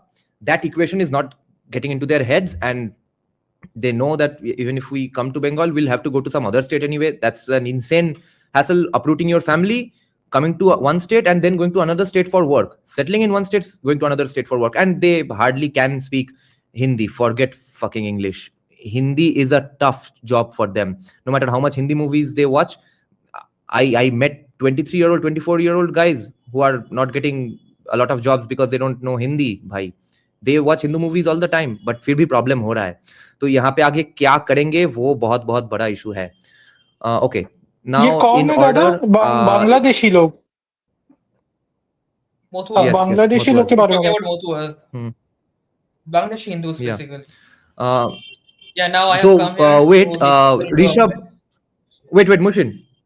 In order, Rishabh had some point to make. That's why he came back. Rishabh, if you have some point to make it. Then we'll go to Mushin, then VXT. 2 points actually, Dada. One, on a lighter note, maybe if they keep going with this left-wing craziness, the horseshoe theory will apply, and eventually we can get jizya reparations too. Who knows? Maybe that could be a silver lining. Second point is That might be the 50D chess. yes. Hey, thankfully, they have not included, religious minorities in the protected group, even though I'm now realizing I shouldn't have even opened my mouth with that thought. They are included as OBCs. Don't right, worry. exactly. They are part of OBC. Yes, exactly. Second point was regarding one question actually regarding elections. Coming back to the main topic, I have been seeing certain polls here and there saying BJP 130, BJP 135, BJP 145. What do you think seriously about that? I mean, talking numbers, is a 45-46% vote share reachable right now? What do you think? Because these were like a month old polls. Since then, this whole UGC thing has happened. I don't know how much effect it will have, but it's really, taken the conversation away from Bengal. Will that have an effect? No, I think whatever mind was going to be made up in favor of BJP, those minds have been made up with Bangladesh and RG Kor and some recent Murshidabad riots, etc. And now people like me getting beaten up even in South Kolkata. Yesterday, Republic Bangla guy getting beaten up in Tollygunj, which is again South Kolkata, same constituency. These are the only things changing minds. There's no further minds to be changed, I think. But with the number of minds that have been changed, I think there is a possibility of 110 seats. 110, 120, I would say, is max. Whatever extra comes is a surprise, and that surprise is going to come from the Trinamool voter base who have changed their minds for some reason. The key problem remains that you have to fight it out on the ground, and you have to somehow gather the courage, or your party people have to give you the physical support to get to the voting booth and vote without violence and stuff. Other than that, nothing more that happens right now can significantly change any minds of a Trinamool supporter or a BJP supporter to go back to Trinamool, etc. Maybe arrest of Abhishek or Mamta would work, but Abhishek is not going to get arrested in my lifetime. Even if he is going to get arrested, it's going to be a farce. Mamta will, I think, is heading towards an arrest, and I think she too wants to get arrested. I think she thinks it's her safest bet right now. Other than the SIR narrative, which has discouraged a lot of people, those people are going to remain discouraged. Mamta getting arrested might change a few more minds. It will actually backfire on Mamta, I think. She thinks she'll get the sympathy vote. I don't think she'll get a sympathy vote anymore. But if even that doesn't happen, then there's no further votes coming to BJP anymore. Yes, I think, people have this misconception of Bengal over here. People vote in people who appear strong, and they vote out people who appear to be weak. This is something I don't know why the BJP has not understood yet. Decisive action will win you Bengal. But yes, totally agree with that. See, BJP has understood it in one way, because they keep complaining about how many big leaders switched off their phones and stuff on that day. Almost all the senior leaders except Shuvendu, all the people we know, among them, as far as I know, Shuvendu did not turn his phone off. Everyone else turned their phones off. Now, the problem is just the factional bullshit. Because every other BJP ground level leader knows that he'll have to be a strong leader to give mental peace to his support base. He's more worried about whether he's going to get this post or that post or not, whether he'll get the MLA candidacy or not. That's where they are busy with other shenanigans. That's the only problem. I don't think that is too much of an issue. I think factor in the ground. Okay. I don't think that factionalism will be that much of an issue. I think more often than not, when the BJP wins, it's because the people force them to win. I mean, if you look at state level elections, more often than not, BJP को लोग ही जिताते हैं. BJP कोई कोशिश नहीं करता जीतने का अलग से. So I am a little bit more optimistic on that. Fair enough. Right. The only problem here in Bengal, which is different from other states, is the degree of political violence. Therefore, यहाँ पे पूरा गण देवता के हाथों छोड़ना is going to be a bit of a problem. True. Okay, Mushin, go ahead. Yeah, hi guys. Actually, I want to talk about the situation in Bengal right now because, to tell the truth, that if I wanted to talk about the UGC thing, then I think if I speak any further, I'm going to get so much angry that I'm going to start spewing venom against our so favorite. Yeah, and it's kind of out of our topic today anyway. And by the way, I wanted to point this out to some viewer here who was talking about why, even Anand was saying, why hasn't Jesai Deepak gotten a significant post and stuff. Let me give you a bit of an insider information. Inside right-wing ecosystems, it has kind of become a truism. It's kind of been established that Jesai Deepak is casteist. So in this iteration of BJP governance, Jesai Deepak is going nowhere with his posts and stuff. That ship has sailed. One thing I absolutely for a number of reasons, that impression has been absolutely hammered in a lot of significant people's minds. वो change नहीं होगा. One thing I completely do not understand, that what kind of audacity do these BJP leaders get that they are going to make up such a horseshit law and then they're going to start defending on Twitter and X every single day. All throughout the week, I can see tweets by that guy, that Nishikant Dubey and other guys. They are spewing such kind of omega level radioactive horseshit that I am completely baffled at how this party survived so long in Indian politics. I mean, and on top of that, coming back to Bengal. Okay. SC/ST Act sorry. नहीं खाना है तुमको भी. हाँ. Yeah. Yes. Yeah, apart from that, I think what the other guy spoke about, I think in Bengal, I think it is not one singular incident that is going to sway people's mind towards the BJP anymore. I think that part was 2 years ago. 2 years ago. I think right now, everything that has happened till now in the last 5 years, I think all of them are going to play to some extent some roles little by little. They're going to pile up. As I say, the floodgates are going to open when one critical mass hits. So I think that critical mass is not very far away.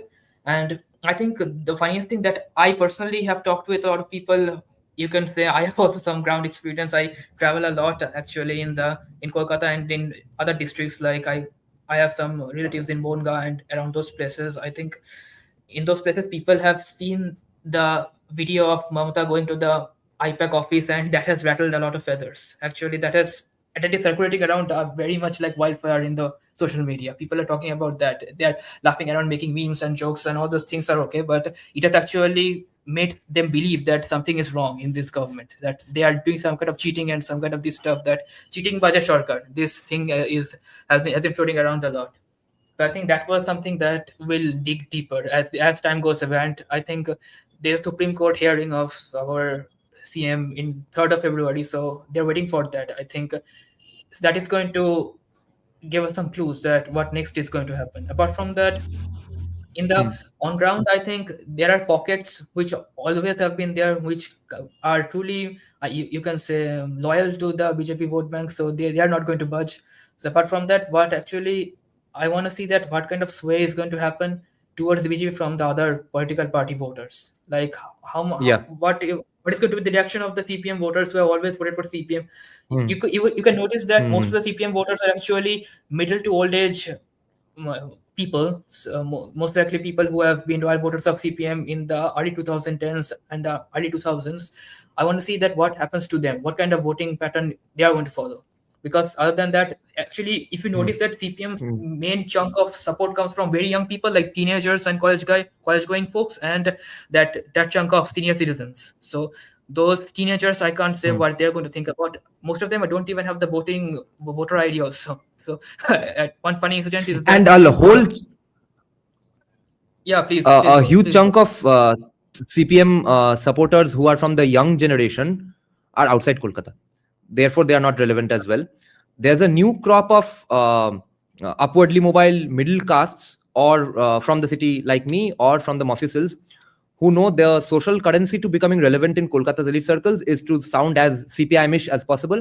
So a lot of them have picked up that mantle as well. But the majority of that section is Juboneta and Tolabaj for Trinamool anyway. So even that section is numerically irrelevant. The numerically relevant section is which you were talking about in the CPM voter base, who Shomik Bhattacharya is trying to address. Therefore, I think that's a very good strategy by BJP.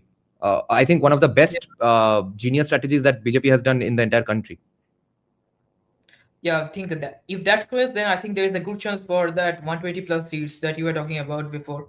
So let's see if that can happen in the southern part of the state, then it is going to give a lot of dividends. And apart from that, for that TMC vote base, I'm a little bit skeptical about that, because people have been brainwashed to such a degree that, especially I'm talking about people of the lower rungs of society, like people like farmers and house help and these kind of people who are actually very poor, who actually rely on the TMC money.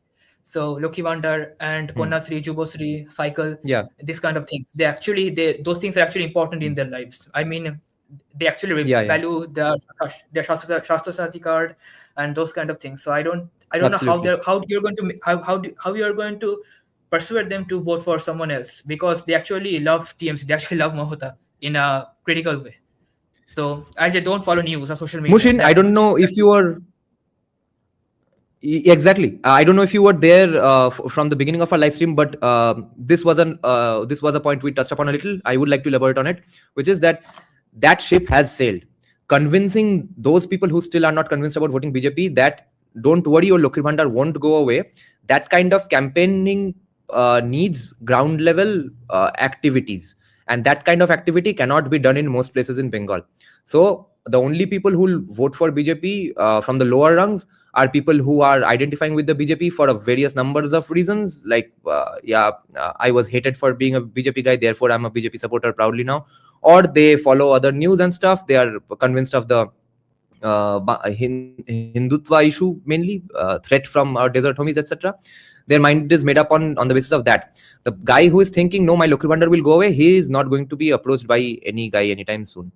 And okay, I just remembered one good question somebody else asked, I think from whoever, all the people who have joined here only. Okay, why doesn't then BJP also simply buy up villages or buy up MLAs here and there and help sabotage them, etc. The village buying thing is not done by BJP, as far as I think they're heard. doing it. Right? And okay, They might be doing it. that will have to be done 1 or 2 days before the election. Otherwise, it's that money is going to dry up by the time of elections, and they are not going to give monthly bhatas for becoming a BJP supporter at least. Actually, there is a And, caveat to this one because Dada, TMC what has I already think is, have those villages in pockets. Okay, Abhay, go on. Dada, what I think is, I think if voting is fair, then I think BJP has majority in Bengal. That is what I think. BJP voting fair नहीं होगा, fair नहीं होगा भाई. That's the point. That is the point. Anyone who is saying that मैं fair voting table पे रख ही नहीं रहा हूँ. BJP has less support than TMC. I don't agree with that. अगर फेयर वोटिंग होता, यदि बीजेपी ने तैयारी पहले से करके रखी होती, थोड़ा सा एक्शन लिया होता, थोड़ा सा सेंट्रल गवर्नमेंट का यूज करके बोला होता कि आप इस प्रकार से लॉ एंड ऑर्डर की धज्जियां नहीं उड़ा सकते, तो या पॉलिटिकल वायलेंस इतना आसान नहीं कर सकते, then I am pretty sure that BJP would have won. अभी भी यदि सपोर्ट के हिसाब से देखा जाए, BJP has the edge. The issue is that कि वो ट्रांसलेट होगा, यानी बंगाल में इट्स ऑल अबाउट ट्रांसलेट होगा. यानी मैं उस चक्कर में पड़ता ही नहीं कि किसको कन्विंस करना है, किसको नहीं करना. मैं मुझसे यदि पूछे तो ज्यादातर लोग कन्विंस्ड है कि Bengal needs change, but that the problem is कि वो पॉलिटिकल वायलेंस एंड सेफ्टी का इशू है. और मैं हाँ बोल लीजिए. Yeah. One thing is that as wait. I was following the. Yeah, Mushin, go ahead.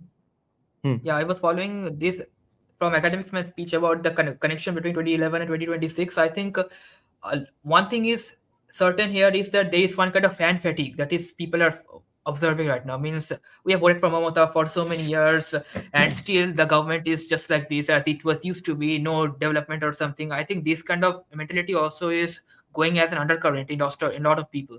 So I think a kind of anti-incumbency fatigue is we are observing in a lot of people. That's what I have seen. So they are like meh, okay, whatever, Mamata is there, so what is going to happen? This kind of a mentality I can see. One point I want to make now over before here we wait, Rishabh. Wait, Rishabh. One just point. After Rishabh, we'll take in VXT. After Rishabh makes his point, and I just want to mention that on 2nd February, the cases I have filed against my attackers, that hearing is coming up on 2nd February, and on 2nd March, the fake case against me, the quashing of that case, the next hearing for that is coming up in Kolkata High Court on 2nd March. So do consider supporting my legal battle in the links given in that banner below. And the other point I want to make is to Abhay, that fair election is not on the table at all in my calculations. I'm not even considering the possibility of that. वो नहीं होगा. Fair elections भूल जाओ, CRPF भूल जाओ, जितना मारपीट करके लड़के सेल्फ डिफेंस करके तुम उठा सकते हो, उसके बेसिस पे ही मैं बोल रहा हूँ 100-110, उसके बाद ऑपरेशन लोटस भरोसा है. ओके, बहुत सारे लोग ज्वाइन कर रहे हैं. Okay Rishabh, go ahead, make your point, then we'll take VXT. Yeah, absolutely, thanks.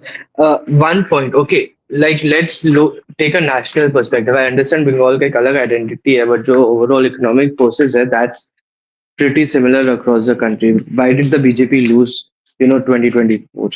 One of the big reasons why did the BJP lose 2024? They did not do many new things in terms of, giving people doles or ये सब कुछ चल रहा था, but they did not do a lot of new things in terms of introducing new schemes or anything.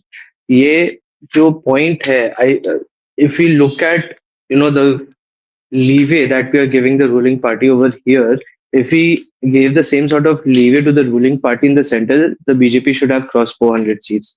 The people are smart enough to understand that, we are getting all of these benefits, all of these free money just for existing. But if I'm a female house help who needs to go house to house and live in a unsafe area, my life is and my safety is always under threat. That is something that is always at the back of people's mind. It does not No amount of money will be able to overcome that beyond a certain level. So this is something that and this is something that I've seen, conversing with my house helps and all of these people as well. Okay, they have this at the back of their mind and then keep saying, ke, if the BJP comes, हमारा life better हो जाएगा. They are very aware of that. So thoda sa, let's give them some credit as well. And just because they're not very wealthy does not mean they don't understand the realities of where they're living. So usme bhi, maybe thoda sa, let's take that with a grain of salt. Money alone will not do everything. Uh, Second point is one Violence will small do what money story that can't. I want to say. Second point Violence is will one solve what small money story can't. about. Yeah, go on. Yes, that is Yeah, true. go on. That is 100% true. But just on people's inner thoughts, I just wanted to raise that point. Second thing is one very small story I wanted to tell about. Again, जो मैं बोलता रहता हूँ ना about my BBK JU educated colleagues. We were having a chai sutta break, and we were just having a discussion about not anything political or anything, but certain businesses and everything outside of Kolkata, just as a very random thing, because everyone is frustrated with their work, so they're like, "What businesses can we start?" So we just started having these conversations about other potential growth centers in Bengal outside of Calcutta. So I said, "Ki, okay, there are all of these places where there's some potential to, maybe start an industry or something. You have places like Durgapur or Murshidabad and all of that." And I took Murshidabad's name. And I was in a circle with maybe 6 or 7 other BBKs. And one of those BBKs who comes from a very well police connected family just looks at me and says, "नहीं नहीं मुर्शिदाबाद में कुछ नहीं हो सकता है, वो जगह पाकिस्तान बन गया." And everyone else in the circle, they looked at him and then they looked down at their feet and didn't say anything, didn't try to challenge him, didn't try to counter him. They just had the look of defeat on their faces. So that is also something that gives me hope, ki even though people are not saying it, at least minds are changing. At least I hope true. that those Very true. those things get reflected in the ballot box. I mean the EVM. हाँ, उसी की वजह से 77 के बदले 110 आना है, अगर आना है तो इसी के लिए 110. Yeah. Okay, go ahead, VXT.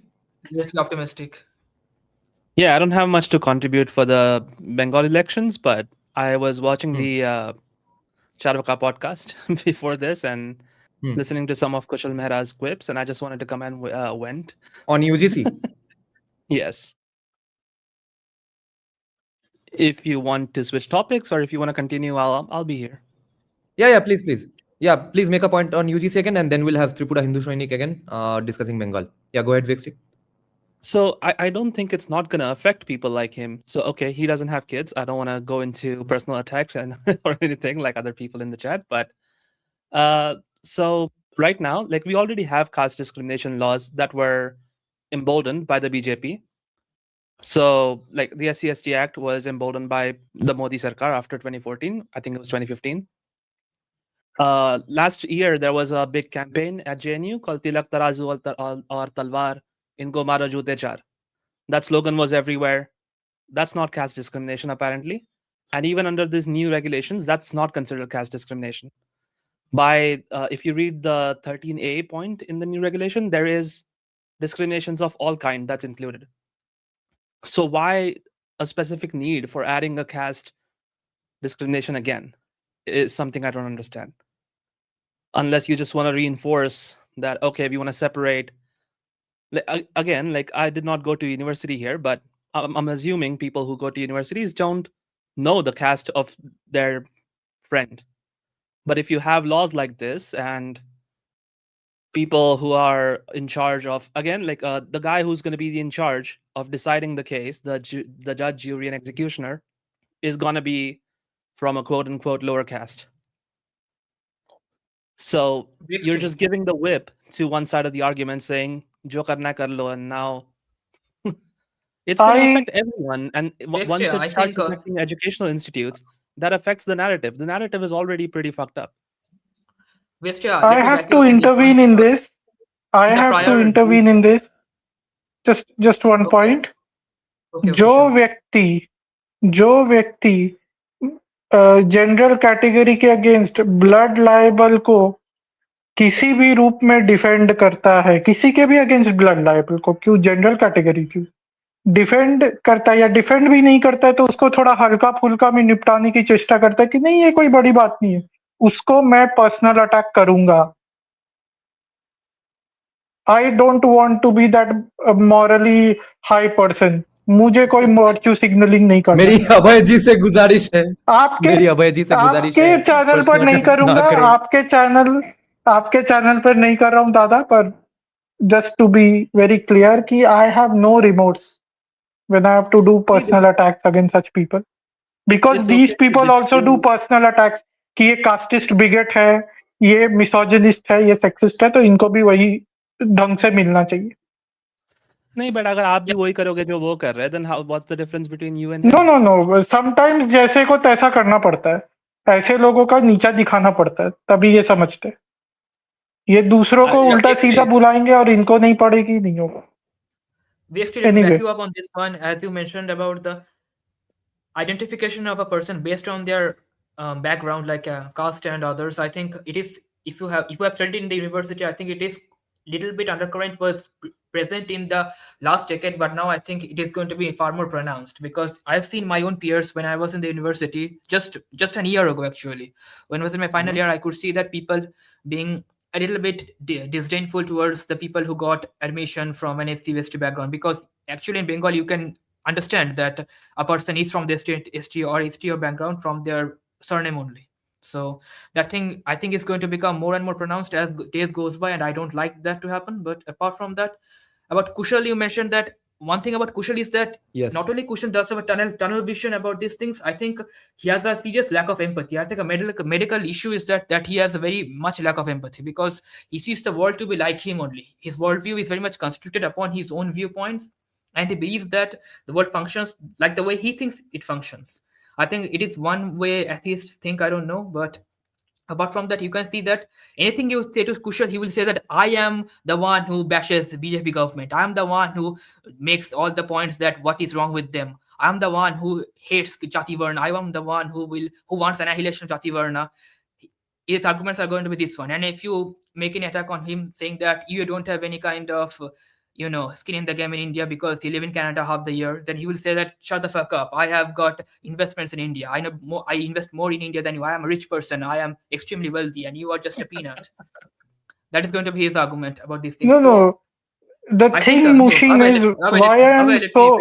Let me finish. Okay. So apart from that, the problem is that Kushal will not waste a single minute calling someone a brain-dead idiot or a casteist bigot. But the problem is that whenever his beloved BJP is under attack on those very casteist lines, he will shy up a bit, citing the points that yes, Jati Varna is bad, I want to annihilate Jati Varna, but reservation is good for India because of his own reasons. I do not understand what his reasons are. His reasons are that atrocities have been done. People are extremely casteist in India still to this day, so why not have some reservation? So it is going to help. Basically, the trad views, there is no difference between his argument and the argument made by Congress and the Mandal Commission about Jati Varna. So he's disingenuous in this thing. He's disingenuous in his things. That's my point is actually. I agree with a lot of his points, but in this one, I completely do not agree. I disagree with him. Yeah. And okay, we'll come back to UCL later. अबे रुक जाओ थोड़ा त्रिपुरा हिंदू सैनिक को ले लेते हैं. Yeah, Tripura. We are back to this unfair targeting. Unfair targeting atheists. Am I audible Tripura, right now? तुमको yes, you can speak English and Hindi, right? Yeah, I can speak English and Hindi, but if you are okay, then I can also go with Bengali also, if you are comfortable. No. But We primarily, today we have to do English or okay, Hindi no only. problem. Actually, Okay. primarily, I want to discuss about the Bengal election. Okay, and Yes, please. the people is Yes. talking about the UGC Act. I think UGC Act is nothing new in the context of Ambedkarite politics, which is, I mean, like in the Indian Yeah. political history, we have seen the Ambedkarite politics. One upon a time, every political party, include if you see the BJP also, okay, once upon a time, they also use the Ambedkarite theologies or Ambedkarite social justice policies to get vote from the backward caste. Okay, and that was also their model in the 2019 Lok Sabha election also. If you see that in 2019 in West Bengal, BJP mobilized the OBC, SC, ST community they own in Jhargram or in Purulia or in Midnapur or in the Matua Western or in the North Bengal where the, I mean, like so-called lower caste are dominated groups. So it is nothing new for me that BJP is supporting these types of things. So, but I just want to ask you one thing, that right now in 2024 or in 2026 in the West Bengal, especially the lower caste or so-called lower caste or the SC, ST, OBC, are not, we can't see them, they are supporting the BJP party so much, and the upper caste never vote for the so-called BJP party. So why do you think so Yeah. that 2011 is equal to 2026? That how in 2011 CPM was, I mean, like washed out by Trinamool Congress? Why you were thinking that in Yeah. 2026 BJP will overthrow TMC? This is my question. Yeah. By the way, Tripura, I was going to ask you this anyway. That okay, this associates with what you asked to me only. So this is a great segue to have. Not segue. You were saying the other day that BJP won't get more than 50 seats. Why was that? Is it because of this reason that you think lower castes in Bengal are not going to vote for BJP? Then I'll answer the question. There are many reasons. I think one of primary reason is that the lower caste is not going to vote for BJP, and especially the social media or the IPEC strategy, how the IPEC is making their impact on the social media or in strategic politics. I can't see BJP can counter it well. This is also one thing Okay. I think that it will be a reason behind BJP's loss. I agree that direct narratives by IPAC or Trinamool in general, whatever Trinamool does is mainly IPAC only, is not getting countered in the narrative sense very well. BJP is doing parallel things that are gaining some traction, or things that have not even happened because of BJP. Stuff like Bangladesh or Murshidabad riots, those things are leading people to vote for BJP to a large degree. And narratives have not really been countered, and then having Shomik Bhattacharya to attract some CPIM votes, those stuff is being done by BJP in a parallel direction, in a parallel positive direction, not countering Trinamool.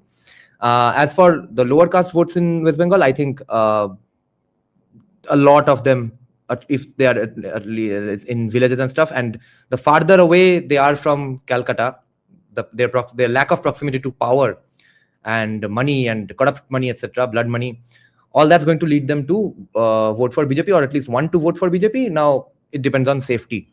And OBCs are mainly Muslims in West Bengal, because Hindus did not get any OBC certificates and stuff. CPIM blocked it. I don't know if CPIM included the Muslims, but Trinamool included all the Muslims in OBC categories. That I think that is getting challenged in Supreme Court, but the hearing and all has not come in yet. Like for example, like Shahas in Kolkata, who are alcohol sellers, who used to be alcohol sellers to the British, the Shuri Shahas, they have scheduled caste certificate. I suffered partition, my family suffered partition, and we were poor fucking gamcha sellers, and we don't have caste certificates. On the other hand, castes like mine are OBCs in all other states, not in West Bengal. So OBC is not an issue. And the Mahisho caste was going to be significant, but they have not really been part of a discourse in the caste sense. But yes, a lot of them are BJP supporters. Go ahead, Tripura.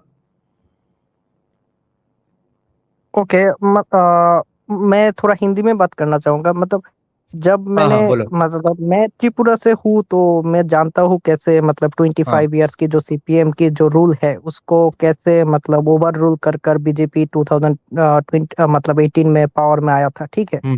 तो उसका कुछ sign हाँ। हमको देखने को मिल गया था 2018 की इलेक्शन के पहले ही। जो लोग हैं हाँ। मतलब हर तरफ आप जाओगे, सोशल मीडिया में जाओ या जो मतलब सो कॉल्ड लेफ्ट इंटेलेक्चुअल्स भी जो है जो शायद सीपीएम के साथ और उसके एजेंडा के साथ एग्री करते थे, वो भी लोग सोशल मीडिया हो या कहीं पर भी हो, वो सारे लोग कहते थे कि इस बार चेंज होगा और हम चेंज के लिए वोट करेंगे। और कुछ स्पेसिफिक इश्यूज भी था जो बीजेपी ने किया था, सिर्फ हिंदुत्व तो कोई एजेंडा था ही नहीं त्रिपुरा में, ठीक है। यहाँ पर उन्होंने कहा था कि एम्प्लॉयमेंट जनरेशन होगा, जो सीपीएम की जो करप्शन की जो चीजें है वो हम स्टॉप करेंगे, जो ओवर पॉलिटिकलाइजेशन है वो स्टॉप करेंगे। और सबसे बड़ी बात, त्रिपुरा में बीजेपी ने कॉन्विंस किया था लोगों को कि जब हम पावर में आएंगे तब हम सारे मतलब employment generation, at least employment generation होगा। तो वो मेन रीजन था कि त्रिपुरा के लोगों ने वोट दिया था बीजेपी को। लेकिन मतलब वेस्ट बंगाल के में वो प्राइमरी फैक्टर क्या है जिसके लिए बंगाल के लोगों को वोट करना चाहिए बीजेपी को apart from Hindutva? Great question. एक तो है प्राइमरी फैक्टर सिर्फ और सिर्फ है कि ममता बनर्जी तृणमूल और पसंद नहीं आ रही है हमको, ये लोग खराब लोग हैं, इनको हमको भगाना है। That's the key issue, nothing that BJP is proposing. On the development front BJP has a real fucking tough situation. People just know that if BJP comes to power, they'll do development. Thank God for that. It's not because of BJP saying it. Because yes, BJP does say it. Even Narendra Modi came and said that yes, this development will happen, that development will happen. But they are not going all out on the development policy proposals and stuff or the promises and stuff. Firstly, because manifesto has not come out yet, and leaders are shy about promising something that will be maybe absolutely 180 degrees opposite in the manifesto. The other problem is that I was guessing it, and I have now asked many people about it. Everyone has been ambiguous about it, so I'm just going to conclude that I was right about it, which is the reason why they are not proposing any specific development programs, which is the land rights and land acquisition problems will start up immediately. Let's say whichever voter base BJP thinks they have already or thinks might end up voting for them, in those places if they have to do developments, Trinamool is going to immediately go and convince them that your land is fucked, bro. How will you vote for BJP on top of the fact that your Lokri Bhandar is going away?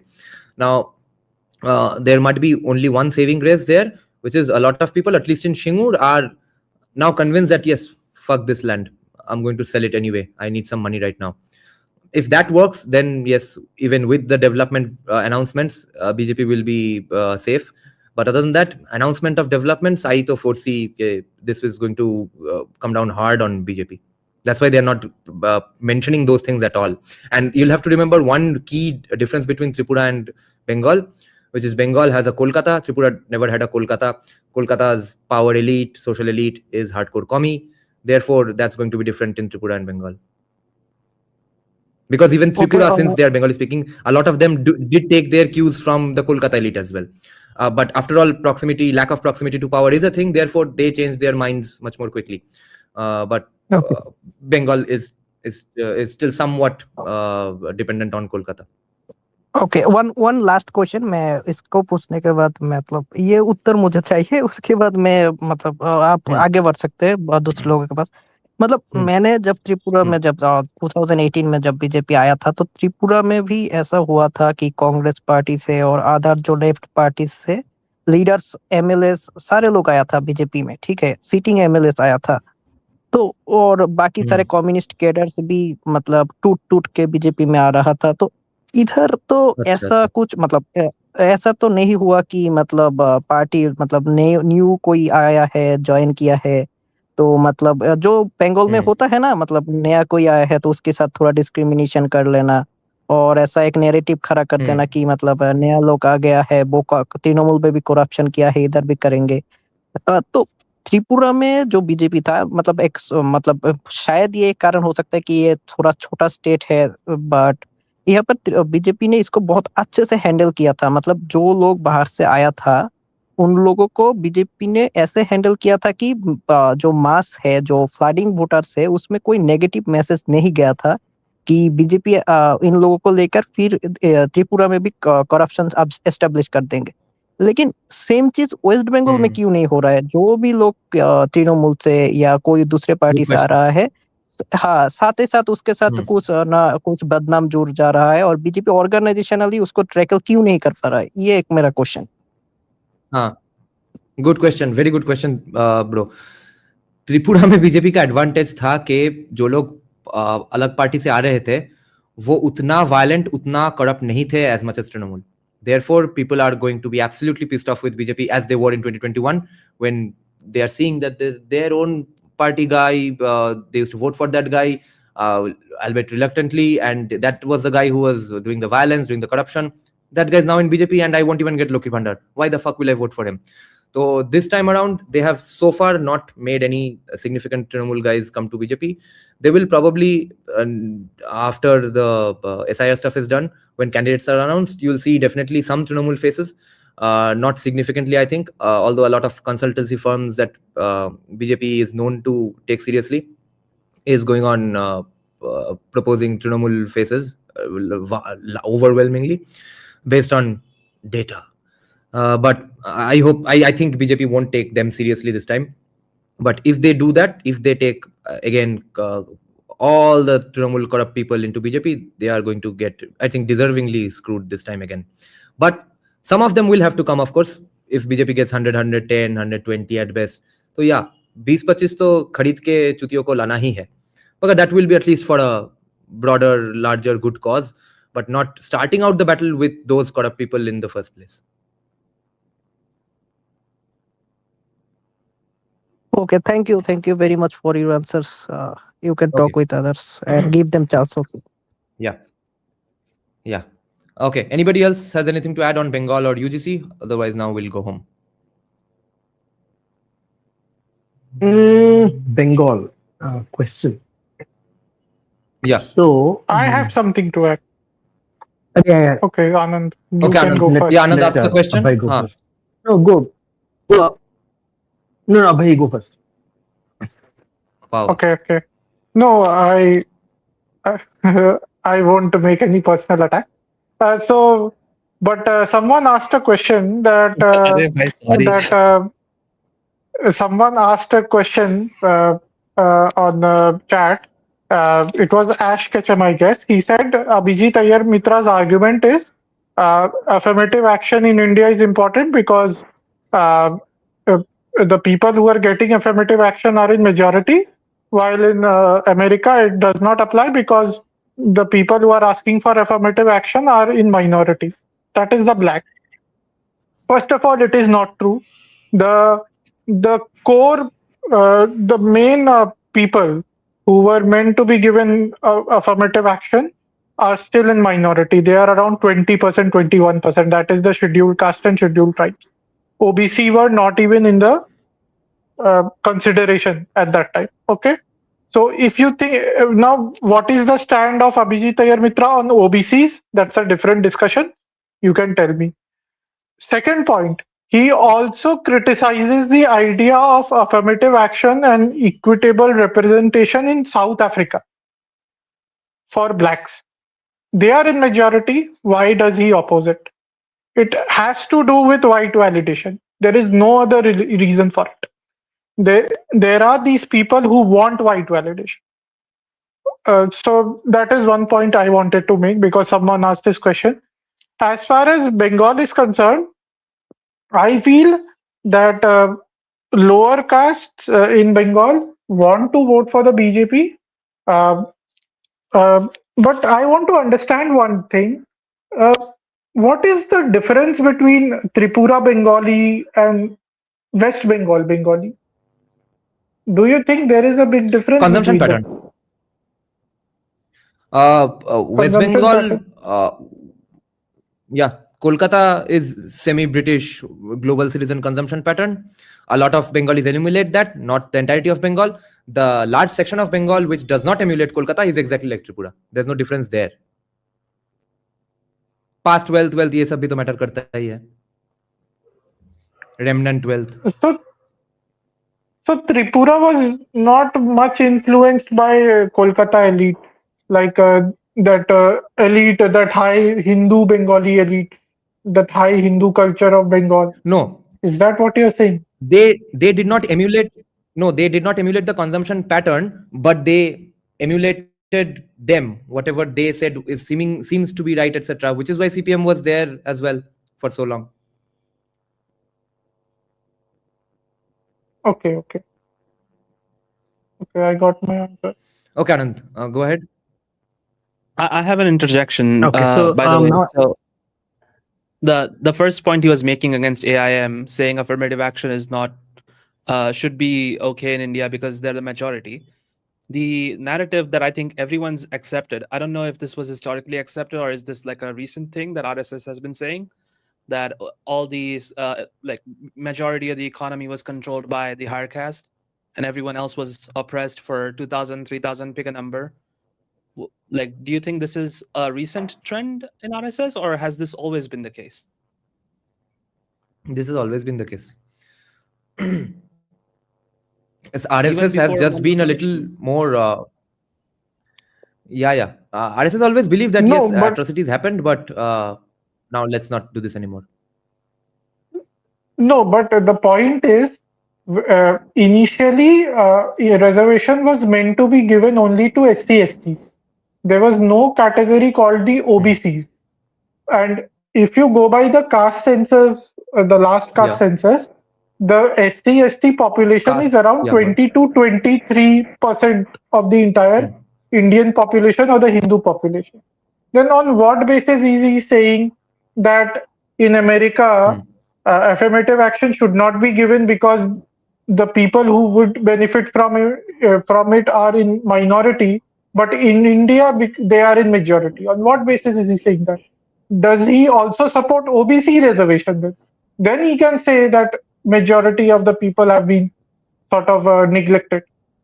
That was my point one. I don't even if we get. agree with I don't get what's the majority minority issue even. If you're oppressed according to your standards only.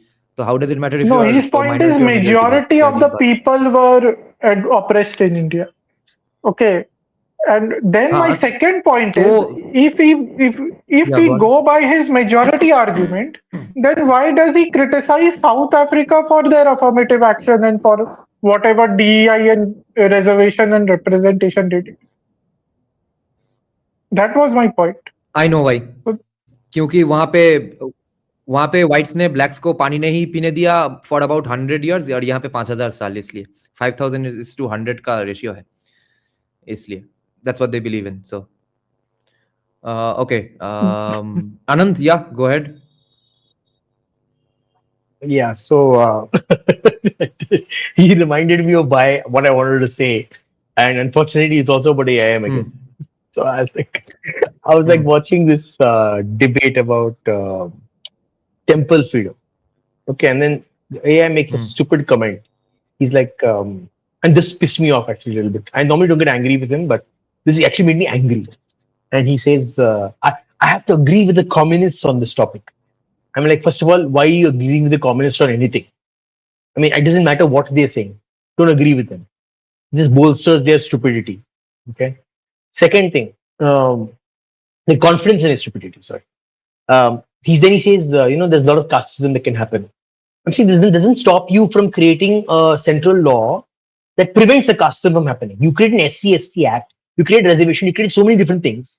You can't create a simple law that states that in a temple casteism cannot happen.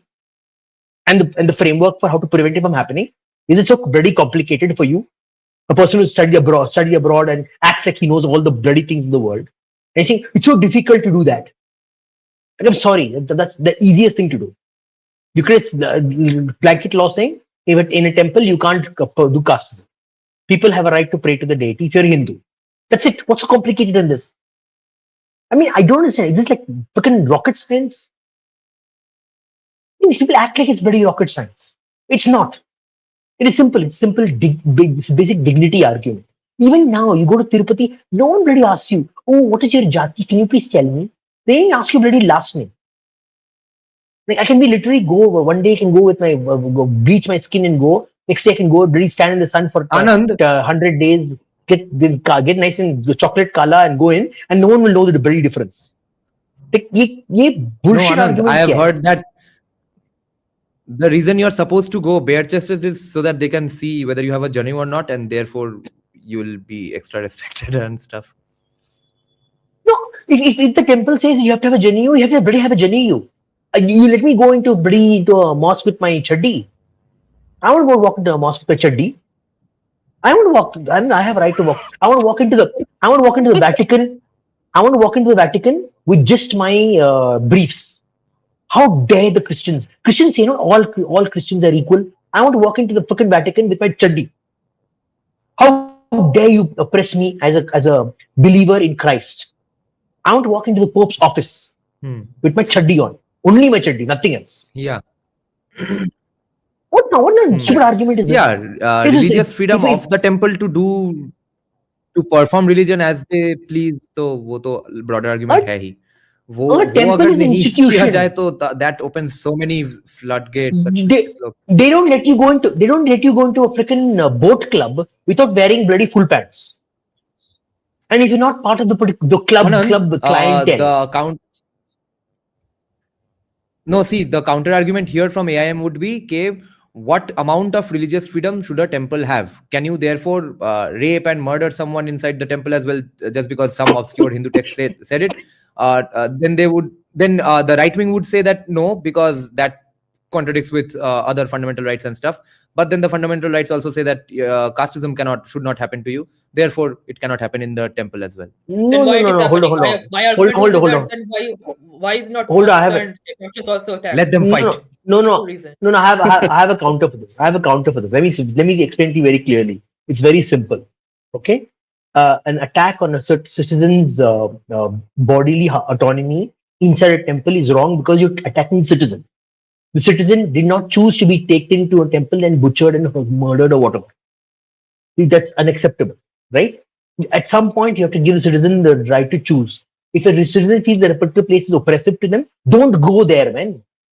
Don't bloody go there. Why do you want to stick yourself in a place that hates you? I don't understand this concept. Why do you want to go? It's like me saying, I want to go into a mosque and be insulted by the Muslims telling me you are a pagan, you're a heathen, you're a kafir, you deserve to die. It's like that's your behavior. No, I want to go into the place where the people hate me and I want them to shout at me. Like, he can't. I would say that's implicitly casteist of you. You're very exclusionary. Nonsense. It's like, so I'm not exclusionary. I'm telling you understand the basic reality of the situation and you work based on that reality. And the temples who are exclusionary will not get donations. is saying that they will not get money, they will not get investment, and they will die a natural death. I mean, what is so complicated in this? I don't understand.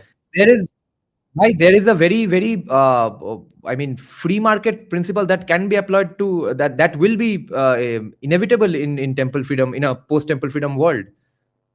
It's absolutely going to work like a free market.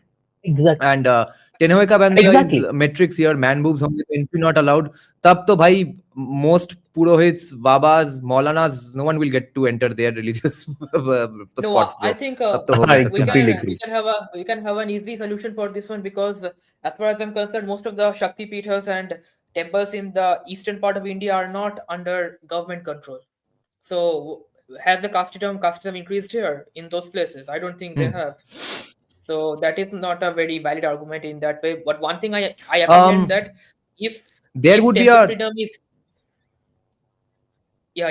freedom is granted in most of the temples, we are talking about all the like hundreds of thousands of temples all over the country, then a problem is that what kind of private grants, private trusts they are going to be handed over to. I think it is going to be a problematic if they once again do weird kind of things with the rituals and the things that are used to happen in the temple. Because I can give a lot of examples about a lot of Shakti Peethas where so much weird things have happened. They have completely bossed up the population control. They can't control how many people get inside the temple. They can't control what kind of shops have been set up in the temple premises. They can't even control that.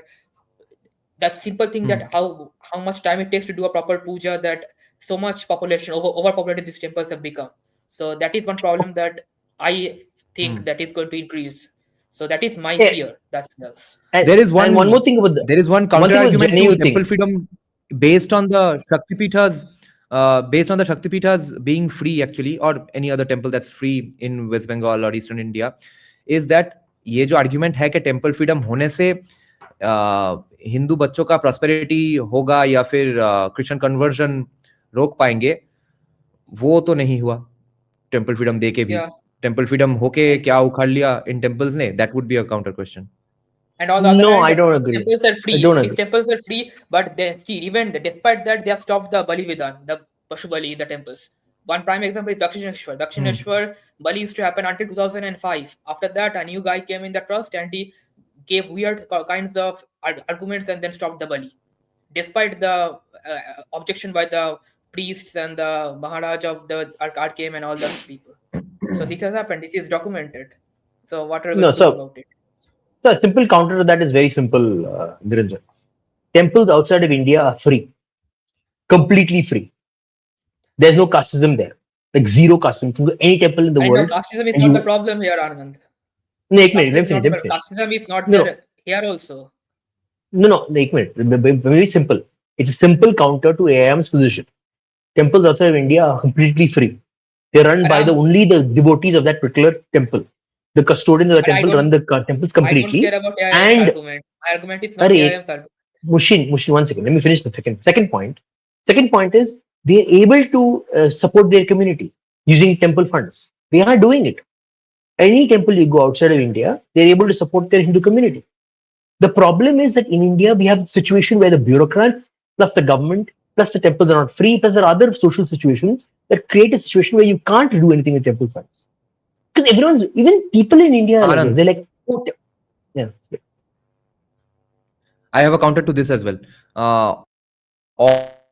All the temples outside India are run by some 20th century modern sect, right? Who are declaredly against past castes. And therefore, they don't do casteism. But I would argue that since today's temples in India are run on past traditions, they will do casteism. BAPS and ISKCON won't, obviously. No, they're wrong. Completely wrong. He's completely wrong with that. All the temples in Malaysia, Singapore, some parts of Thailand, Indonesia are run by traditionalist old style castes, old style communities, and they don't do casteism. There weren't. I'm sorry, this is exact India's casteism was not there to begin with. Therefore, they don't do it. No, they had best. You could bring up USA, UK, etc. No, they have exactly the same system. They were Brahmins only. Exactly. In Thailand also, they're Brahmins only who have managed the Hindu temples. Brahmins, all Brahmins, all. Yes, but there's never been a discourse about Dalits getting oppressed in Singapore, Malaysia. Therefore, it never happened. I will argue. The point is that the temples are in their pristine state are not caste. It is the politics, the cocktail of politics in India that has created this caste problem. That's my point. My point is, if this was really that's not what AIM would. AIM would not disagree with you here, but he would say that since the reality is today, it is what it is. Therefore, it will affect free temples as well. It won't affect Singapore because it was not there in the same way, or if it was there, it's not a common discourse. And in USA, West, etc., it's all ISKCON and BAPS. They won't do casteism anyway. They are a new sect. But today's ones will do. In India, why would they do traditions will do. If your system is.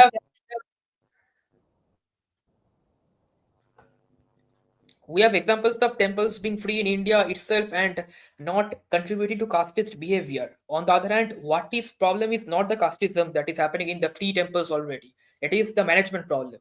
That's the only problem that we are going to face when temples are free. Not casteism problem. Exactly. So that is the one thing that we need to take about. Yeah, AIM is false here. AIM is disingenuous here. I think he doesn't. It's a very bullshit argument. I'm sorry. It's a very harsh Madhusudan argument. It's a very harsh Madhusudan argument, and I don't like it. It just stinks of wanting personal control over an institution because you think you're superior to everyone else. It's a very elitist, I know better than you argument. Is the Ram Mandir government property? It is not. What kind of casteism happening there? Or the Kashi Vishwanath, no casteism happening. It's Ram Mandir. It's run by the Ramanandis. Yeah. Yeah, so what is So happening? that's Nothing is why happening. that's why the Okay. RSS wants control of Ram Mandir. No? They want credit for it because then they can control what happens within it. It's a political tool now. Yep. No longer just a temple Yes. anymore. Yeah, and if In there is terms of discrimination, like Anand, what about why is the yardstick? Why is the yardstick different? Like, why isn't these people fighting for women's rights? Like, isn't it sexist that women can go and pray in the same area in the mosque to offer namaz? Like, I haven't heard that anyone won't complain happen about that. actually. DXT, that won't No, happen that's because because everyone that's loves their head no. It is on their shoulders. no. I'll So tell why you. doesn't the The government problem take is not. over It's the not. mosques as well if you want to apply the It's same not about that. yardstick? It's not.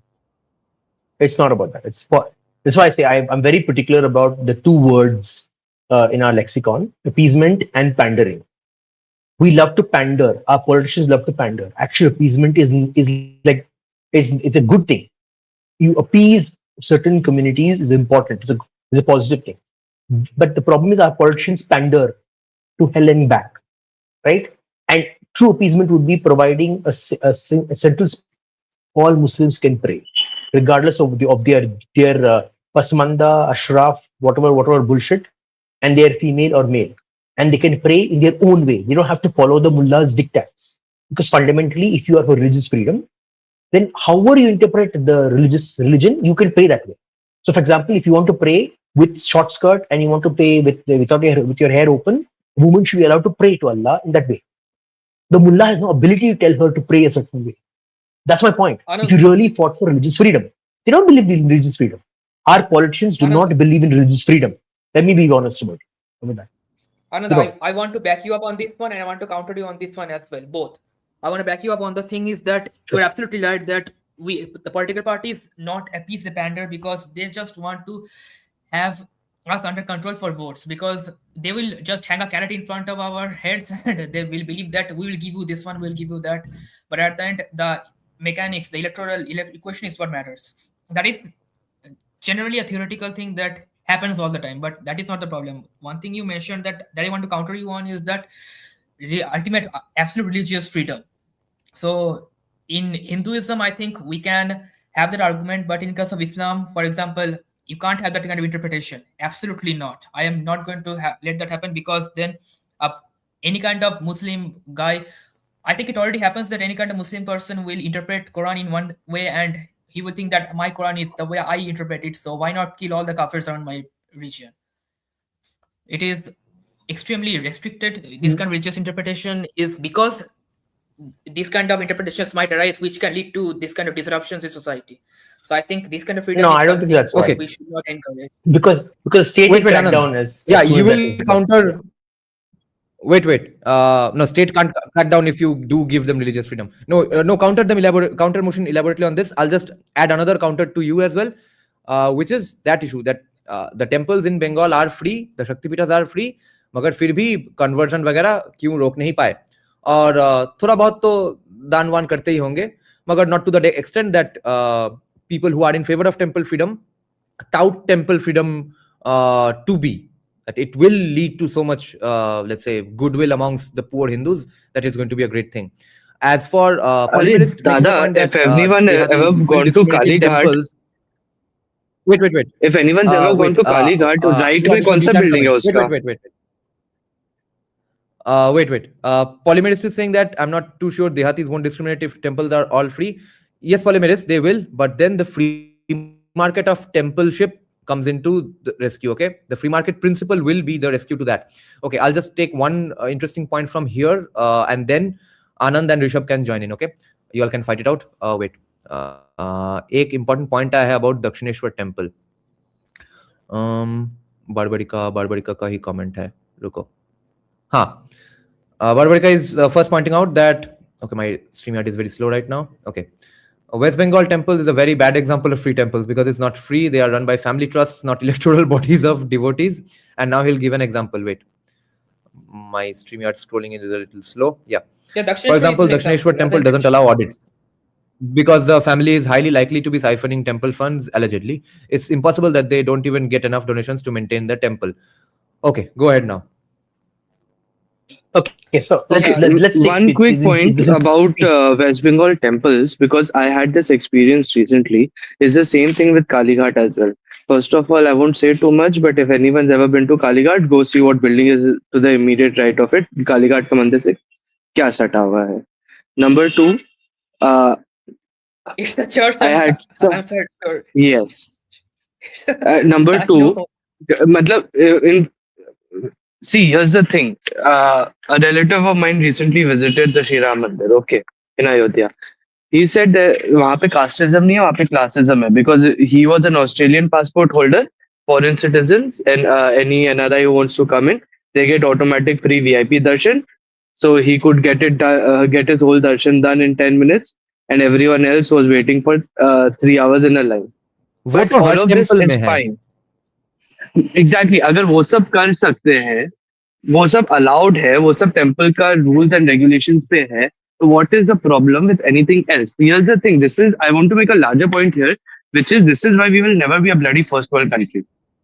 थोड़ा सा मैं AIM का note ले रहा हूँ, but at least only in tonality, but this is the biggest reason why we will never be a bloody first world country. We are so stuck in the what ifs, we will never go beyond potential into actually actualizing our potential. Na, if we were Americans over here, what we would say is rule of law hai, rule of law rahega. Make an anti-caste discrimination law in temples and then give them the freedom. If any temple board does anything that breaks this law, we will bring them to the courts and they will be punished or dealt with accordingly. यहाँ पे तो what ifs में हम लोग इतना entangled हो गए हैं कि we cannot even find a way outwards. What if casteism happens? That if casteism happens, prosecute them. अगर कोई किसी मंदिर में forget South Indian government owned temples, forget Bengal के temples, I'll take my native state Rajasthan. अगर राजस्थान के कोई एक टेम्पल में कहीं पे कास्टिज्म हो रहा है, किसी शेड्यूल कास्ट आदमी के साथ कुछ हुआ, he was not allowed to pray or enter the temple premises, do a bloody case on the temple board, get them all in jail, and get the constituents of that area to elect a new temple board. What is so difficult about that? हम लोग को वो नहीं सोचना. We don't want to see the straight line forward. We want to bloody entangle ourselves in 20, 30, 40, 50,000 years of history and उसमें फंसे रहना है हमें. हमें कभी लाइफ में आगे बढ़ना नहीं है as a society. Rishabh, I've got a question for you here. Maybe don't add more questions, please. I'm already got a lot of No, points to make. Adding more Sure, stuff. Anand. Let's tackle one thing at a time. First of all, let's take the latest one, right? Sri Ram Mandir is already first world. So it's a first world institution because they're allowing NRIs to get VIP darshan. You think in American churches, special rich people don't get access to private prayers with the pastor? They do. In Western societies, people with money get access to private prayer and superior prayer and better prayer. You think the Pope doesn't give special what blessings to rich people? One clarification. I don't think it's a bad thing. I think it's a good thing.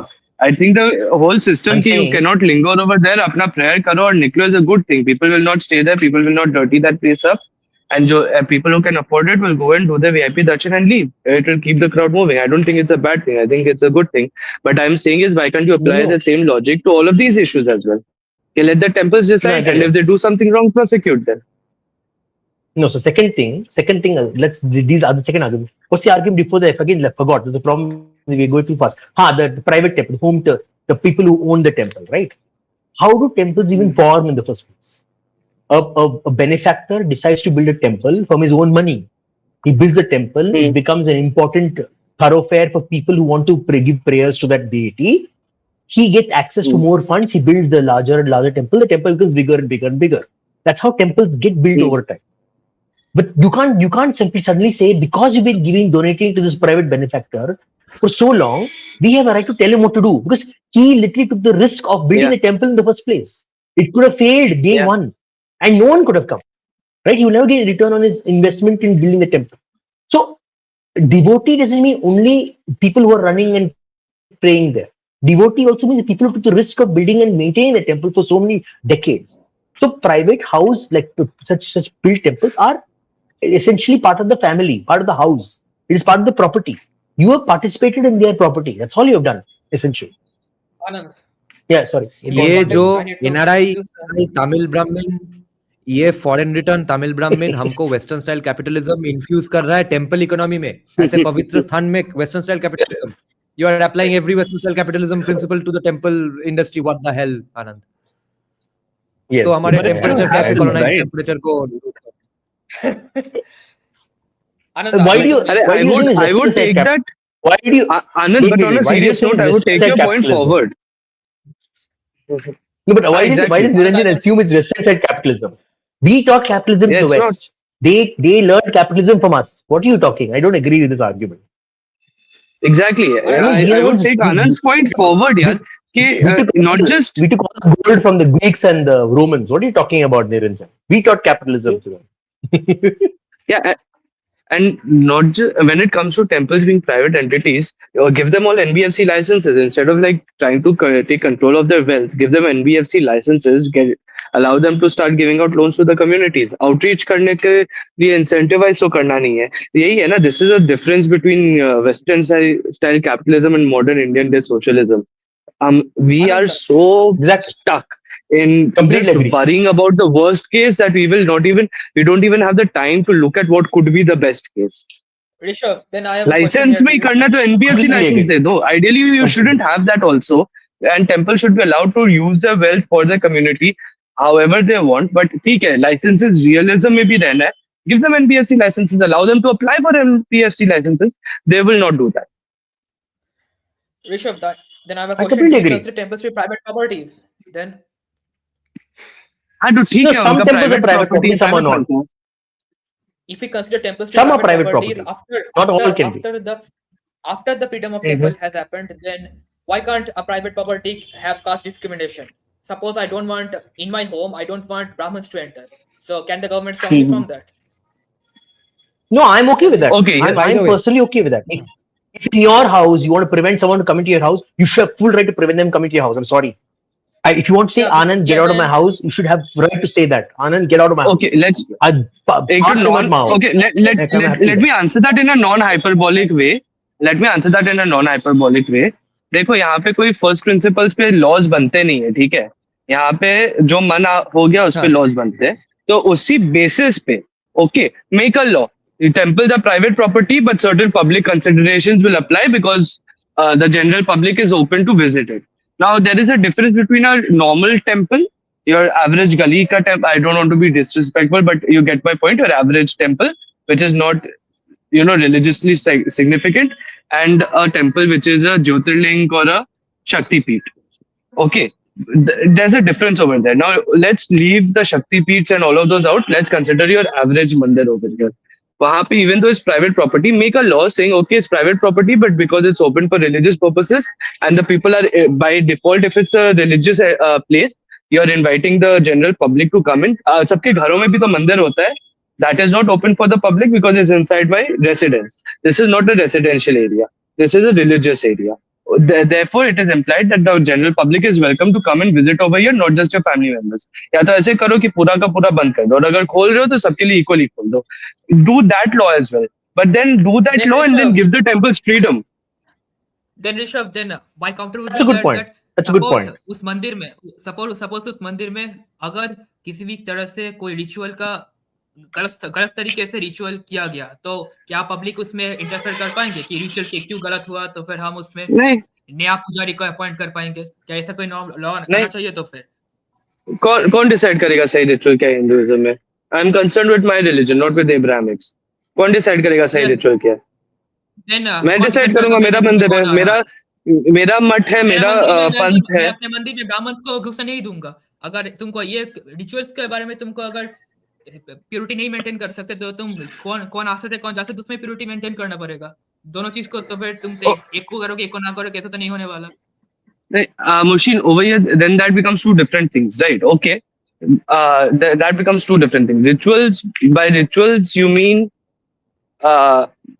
the act themselves or the people who can perform the act? एक शक्तिपीठ में तुम पुजारी जैसे पूजा करेगा, ज्योतिर्लिंग में वैसे पूजा नहीं होने वाला. उसकी बात कर रहा हूँ मैं, पूजा की पद्धति की बात कर रहा हूँ. हाँ ठीक है, पूजा पद्धति में करो, but I don't understand puja paddhati. I have a doubt. पूजा पद्धति का one second, let me answer. पूजा पद्धति में तुम्हारा कास्ट का क्या लेना देना है? and I'm not saying पंडित बना दो या कुछ कर दो. I'm just saying अंदर आके हाथ जोड़ने में क्या है? मैं परमिशन की बात कर रहा हूँ. पूजा पद्धति आज के दिन में भी टिपिकल अगर मतलब प्रॉपर ऑर्थोडॉक्स पूजा पद्धति अगर देखे, वे ऑफ वर्शिप देखे, 99% लोग नहीं करते. आते हाथ जोड़ते, टीका लगाते, चले जाते और what ever they do.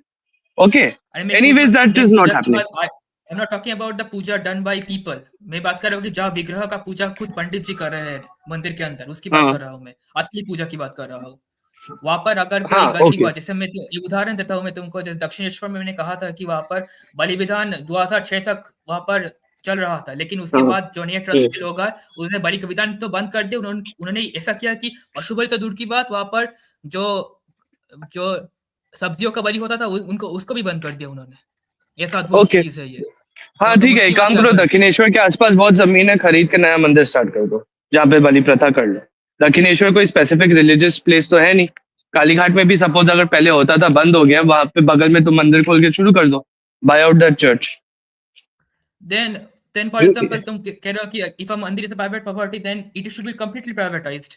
Then the owner of the temple should have complete control over who goes in the temple. Free market है. People want बलि प्रथा to happen in दक्षिणेश्वर, और लोग बंद कर दे तो दक्षिणेश्वर जाना बंद करो, गेट अनदर टेम्पल जहाँ पे बलि प्रथा चलता है.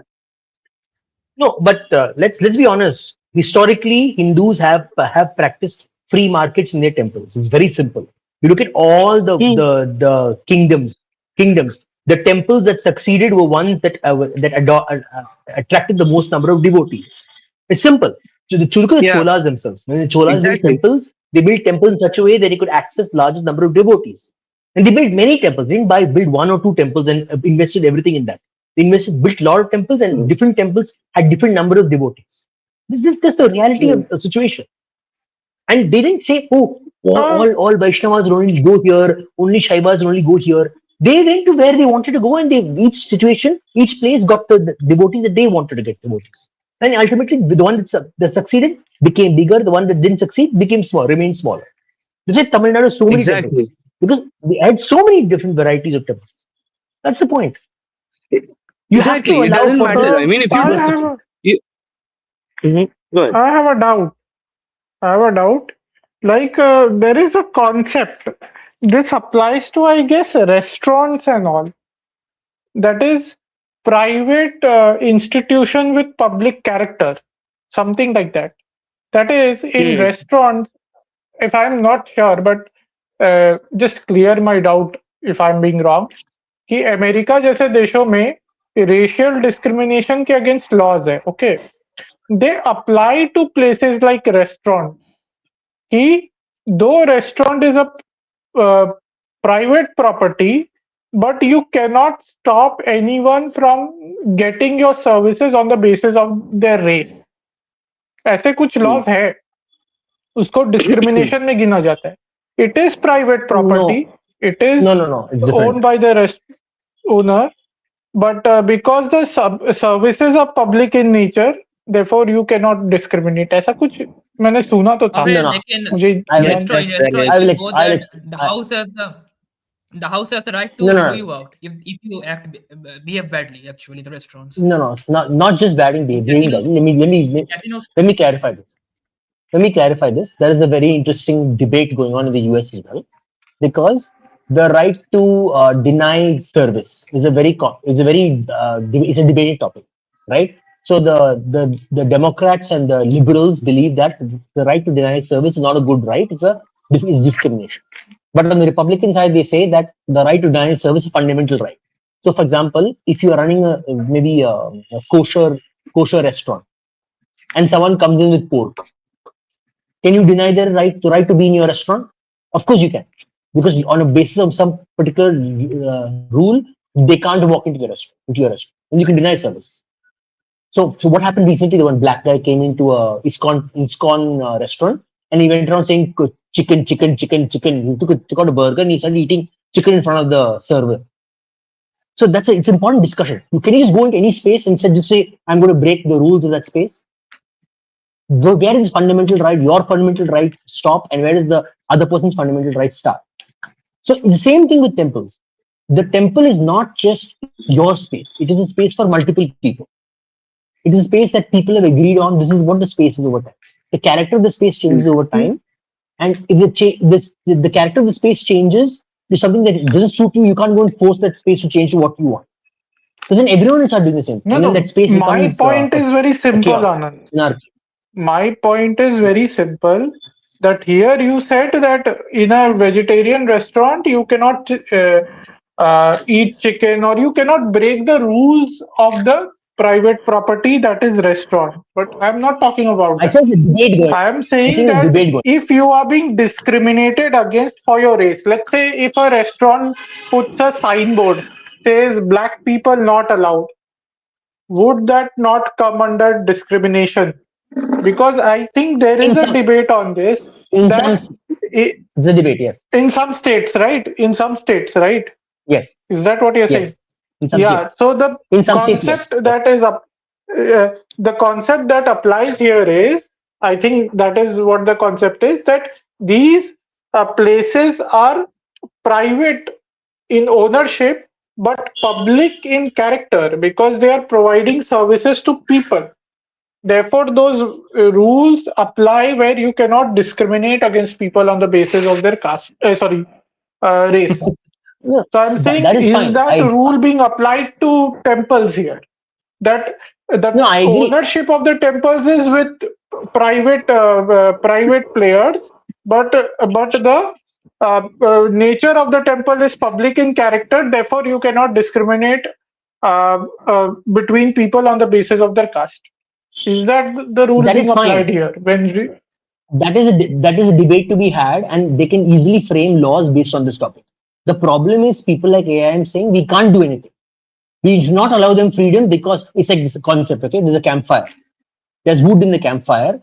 You are scared to even light the campfire. It's freezing cold. Okay, you're scared to light the campfire because someone sitting next to a campfire with silk dress may get an ember on it, and the silk dress may burn. That's the argument. You basically not lighting the campfire also.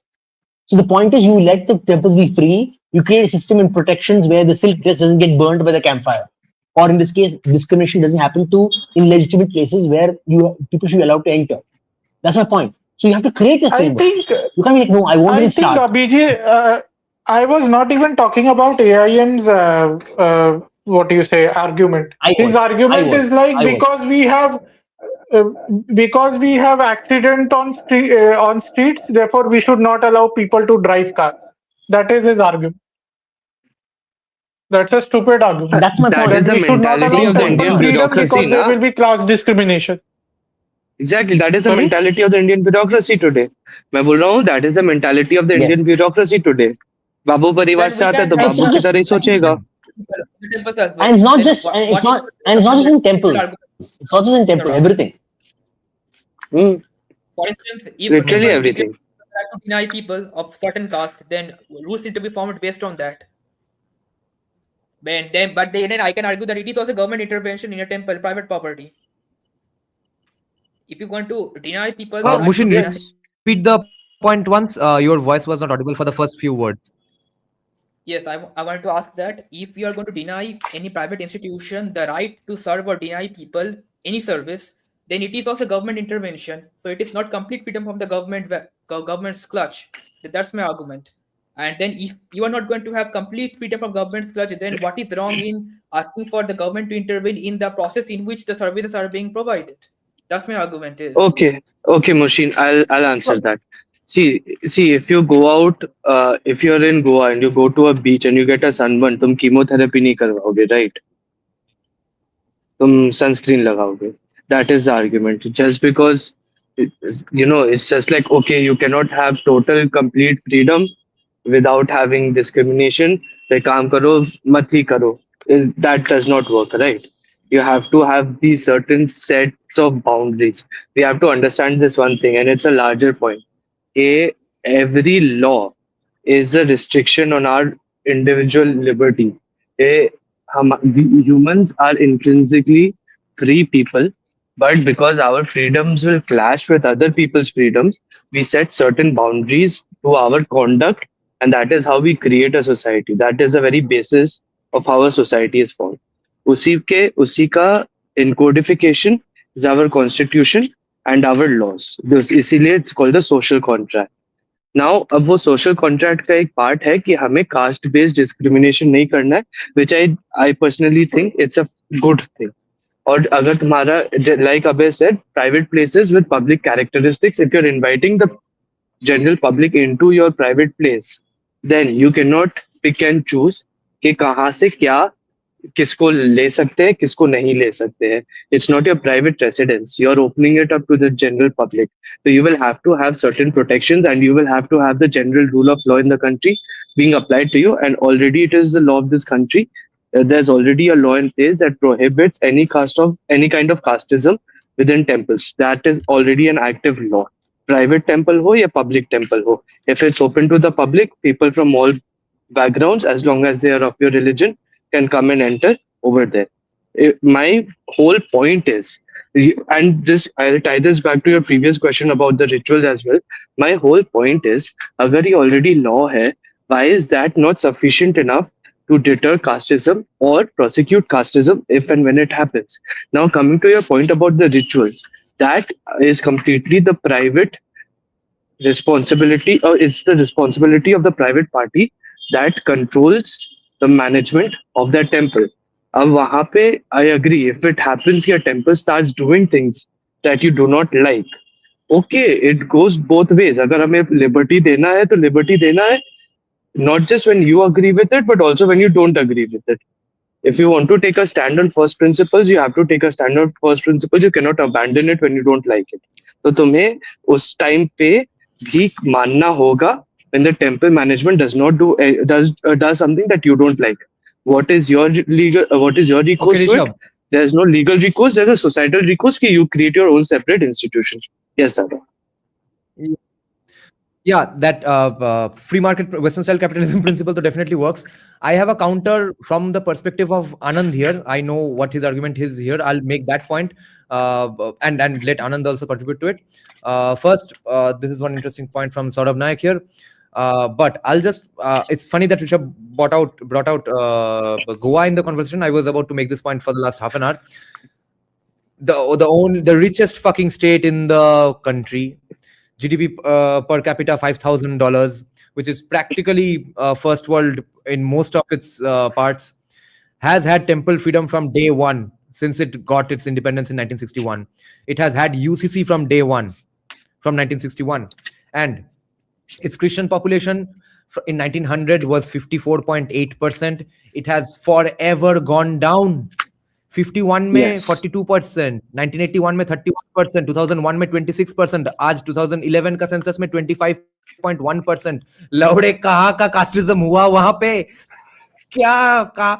तो भाई, the key principle that Rishabh is pointing out here is the fucking main problem. Assume the worst assume करके सब कुछ बंद करके रखो. मैं तो बोल रहा हूं कि हाँ, जरूर होंगे कहीं पे कास्टिज्म, उसके लौड़े लगाओ. और वैसे भी let's say free market principle of multiple competing temples so works anyway. My question about Anand's perspective is that since he's saying that some temples they have the right to deny entry to women, therefore some temples can come up with the justification of denying rights to lower castes, तब ये arguments कब काम करेगा कि नहीं, fundamental rights हम नहीं तोड़ के फिर temple चलाएंगे? Yes. वहां पे तो conflict होगा ही. बिकॉज हमारे यहाँ पर तो लॉस फर्स्ट प्रिंसिपल्स पर नहीं बनते हैं. तो अगर किसी ने ठोक दिया कि मेरा रिलीजन हर्ट हो रहा है यहाँ पर, तो तुम क्या करोगे? 295 लगा दोगे के ऊपर. यहाँ पर मेरा रिलीजियस सेंटिमेंट्स हर्ट हो रहा है क्योंकि यहाँ पर रिचुअलिस्टिक पालन किया जाता है. Sure. Anyone else wants to go? Otherwise, I'll respond. Yes. I want to counter because I have I feel strongly about this argument. So let's all agree that Rishabh is correct. It's a social contract. In any democracy, it's a social contract of citizens, right? But we are putting our personal moral framework onto society. We're not letting society decide its moral framework. And this is what has been happening since independence. 1947, society didn't decide these laws. Elites in society decided these laws. What is our duty as a democracy? To allow society to debate these concepts. This discussion should be happening in parliament, asking these questions. Then citizens are supposed to think about it. Do they believe temples are public property, even if they are privately owned? Citizens need to decide and vote on this topic. Say, my representative, I want you to treat temples like public property, even if they are owned privately. I want the citizen to vote on this topic. They've been told to believe this. I want the OBC community to say that if I have an OBC temple, I want to privately own an OBC temple. I want everyone to access it, including Dalits, including STs, including Brahmins, including Vaishyas. I want STs to say, I want the right to build my own temples privately, and my temple, if I build it privately, it should be available to the public. I want them to think about this topic and say, this is what we want. This is the structure we want. But if we prejudge for them and say, no, this is what they want. This is what they all want. Then we are doing the oppression. We're telling them, no, you should be like this. We have decided for you, which goes against freedom of religion in the first place. So my problem is that we're not allowed to build the social contract because we're not even debating it. The society is not debating these topics because they already told, don't talk about this. How dare you talk about this? If you talk about it, you're casteist. That's the problem. Let them have this debate in society. And if अच्छा नितिन को कोई respond करो यहाँ पे. No, मैं कोई शंकराचार्य के खिलाफ कुछ नहीं बोल सकता. No, I understand what he's coming with, but मैं नहीं बोलूँगा. वो संत समाज देखेगा. I will personally not comment. May atheist too? Please explain to me how they are Brahmin. Give me proof, evidence that they are Brahmins. उसके बाद we'll decide whether they are Brahmin or not. By definition, if you are I have something to add. A sannyasi is beyond any kind of jati or varna. So this kind of, and based on the क्या merit है उनका, उनके पहले जो उनका शंकराचार्य थे उन्होंने उनको चूज किया है, यही उनका मेरिट है, समझा? इसलिए वो चोजन है. नो मुझे निकले वो अलग बात है. इनका आर्गुमेंट होगा कि उन लोगों ने नहीं प्रीवियस शंकराचार्य से भी कोई ओबीसी फैमिली या एससी एसटी फैमिली से क्यों कोई शंकराचार्य नहीं चूज किया जा रहा है? ये उनकी इच्छा है, इसलिए वो चूज नहीं कर रहे. Choice. It's their choice. No, choice तो भाई. एक minute. Shukracharya was the guru of all the asuras. Why wasn't Shukracharya from the Deva Kula? Can you explain to me why? Yeah. Why was Vrishpati a Deva Guru? Why was he not a human being? Why was he not a Manushya? Why was he not? What kind of questions are these? Dada, I want to add a trivia. You were talking about Goa, right? And how they have UCC. Do you know, though the Christian population has dwindled in Goa, but I want to say this, their UCC is basically Christian law. UCC in general is Christian law. Yeah, जो national आएगा वो भी Christian law.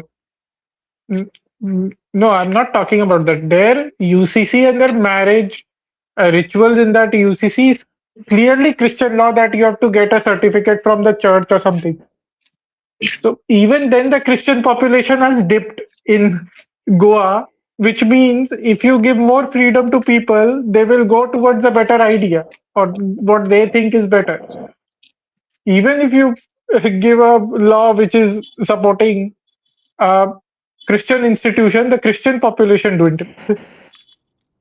और अभी जो आनंद बोल रहा था ना कि वेट आनंद जो अभी बोल रहा था कि social contract, social discussion, debate तो लड़े होने का मतलब अपॉर्चुनिटी ही नहीं मिल रहा है, स्टेट आके उंगली कर रहा है, इसलिए उसका भी एग्जांपल गोवा ही है. गोवा तो भाई पूरा का पूरा हाई ट्रस्ट सोसाइटी भी है, और हाई ट्रस्ट सोसाइटी का एक clear cut let's say marker क्या होता है कि आउटसाइडर्स वेलकम भी होते हैं, मगर आउटसाइडर्स ज्यादा मतलब भाव भी नहीं दिखा पाते हैं. तो वहां पे हिंदू मुस्लिम क्रिश्चियंस के बीच में पूरा का पूरा हाई ट्रस्ट सोसाइटी बना पड़ा हुआ है. अमीर भी है, फर्स्ट वर्ल्ड कंट्री के जैसे रास्ते भी बना लिए, यूसीसी भी हो गया, टेंपल फ्रीडम भी हो गया, और क्या गोवा से भी बाकी कोई स्टेट कुछ नहीं सीख सकता है? बीजेपी कुछ नहीं सीखेगा गोवा से? Can I say something about this Shankaracharya thing also before we forget about the topic? Anand, I want to speak about this topic only, that some people are saying that they want representation in the sannyas also. Let me remind you all that in the Dashanami Sampradaya, anyone, you can be a Hindu, Muslim, Sikh or Jain, anyone, all around the world, you can become a Dandi Swami in Sankaracharya in Dashanami sect. The problem is that when you become a Dandiswami, a sannyasi, you have to relinquish all your earthly identities, your name, your class, your caste, your creed, your religion, everything, and you have to take a new name and you have to do your own funeral before you become a Dandiswami. So understand this. There is no kind of discrimination in becoming a sannyasi in Dashanami Sampradaya. So please remove these kind of misconceptions. No. Let us go a little deeper into this. You know, our favorite communist Vivek Shrivastava keeps mentioning this. So Shankaracharya को अपमानित हो गया भाई, शंकराचार्य को अपमानित हो गया Ram temple में, उनका ओपिनियन लिया नहीं था. ये कम्युनिस्ट लोग शंकराचार्य बोलते रहते हैं. क्यों बोलते रहते हैं? If they're so anti-caste, क्यों बोलते रहते हैं? And secondly, no one stopped you from getting educated in the Vedas on your own and going debating in Shankaracharya. Debate him and defeat him, like how Adi Shankaracharya defeated so many people. Then you will also become Shankaracharya if you defeat him in debate. You have to only be given the post. Someone can say, "Sir, आप शंकराचार्य बन जाइए, sir." ऐसे चाहिए आपको कि आप कोई debate करेंगे, defeat him. आपको मेरिट चाहिए ना. I'm capable of being Shankaracharya. Debate him, defeat him. You'll become the Shankaracharya. So it's so मेहनत obvious. करने बोल रहे हो आप क्या? Yeah, people just want to crib. This is also like मेरे को लगता है we always keep blaming the state कि state temple freedom नहीं दे रहा है, गोवा से नहीं सीख रहा है, बीजेपी ये नहीं करता है. Isn't there on the other end, like aren't there other mandirs that people have made in the last 50-60 years? Completely new ashrams like Prashant Nilayam, Sathya Sai Baba का जो आश्रम है, ईशा फाउंडेशन, ये सब तो privately owned है. इसमें कौन सा casteism हो रहा है? Like why haven't we made more temples? नहीं और वो आर्गुमेंट वीएक्सटी काम नहीं करेगा. इस कॉन्टेक्स्ट में एआईएम काउंटर आर्गुमेंट इमीडिएटली दे देगा कि वो सब घोषित एंटी कास्ट मूवमेंट्स है डे वन से, इसलिए we are sure and therefore we also have the evidence that they are not doing casteism and they are not going to do casteism just like BAPS and ISKCON temples in the US. अरे तो पुराने temples से भी एक affidavit sign करवा दो, खत्म करो. They were not anti-caste movements, at least when they started. I mean, they are anti-caste in nature, but that wasn't their purpose. Did we just get an affidavit signed by them that we support anti-casteism? Khatam. And to use the US भाई, example, अगर problem solve करने का मानसिकता होता तो ऐसे ही करते. अगर Exactly. वो थोड़ा बहुत रिलीजियस फ्रीडम्स पे भी ट्रैम्पल करके सिर्फ और सिर्फ कास्टिज्म ही रोकना है, सिर्फ और सिर्फ कास्टिज्म रोकना है, तो भाई वो ही करवा लो. बोल दो कि नहीं, एंट्री सबको मिलना है, उसके बाद फ्रीडम ले लो, तो वो करवा लेते भाई. And just to circle back on Munshi's point, very good point about Sabrimala and women entering. I honestly don't have an answer to that. I don't know. I do. So just to use the US law wala example, restaurants mein. So you're not allowed to discriminate on certain things in certain states. Again, it's a social contract between the state and the people. So for example, abhi 2025 mein ek law pass hua, I think California and Colorado, where they added sexual orientation and gender identity as part of protected classes. So the restaurants can't reject you on the basis of your gender identity or sexual orientation as well. But at the same time, there are Indian reservations in Nevada and Utah where they can decide, oh, these are special worship places for Native Americans. So they can decide they don't want to let a trans person in. And they have been given exceptions because that's their tradition and they don't want to break that tradition. Yeah, I think this kind of a law is needed. A set of laws, actually. An interclass of laws. Of No. Wait. VXT. No. Yes. This cannot work because Native Americans के लिए reason है उनका sovereign territory ही है वो reservations, इसलिए वो allowed है, not because it's their special cute place and stuff. Yeah, the mandir is the sovereign territory of the deity. हम इसको कह सकते हैं. The mandir is the Yeah, sovereign territory of the deity good worshipping there. Also, either we should hold the government to task, legislate on it. Yeah. You left it to the judiciary, legislate on it. Let me tell you one If thing. you- Okay? There was a case. See, there- case of Baker. Anand, sorry, just one thought before I forget. See, there are two. I have two parallel chains of thought on this. I don't know which I will go with. One is, see, Hinduism is very intrinsically individualistic and libertarian. Okay, agar in a mandir like Sabrimala, if some woman wants to go in just to prove a point, let her go in. It's her life, her karma. She will deal with it. Okay.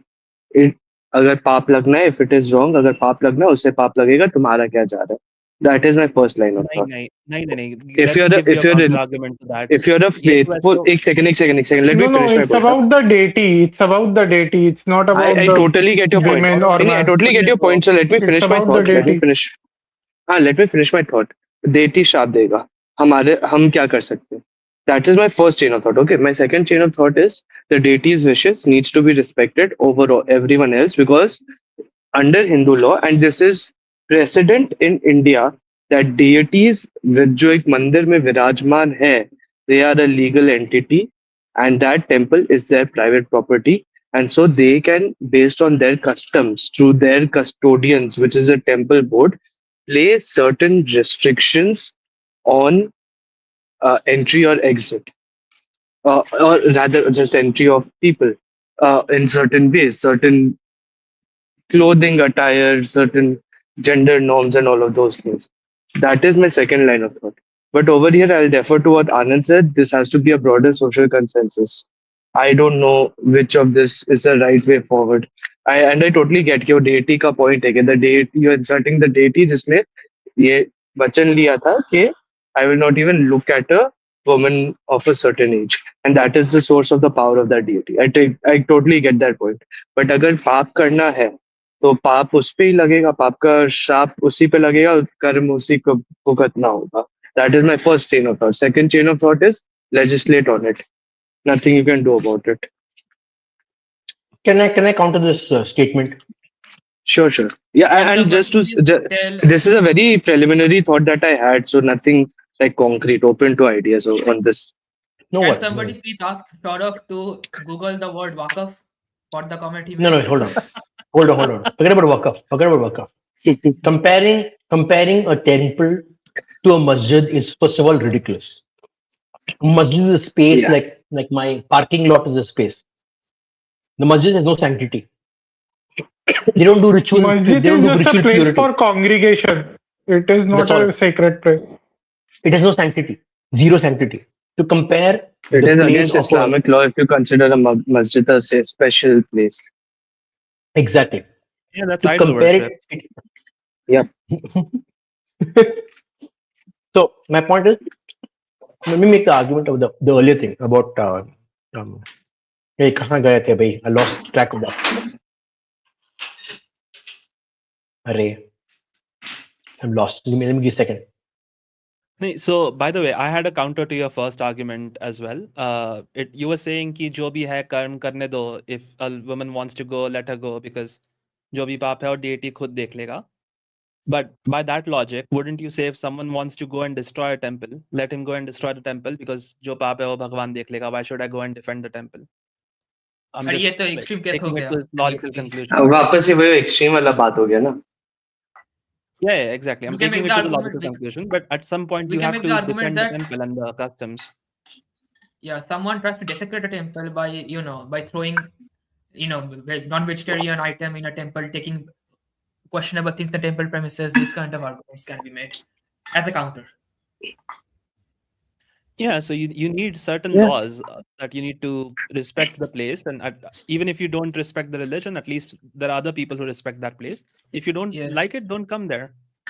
Yeah, Dada, Now Yeah. remember. we need to talk about this one in the Here to Learn. He's talking about Devotar Sampatti. Later. But let me talk about a very simple thing. Okay. Now I remember what I wanted to say. There was a state in the US where there was a baker. Okay, and he denied service to a gay couple, saying that my Christian beliefs do not allow me to serve you. Right? And the couple went to court to demand the baker to make the cake for them. See, the problem with this attitude is you already know that person doesn't like you. He doesn't like you fundamentally. You at your core, at your very being. And you still go and demand that you be served by that person. To me, I'm against that couple. And they deserve to be discriminated against, because it is ridiculous. It is like going to a magharmach and saying, don't eat me. At some point, you have to have survival skills. You can't be like, that's a very authoritarian of you. Like I'm a gay person, so I would not go to a freaking baker who hates me and demand he bake me a cake. I mean, that's ridiculous. So I'm okay with people denying service, because then I will go find someone who gives me service, because I have the money to spend. It's only when the state discriminates. The state where I made a contract with the rest of citizens saying that public services are required by everyone and have a right to the services because I'm paying taxes. Then you can say yes, you can't discriminate. The state is providing services to everyone. They're taking your taxes and they're building services for everyone. They can't discriminate. But some random person who I don't even know, who doesn't like me, I force them to do services for me is ridiculous. And I'm sorry, this is unacceptable. We cannot let this principle continue because it's authoritarian. It's me being authoritarian against a person who doesn't want to give me service. It's very simple in my libertarian idea. Yeah, and by the way, the restaurants still have a right to say no, to giving you service for n number of reasons. It's just like, yeah, I don't like your face. Doesn't matter. That's not a protected class in any state. So it's not like they are forced to let you in. I have a question that I'm quite confused in this. Actually, should we have protected classes, or should we go completely libertarian on these things when it comes to what are the rights of the temples or restaurants or whatever? Should we have a clear libertarian approach where we say that people have the right to discriminate? It's my property. I provide the services. I will discriminate. We are deciding right now. No, the public at large should be provided both arguments, the libertarian argument and the other argument. They should decide in consensus. Which one would you choose? That's my point. I am not imposing my will on the people. I'm just giving my idea on it. I would choose libertarian, obviously, but we are a society. We live in a social contract. The social contract needs to be built. Yeah, I know. I agree that we should debate this. There is nothing wrong in debating it. But I was talking about what I feel about it. I feel a more libertarian perspective is better. You create your own restaurant and give more people access, maybe, and you will benefit from it better. I think at the end of the day, libertarian argument is better. But yes, this should be debated whether we have that approach of private institutions with public character being having some laws which apply to public institutions imposed on, or should we go pure libertarian, saying that private people have every right to? Sorry? This is why I hate the nanny state. Because it tells you what to think. When people should be deciding after hearing all arguments what they think. The nanny state literally is being drilled into our brain. Think this. No, I don't want the state to tell me what to think, but I am saying that these are the two things we can think about, or I think we should have this approach. Of course, other people can disagree with me, agree with me, or give a third point of view. That's okay. No problem. Okay, I think I'll just ask you all, or Mushin. Okay, VXT, go ahead. Yeah, I was just saying my point of view is if it takes protected classes to get freedom of temples, then so be it. And we always have the option of having libertarian temples. Like if you don't like the current institutions, our religion is pretty huge, wide. Yeah. You can make your own temples. Yeah, broadly in general, it's going to be libertarian inevitably. Yeah. Exactly.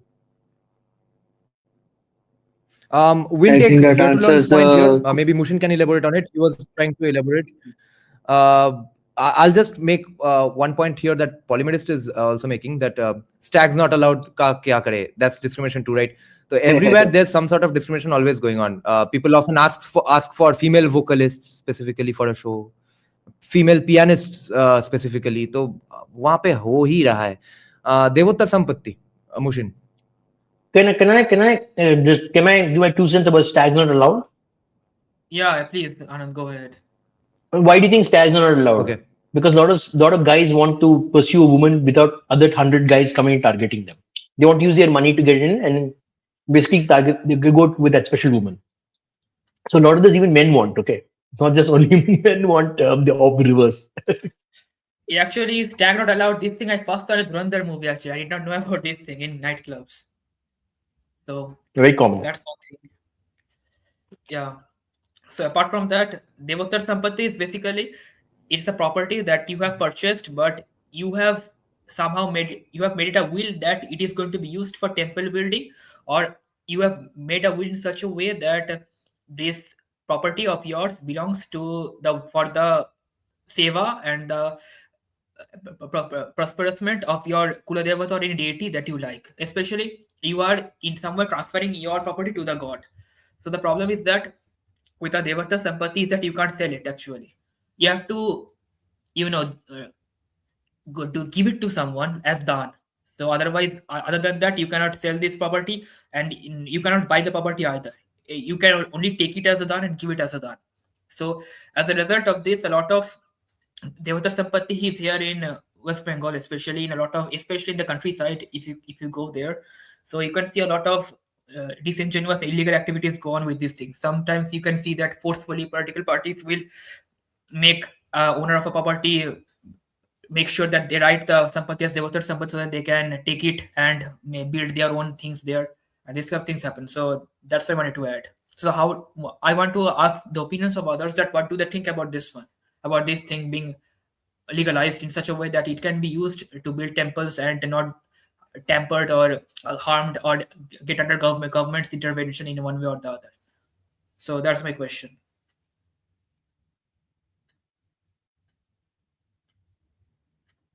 I don't think anyone From is what going to I can disagree with understand, that. from what I can understand, the idea of Devatar Sampatti should be kept private.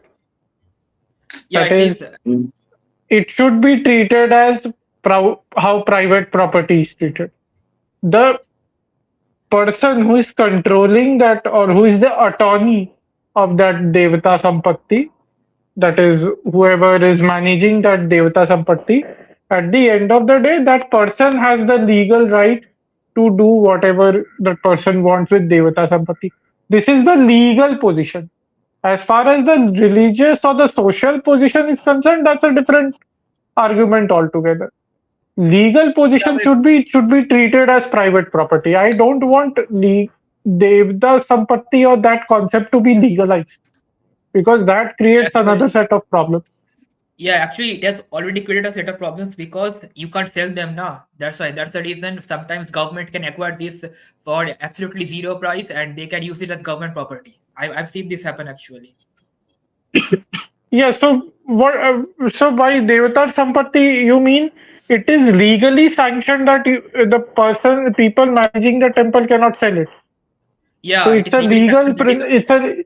it's legally Yes, coded. You are saying. yes, it is legally coded that is unsellable. Once you make a Can, will of Devatar Sampatti of a land, then you cannot sell it or you cannot buy it either. Another person cannot buy it or you can't sell it. That's the problem. If you can't sell it, I then how is the think government buying it? They are not buying it; they are literally seizing it so. because So they are seizing it illegally. Is that what you're saying? one way, in one way you can say it is illegal because you can't sell it now. That's why there is least amount of paperwork to be done. There is no transfer of any kind of fund. So the government can say that the owner of the Devatar Sampati just handed this over to the government as done. So that's how it happens. can I ask you an interesting question? Yeah, so Very- doctrine of lapse, like Rani Lakshmibai faced, or even Vested Properties Act of Bangladesh is being used on temples. By the way, anybody Yes, who's trying to make a point, and then take the question on the screen, okay? Yeah, I have an interesting question, conundrum for all of you. You know, Ramanujan wrote a lot of mathematical formulas saying it came from his goddess. Now, who owns those formulas? The goddess, Ramanujan, or the people, all the Britishers who basically took his work and made it their own and patented it and made money off it. So The who owns temple that? which fed Ramanujan. See, that's no, the problem. Anand, See, that's what I'm saying. I have a question Who here. owns that property? That's property. I have a question here to IP. you that do you actually like intellectual property like patents and stuff? Do you actually own theories? Like for example, who owns the Schrodinger's wave equation? It is owned by everyone in the entire world, isn't it so? Or the Einstein's It equation is of owned. relativity. It is owned now, but at some point it was owned by a particular. Like they held the patent for those things. Like Einstein for a long time held a lot of patents. which he Means later, you can patent after he it. died. No, that's what I'm saying. After some time, his 75 estate basically years. sold it. They sold it off. That's what I'm So saying. They you made a lot of understand money that. off of this. So you can say you can patent theories also, other than in IPs. That's what you want to say. I think for a while you can, if I'm not wrong. Okay. did I not know think this the actually. Ramanujan's case can be handled in this way. Let Ramanujan decide. If he himself wants to patent the theory or whatever formulae he gave, he can patent those formulae or series in his name. And if he wants to transfer that patent to the deity, then there can be a legal documentation that I transferred this patent to the deity of this temple. Okay, So what if all let me the ask you a more royalties complex will question? go to this temple. Okay, but I'll ask you a more He complex can do question. that. Okay, let me ask you a more complex question. Tomorrow, a pujari No. says, First, answer the question on the screen. By the way, First answer talking the about question on the screen. Ramanujan was a Finish that point vegetarian and then who you was can join. who was discriminated in the UK, which is why he died early. That's a theory Okay. as well. No. Okay. On Non-vegetarians the and question, discriminated in pure veg restaurant. The person is not discriminated against. A non-vegetarian can eat in a vegetarian restaurant. Okay. yeah, exactly. But you exactly. cannot eat non-vegetarian food because that is the concept of the restaurant. Okay, That's the now point. that's we answered, right? Now let me ask you a more complex question. Now Ramanujan learned some. Let's say Ramanujan, some priest today in some temple in India, he gets some formulas from the deity, and he says, "I will only teach it to other people from my jati." Can he do Okay. that or not? Yeah, Is you it can his do right that. as He intellectual can do property that. holder? You can He do can that. try to do that, He but can it do that. will inevitably come out. So my Realistically, he question cannot is, stop it. then my question is, when they say a lot of Brahmins prevented other jatis from learning the Vedas, who held intellectual property for those Vedas? Complex Actually, question. Veda is Apaurush. Wow. You can say that the Vedas are Apaurush means I'm making a hyperbole argument here, Anand. I know, I'm Suppose also the making a hyperbolic argument. Vedas are the words of God. Let's take it at that. Vedas are the words of God. So Yeah, sure thing. in the eyes of God, in the eyes of Brahman, everyone is Brahman. You can say that everyone is made by God. So we can say we are all children of God. So why does one child of God have all the IP? Why can't he share the IP with other children? But what if the child of God who actually who gave the thing says, "I don't want to share it with anyone else"? Does he have the right to do so? That's my question. That's my question. So, Because you I on didn't your get your question, own, Anand. Can you please explain it a little? Rephrase, please. imagine Rephrase the question. I'm a person, okay, and I come up with new knowledge systems, and I say it came from my God. Okay, very simple, came from my God. But I decide who I will share it with. Is it my fundamental right to share it to who I want, or I have to share it to everyone? That's my question. Okay, No, you it's a can share fundamental it with right to who do you want. You can who you share it want. with who you want, and then they can share it with Yeah. whoever they want. Correct. I Yeah. agree with that. As simple But as I'm saying, Anand, can I you just can you remembered. Anand, wait. Let me tell you something. Anand, I have a very good. You can say example for this one in the Mahabharata. There is the notion. There is a story of Shukracharya teaching Mrita Sanjeevani mantra to Kacha. Okay, Kacha and Kacha was the son of Devguru Vrishvati. Vrishvati sent Kacha to Shukracharya as a infiltration mission to gather the knowledge of Mrita Sanjeevani. Okay. So now Shukracharya taught Kacha the knowledge of Mrita Sanjeevani, but then Shukracharya cursed Kacha that you cannot use this mantra. I am forbidding you to use this mantra on anyone. Then Kach made this argument that I cannot use this mantra, it's fine, but I will make disciples of my own and then I will teach this mantra to them so they can use them. So Shukracharya agreed to that yes, you can do that. That does not violate my curse. So what do you think about that, Anand? It is no, I'm up to the saying, liberty of the person. I know. It is up to My the point liberty of is, the I'm person. making a more complex point. So, for example, there is someone called S.M. Krishna. Not S. What Krishna? The Carnatic singer. He was making a big fuss about saying that these Brahmins were gatekeeping Carnatic music. Right? He's like, okay, then I learn Carnatic music from these Brahmins and I teach everyone. Now, my question is that IP, does it belong to the Carnatic musicians or does it belong now to everyone? That's my question. And did he break The that music stands. that contract between the Carnatic musicians? That's my question. Anand, we Did can those mix our individual complex question. musicians create that? No, no. Did the individual musicians or that group of musicians who were alive at that time create that music? If so, they can stop it. They can file a copyright on it. If not, then nahi. Some things have been jo posterity se hai, they are now in the public domain by default. Public domain. They become So public yeah. domain. Correct. And Anand, then I also can direct one this argument important that clarification here, I don't think patents or sub jo hote hain, they are on applications of theories. I might be wrong over here. My understanding is theories you cannot copyright. I think at least as of now there is no law. Like there are people who are working on string theory, but whoever cracks it, they cannot patent the theory itself. उसका अगर कोई application है, like if you can use string theory to create a new source of energy or a new weapon, then you can patent that, but you cannot patent the use of string theory itself. So Ramanujan wala argument bhi yahi hai. It's out there in the ether. And when it comes to the whole question of the Vedas, uska bhi wahi hai कि it is out there. If you are able to control it through other means, then that is fine. But the Brahmins don't have any patent on any of our shastras. If you are able to control it through societal means, that is a different thing. If you can get, a previous society to outlaw any non-Brahmin from accessing that thing, it's a different thing. But per se, they don't have any intrinsic claim on it, as we stand in our society today. No, you can my literally patent anything and everything, and there are contracts in place. Like I used to work for a company where we used to patent polynomials, and nobody else could use those polynomials because again, polynomials exist, and those numbers anyone else could figure it out and they could recreate it, but we were not allowed to sell it. It was part of the non-compete, Yeah. non-disclosure Yeah, I agreement. think we are Okay. I think we're confusing Okay. two things here: the pledge of secrecy with the ability to sell something. Bishop, can you please mute? A lot of sound is coming from your. Yeah, my argument is that the same argument we made for Brahmins not teaching Vedas to others. If we can make another argument for the Tantrics, a lot of Tantric text is esoteric and they only teach it to those who take initiation in their community.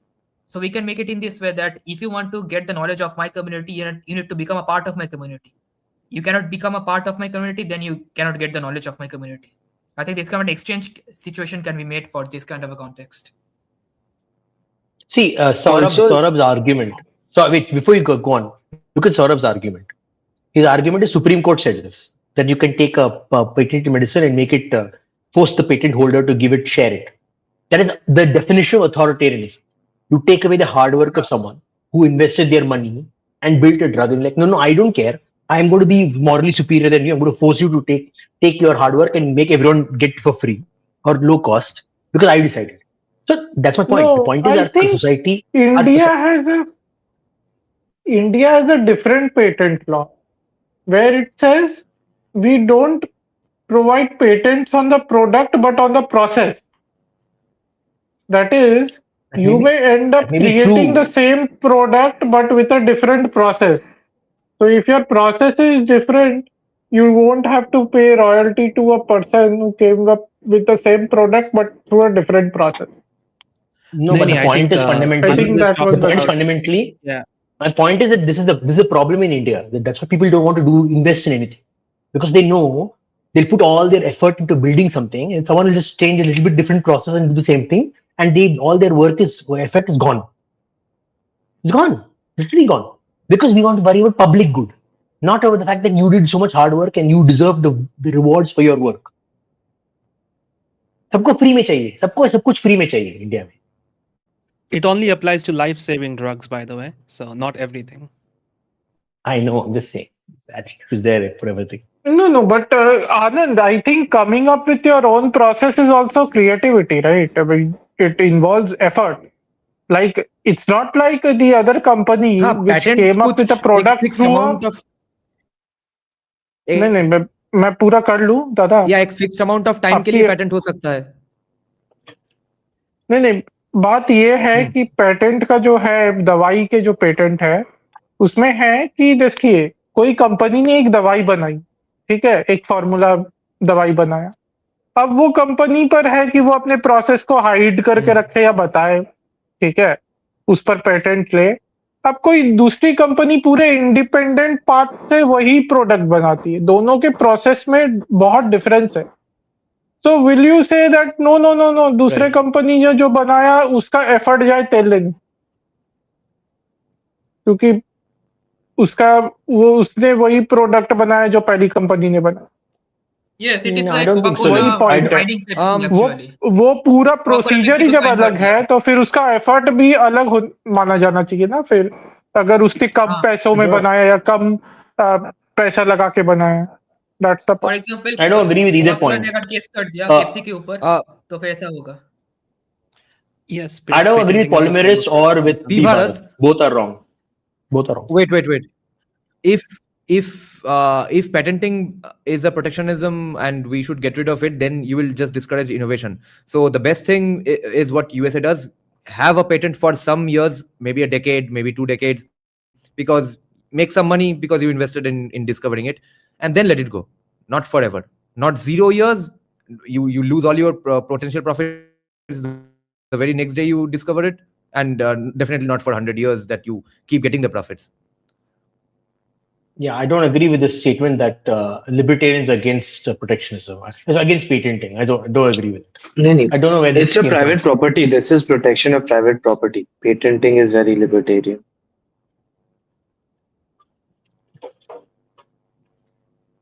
Yeah, but then US also has the patent office to back it up. Like everything happens swiftly. Hmm. In India, like our patents would take years and years. Like I know Yeah, there are because some bureaucrats. उस पर like yeah, Sanjeev architecture Sanyal ने बहुत patents. बोला है हाँ, but फिर भी patenting पे। an average patent for an AI architecture in India takes 9 to 12 months. It takes 3 to 5 weeks in the US. Hmm. Like if you have an architecture, you're taking the patent out maybe for 1 or 2 years because everyone's catching up now. So when I see. LSTM was discovered, which is a long short-term memory model, they patented it for 1 year, and now Okay. everyone has it. I see. तो ultimately yes, western style capitalism के वजह से ही California का GDP India से ज्यादा है, ऐसे laws के लिए नहीं। और ऐसे वेल ऑयल्ड स्ट्रक्चर्स के Yes. लिए ही। Western side capitalism, nahi, Indian side capitalism taken by the West and forgotten by Indians. Okay, sorry. ये रिवर्स सनातन इकोनॉमिक्स है ये। Yes. Well, then DXT, my argument is that does Google also patent its AI architectures, like all the architectures that it patents, because we can use it freely? Yeah, you are using the application. You can try and reverse engineer it, and if you manage to do it successfully, they'll sue you. Oh my god! Yeah, okay, Exactly. that's a problem then. Unless I it's, had to copy one Google architecture actually. It's reverse no, engineering. don't reveal it that you copied Google architecture. Say it's your own innovation. That's all. No, when you apply for the trade secret, that there is a committee that sits and makes sure nobody else is infringing upon it. Okay, I did not know this actually. And this is the problem with Okay, Abhay's great then. argument of process patents versus product Okay. patents as well, right? If you can say yes, our process is different, but how does anyone know you haven't just reverse engineered something? You should ideally be able to patent both the end product as well as the process. Someone got there after you, sucks to be them. That's a part of innovation. That's a part of R&D. If that was the case, we know. Rishabh, Rishabh- then the Chinese economy will collapse. Wait, I have a because question the for Chinese economy Rishabh. Yeah. is based on reverse engineering. Rishabh cards के बारे में ये कैसे function करता है? मतलब did I discover a card therefore I have patent on making cards in general, और other people are making cards as well, I am making also a car, different companies, how does that work? So my understanding is that it is very, very specific. Okay, patents, they don't normally grant you patents for something very general. Okay, so you can like patent. So suppose you create a car engine. Okay, you can patent how that engine looks exactly.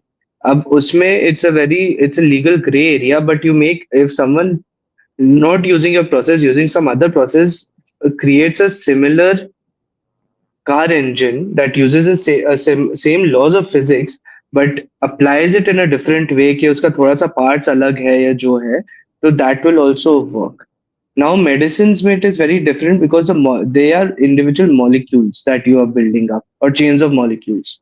So वहाँ पे it is much more easier to defend a patent. अब car engine में it's much more difficult because there are so many parts. Now if you have the kind of resources, उसका आप करो बैठ के सारा परम्यूटेशन कॉम्बिनेशन निकालो कि वो इंजन का कितना परम्यूटेशन कॉम्बिनेशन हो सकता है, हर एक अलग अलग इंडिविजुअल पेटेंट्स फाइल कर दो, then you are good. No, actually, Can I? जब पहली बार when the first time car was invented, I think तब पेटेंट हुआ था 1900s में, मुझे लगता है कार का पेटेंट हुआ था तब. Yeah. So the entire society is based on preventing other people from stealing from their stuff, because they know people, because they naturally steal. They are thieves by nature, so they created a system where other people can't steal from them. There's no free sharing of knowledge. So the entire system is preventing other people from stealing from you. But let me Actually, counter with what. with the advent of Let me counter Saurabh Nayak. Saurabh Nayak, we know about evergreening of patents. Anyone who knows about patents knows that evergreening of patents happens. We don't need to go study about it. We know it happens. That's not the norm. That's not the norm for patents. That is all rich people using political power, using babus. That's my point. The babu gets involved and then he causes problems. It's always the babu who's the problem. Okay. Remove the babu, patents work very well. Also, there's a system कि they evaluate it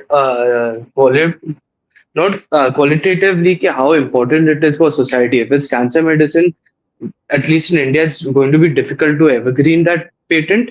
But if it's like some Disney ka IP, then sure, it doesn't really affect society so much. You can keep Cinderella forever and ever.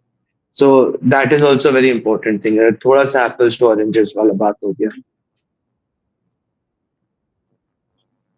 Yeah, I think artistic property and IPs are different, right? Intellectual properties and artistic, like paintings and sculptures, are different copyright. categories. Copyright, yeah. And let's be Yeah, fair. exactly. Both nuances है. A lot of patents have expired. A lot of copyrights have expired. A lot of things have expired over time. It's just that just because someone can try to evergreen it doesn't mean they succeed all the time. Sometimes they try to evergreen too many times and they end up losing it completely. Yes, we can. Yeah, they obviously they'll try to evergreen it. Who will not try to evergreen it? It doesn't happen all the time. We can play Rabindra Sangeet, we can play all the classical music without getting copyright stricken by the respective organizations. Dada will disagree. He has had copyright strikes on Rabindra Sangeet. Yeah, Rabindra Sangeet used to be copyright. Yeah, that's a bug, not a feature of the situation. But Rabindra Sangeet used to be copyright protected, and now it isn't. Their copyright ran out. And this, of course, reminds me of the Vararupam controversy as well. I made the same arguments that you can't own rights to a raga. That's the only thing they were doing. They were making a same genre composition in that same raga. वहाँ पे distortion guitar है, metal drumming है, और classical bass vocals है. और क्या similar है भोसरी के? वो आइडिया उठा लिया तो वो कैसे फिर प्लेजियरिज्म हो जाता है? नवरत्न के साथ और कुछ नहीं था. मेलोडी, ऑर्डर ऑफ मेलोडी ही तो अलग है. Yeah, by the way, they were claiming because the visual representation was similar. We copied. What nonsense? Kuch bhi. By the way, Niranjan, did you follow the case of Ed Sheeran being sued by Marvin Gaye for using the same chord progression? Yeah. I use that example in my viral video in that Vararupam defense as well. कि क्या चीज के लिए plagiarism जीत रहा है लोग. कुछ phrases, chord progression copy कर लिया, हो गया plagiarism. Now, there is a problem here because even some songs of A.R. Rahman also are in some way inspired, or you can say influenced by a lot of other artists of the previous eras. So every song, ये हसीन वादिया. Yeah, ये हसीन वादिया is very very inspired from Chariots of Fire by Vangelis. Now ये हसीन वादिया से तो एक तो रीमेक जैसा ऑलमोस्ट हो ही गया. लास्ट ईयर आई थिंक वो एक कमर्शियल रोमांटिक मूवी आया था, वहां पे ये हसीन वादिया जैसा गाना था. और यहाँ पे शाश्वत सचदेव ने भी गहरा हुआ या वहां पे भी अरेंजमेंट में क्लियर इन्फ्लुएंसेस है ऑफ ये हसीन वादिया. and as well as therefore then Vangelis's Chariots of Fire. तो कहाँ कितना खोद के निकाले, कौन किससे ज्यादा प्लेजरिस्ट है, what degree of इश्क plagiarism. जलंधर में वो सब हो ही नहीं सकता. everyone bites the dust का ट्यून है भाई. No, it's not the same. अरे bass guitar पे कुछ भी मतलब a lot of people, I've seen reactions of people saying Ishq Jalakar has the same chord progression. It's not even in the same key. I know, I'm just saying, it sounds similar, so people are like, oh, it's the same, it's copied. Oh. Yeah, everyone buys another one bites the dust had like four bass notes. This has like 21 in each phrase. VXT. I don't know if you're an old viewer of mine, but I had argued this point as well. जो लोग कोई genre में outsiders है, उन लोगों को भोसरी के सब एक genre के अंदर सारे गाने एक ही तरह लगेंगे. अगर तुम अपने अभी ग्रैंडफादर को मेटालिका और मेगाडेथ के सारे गाने सुनाओ, सब कोई बोलेगा कि हाँ तो सब सेम ही गाने हैं. सिमिलरली अगर कोई मेटल हेड को तुम प्रसन्ना का गाना सुनाओ, नवरत्न सुनाओ, वरारूपम सुनाओ, सब बोलेगा कि हाँ सेम गाना ही है. तो वहां पे बेस लाइन सिमिलर लग रहा है क्योंकि भोसरी के वो सिमिलर फंक बेस लाइन है, सेम जॉनरा में है. अब वो जॉनरा उतना ज्यादा नहीं सुनता है, इसलिए बोल रहा है कि हाँ एग्जैक्ट सेम झाड़ दिया. Yeah, if you know how to play the bass, it's not even close, because like another one bites the dust is easy. I can play it. Ishq Jalakar I can't. So उस tempo कोई भी फंक base line वैसा ही लगेगा. वो genre है, वो ही distinct style है, क्या करें. And most people are tone deaf anyway. They can't discriminate between tones actually. Yeah, but they are the ones who are adjudicating these cases and in courts. Yeah, that is the problem. Fuck. Yes. Okay, then thanks a lot, guys. We have educated each other to a large extent today. I'll take your leave now and see you all soon. And whoever's watching, hope you all can contribute to my legal battles. Thanks for joining, guys. See you all soon. Bye bye. Good night. Good night. যদি সবাই ফিরে যায়, ওরে ওরে ও ভাগা সবাই ফিরে যায়, যদি গহন পথে যাওয়ার কালে কেউ ফিরে না যায়, তবে পথের কাটা তুই রক্ত মাখা চরণ তলে একলা দলরে, তুই রক্ত মাখা চরণ তলে একলা দলরে, যদি তোর ডাক শুনে কেউ না আসে তবে একলা চলো রে.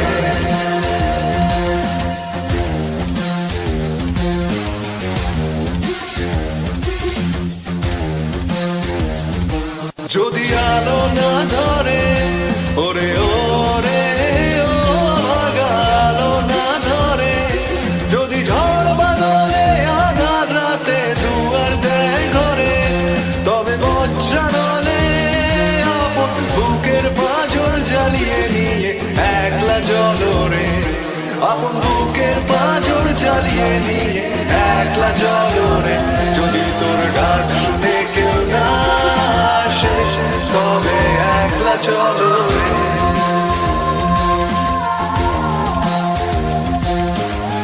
একলা চলো, একলা চলো, একলা চলো, একলা চলো রে.